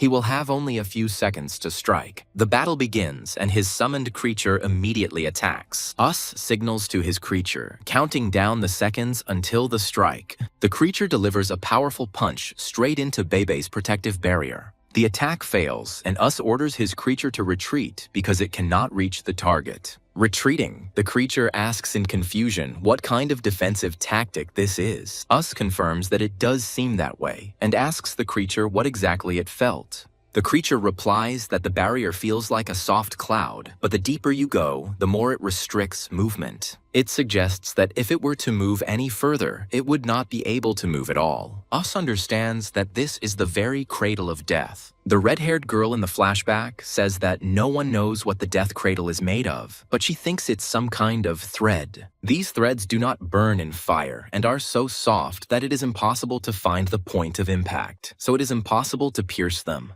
She explains that at least a minimum of resistance is needed to transmit the impact, and the worst thing about the cradle is that it is soft at first. But as the movement penetrates, it becomes increasingly drawn together by billions of thin threads, blocking the blow and holding the target. The girl suggests that Usu use a special weapon if the first attack fails. She opens the box and shows him a whip-like weapon. The girl explains that thanks to the connection with the nervous system, this whip is easy to control. Us is surprised because this is her invention, and necromancers never reveal the secrets of their weapons. She blushes and shyly admits that he is a special person to her. Another girl intervenes in the conversation and asks her to stop blushing. Us thanks her and promises that they will definitely avenge her. Returning to the present, the creature with a whip in his hand decides that the fox's skill can be relied upon. It rushes into the attack again, shouting that it will try again. After the strike, the creature feels incredible destructive force and decides that it was a good blow. Us orders to continue the attack and gradually break through, and the creature agrees. The whip strikes the cradle, and the creature dodges the counterattack. It continues to dodge the numerous attacks coming from the protective barrier. Us mockingly asks how long she intends to remain a baby in her cozy cradle.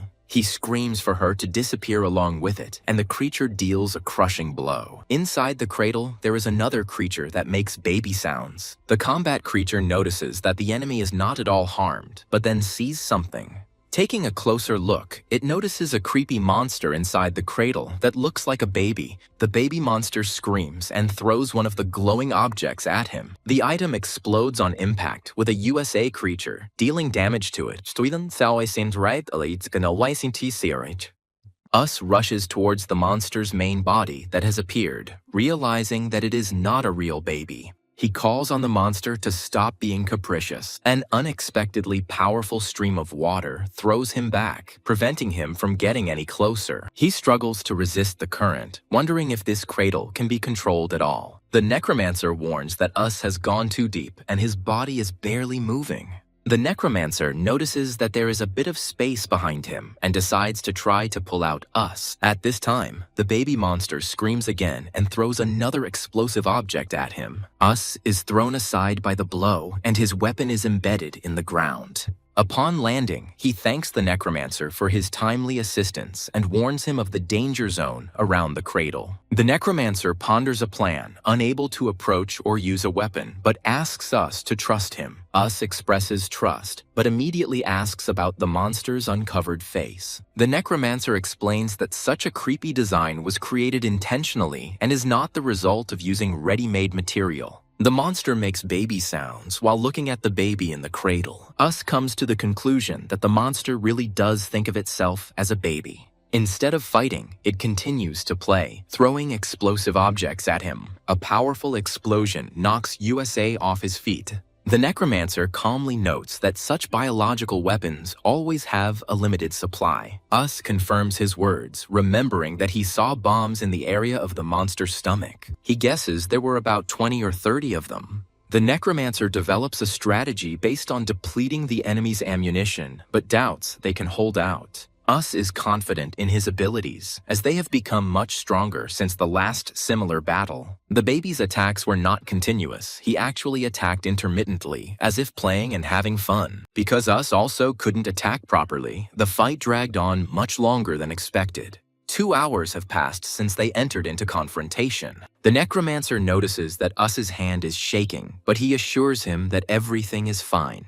The Necromancer himself is also tired, as he has to maintain concentration for too long, but he is ready to continue the fight. Spectators are surprised how they can fight for so long, since the participants can't even drink water. It turns out that you can't bring food or water during a match, and a protracted fight can only be ended by surrendering.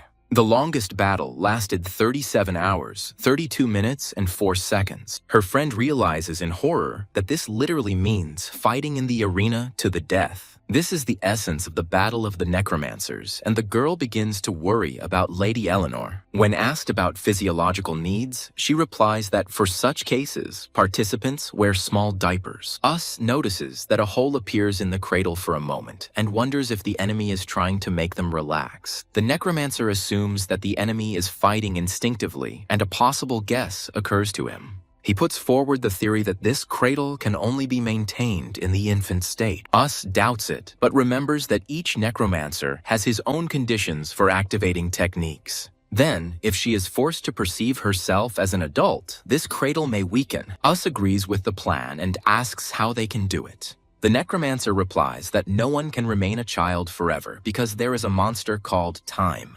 Us looks at the cradle and notices that over time, that side is indeed gradually weakening.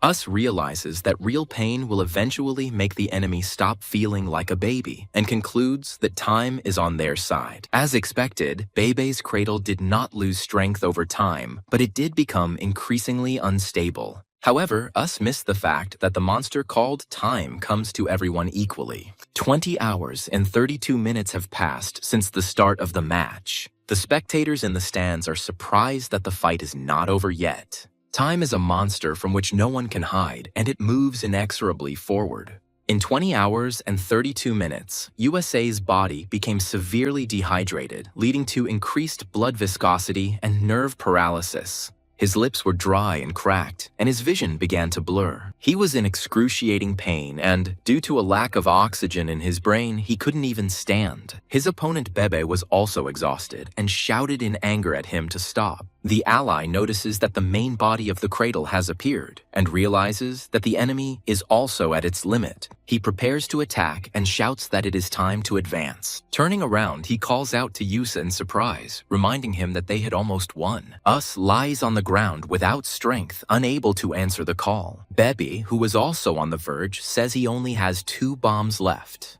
His partner desperately screams at him to wake up and scolds him for not getting enough sleep before the fight. Another ally sees the monster advancing and calls for everyone to rally for a final attack. Yusa's partner begins to insult him, calling him a dumbass and useless trash. Suddenly, she changes tactics and starts talking about how handsome, kind, and brilliant Us is. She continues to praise him, saying that he is the best and very cool when he tries. In a fit of emotion, she screams that she likes Us, and this makes him open his eyes. He asks, stunned, what she said, but she denies it and orders him to focus on the fight. An ally notices that the cradle has been neutralized and shouts that this is their chance. A small puppet ally with a hammer rushes to attack the enemy. Yusa's partner also enters the fight, deflecting a projectile flying at them. She successfully deflects the attack, which explodes to the side.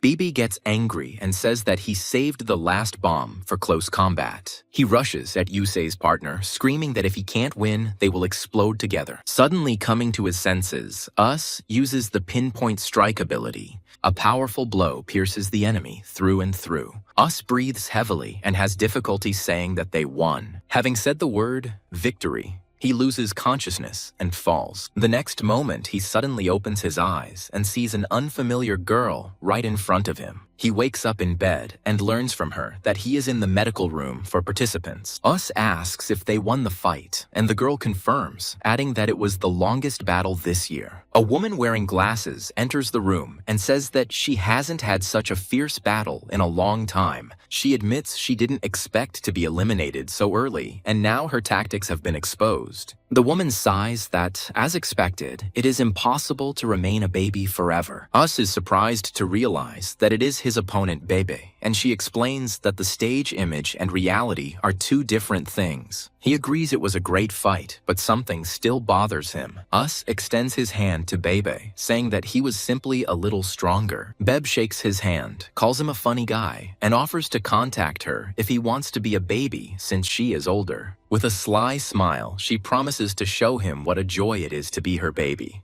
His companion babbles sheepishly about debauchery while Us examines the business card he received. The business card features a picture of a pacifier and the words Baby Club. Time goes by and there are 150 participants left in the competition, not counting the champion. A white-cloaked mustache heads towards his next opponent. In the doorway, he sees a mysterious figure in a cloak with a glowing eye. The next match is a diamond rank event where the bottom 50 participants will be eliminated. The triangle deathmatch begins, a match in which 3 participants fight simultaneously. The match ends as soon as one of the 3 falls, requiring the participants to be able to unite against the most dangerous opponent. It is also possible to quickly eliminate the weakest victim using temporary alliances and betrayals. Opponents can only be recognized during a short 5-minute meeting before the start of the fight. During these minutes, participants must determine tactics by playing a psychological game. Us finds himself in a waiting room with his 2 opponents. Us notices that one of the opponents, a bald man, is only gold ranked and relaxes a little. The second opponent turns out to be his friend Ira, and he decides that they can come to an agreement and easily eliminate the third. He approaches Ira with a proposal to join forces again, since fate has brought them together. Ira silently shows him a sign that says she made a serious mistake in the last battle. Us is surprised because he thinks she's been doing a great job so far. On the sign, he reads the phrase, "I did not eat your night." She explains that she doesn't know why the cat decided this, but now Whisker is the most serious threat to her plan. So this time, she is determined to absorb him. Us is stunned when Ira lets out a threatening meow. The third opponent, a muscular masked fighter, mistakenly thinks the threat was directed at him. Us confirms that she said so, but he himself does not understand the reason because they had a normal relationship. He assumes that Era wants to absorb him to copy his abilities, or maybe she just considers him the most serious threat and wants to get rid of him beforehand. His new ally agrees that this is logical, but reminds him that they were once comrades. Us grimly concludes that in this fight, there will be only one winner. The masked fighter asks about the plan, and Us decides that since she challenged them, they need to act. He clenches his fist and says firmly that they will accept this challenge. He explains that Ira's night grows stronger by absorbing others, so it is to their advantage to stop his growth before the end.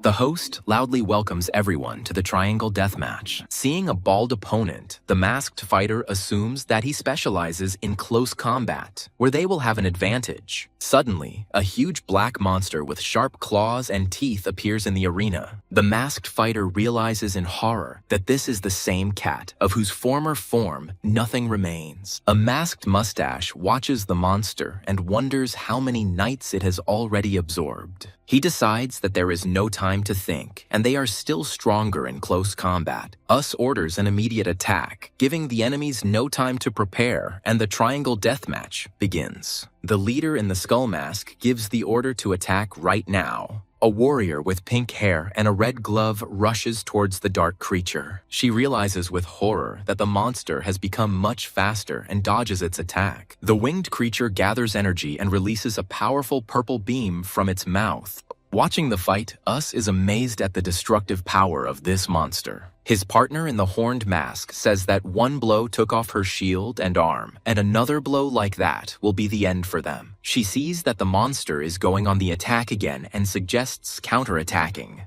The partner is confident that during the attack it will be difficult for the enemy to react, and she will be able to put an end to this battle. Suddenly, the warrior is thrown aside, and her instincts, hardened in countless battles, tell her something important. She realizes that no matter what she does, it is impossible to defeat this creature. Looking at her enemy, she was absolutely sure of it. The dark monster changes shape again, its mouth distorted into a creepy grin. Suddenly, the creature turns into a cute black kitten and starts meowing. Us asks his partner to wait a bit while he thinks of something, announcing a change of plan.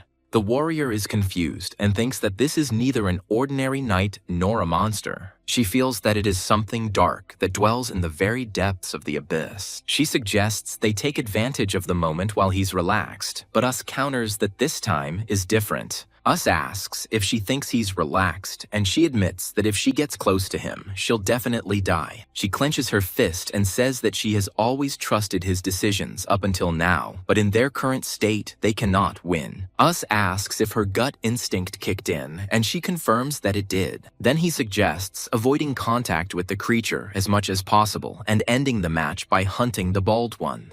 The warrior takes off, aiming at another enemy. The dark monster reacts instantly, its hand turning into sharp claws. The monster's claws catch up with the warrior at incredible speed and hit her in the face, chipping off a piece of her mask. Us asks if she's okay, and she replies that she was slightly grazed, but that it was the fastest projectile attack she's ever seen. Us thoughtfully says that he doesn't know what it was, but it seems to him that he has seen it somewhere before. He suggests that the monster is a mixture of many different elements and is capable of combining everything it has absorbed. Us realizes with horror that this means he continues to evolve. The monster is once again enveloped in purple lightning, preparing for another attack. The warrior screams that he is attacking again and tenses up to defend herself. A powerful blow sends her flying back, while their true target watches in the distance. She is about to finish this battle with one blow, but suddenly a new opponent in heavy armor lands in front of her. The armored enemy shoots golden beams, and the warrior screams at him to stop running and fight. Us swears because he thought that the bald one was so inconspicuous that it was easy to forget about him. He remembers how the bald man heard that Ira would hunt them, so he is not going to fight, but will only stall for time.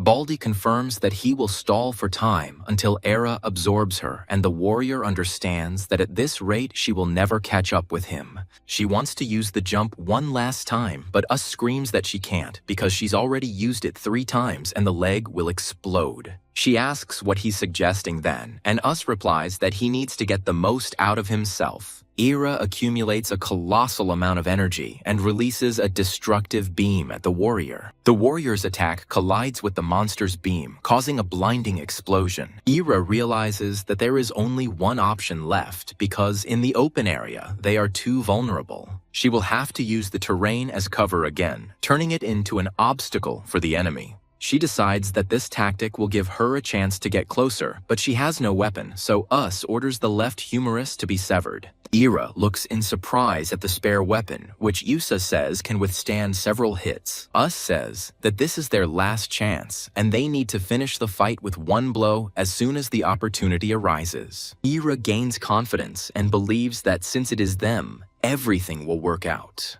At this time, her opponent with huge stone hands prepares his attack, concentrating energy. Ira dodges the powerful blow and rushes to attack the enemy. She sees in horror that the enemy is preparing to deliver the final decisive blow. Suddenly, the monster says her real name, Eleanor. The monster with a huge mouth throws her back with a powerful blow. Upon landing, she screams in shock to Usu that the monster said her name. Us doesn't understand what they're talking about since the communicator only picks up their voices, but she insists that the cat called her by name.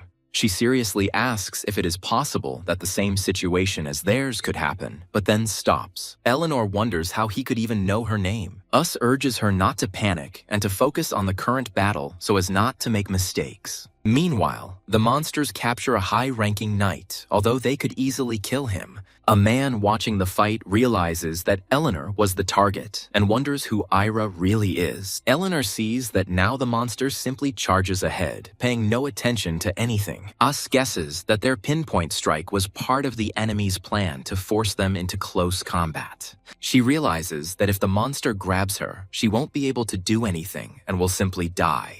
Eleanor decides to engage in battle face to face and turn the tide in her favor. She stands fearlessly before the huge dark monster, ready to fight. Her leg erupts in blue flame as she prepares for a powerful lunge. Using her new power, she strikes straight into the monster's mouth. The spectators, in panic, shout that Madame Eleanor will die again and demand that the match be stopped. Another girl, with tears in her eyes, explains that only the participants themselves can stop the fight. Eleanor plunges her bone weapon deep into the monster's throat. Inside the monster, she sees its red core, which is its weak point. Us understands that this is the end. All his tactics have been figured out, and he has lost. Suddenly, the monster begins to convulse, and its body swells from the inside. He screams her name, realizing that she is still alive and can be saved if he surrenders. He thinks painfully, because if he gives up, then it will all be over for them.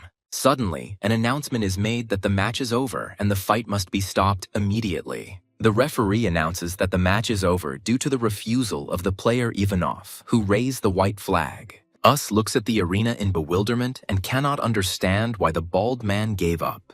The monster's body disintegrates, revealing a wounded girl inside, who says that his luck has run out. The bald fighter is thrown with force from the mouth of the dying monster. Later, Us asks Ivanov why he intervened when he could have won by simply doing nothing. He replies that he fought to feel alive, but here, in his opinion, there are only dead people. Ivanov explains that, tired of pointless battles and not wanting to be a pawn, he put an end to everything of his own free will. Us leaves to the murmurs of the crowd, who discuss how the fighter actually lost and wasn't so special after all. As he expected, a creepy shadow creature appears next to him and taunts him, asking if he really thought he could win. Us creaks open the door, where he is greeted by an alarmed cry, and he sees with horror Madame Eleanor. He runs up to Eleanor in a panic, realizing that everything is much more serious than he expected. Us touches her leg, covered in rough stitches, with horror and looks at her in shock. When he asks if she can move, Eleanor replies that she managed to avoid critical damage. Us breathes a sigh of relief, realizing that the enemy's goal was not to kill Eleanor, but to absorb her. An agitated girl appears and says that Mrs. Eleanor is not an instrument, but a living person, but Us interrupts her, asking her not to dramatize. Eleanor calmly states that she was prepared for this because the essence of any battle is the same: kill or be killed.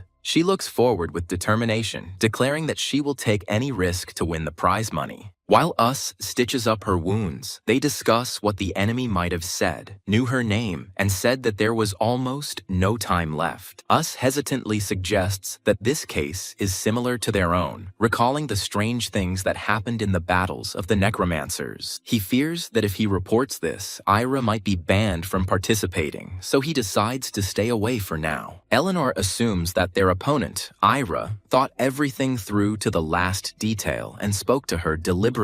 Us apologizes to her, blaming himself for the fact that his weakness put her in danger. He laments his weakness, but Eleanor asks him not to blame himself because she knows that he is doing everything possible. She smiles softly and tells him he's doing well. Us thinks about how his life has changed. He is no longer hungry. He is recognized on the streets, and for the first time, he has comrades. Suddenly, he feels excruciating pain in his chest. It feels like everything inside him is burning, and someone is squeezing his throat, and he doesn't understand why this is happening. Voices from the crowd calling him pathetic and a loser come to mind. The shadow monster appears behind him, again, whispering that many still consider him a non-entity. The monster mockingly calls him poor thing and says that only trash comes from trash. He screams that Us will never be able to hide his vile essence and disgusting stench. Us remembers his past self, determined to rise a little higher to become the best. He vowed to become someone no one could ignore and prove his worth to the world. He shouted that he would prove the world wrong, but the inner demon only asked whether such a worthless person would succeed. The monster's giant mouth looms over him, asking if he thinks too highly of himself. The girl wakes up and sees Yuasa sitting at the table, surrounded by stacks of books. She approaches him and asks him with concern if he slept all night, advising him not to overexert himself. Us, with an exhausted but determined look, replies that he is still not strong enough and cannot afford to relax. He explains that Eleanor's life depends on it, and he has found ways to improve the security system to make a big difference. Sitting at the table, he mentally addresses his inner demon, promising to prove him wrong. Meanwhile, another character reasons that out of 100 people, only a few remain, and the festival will soon end.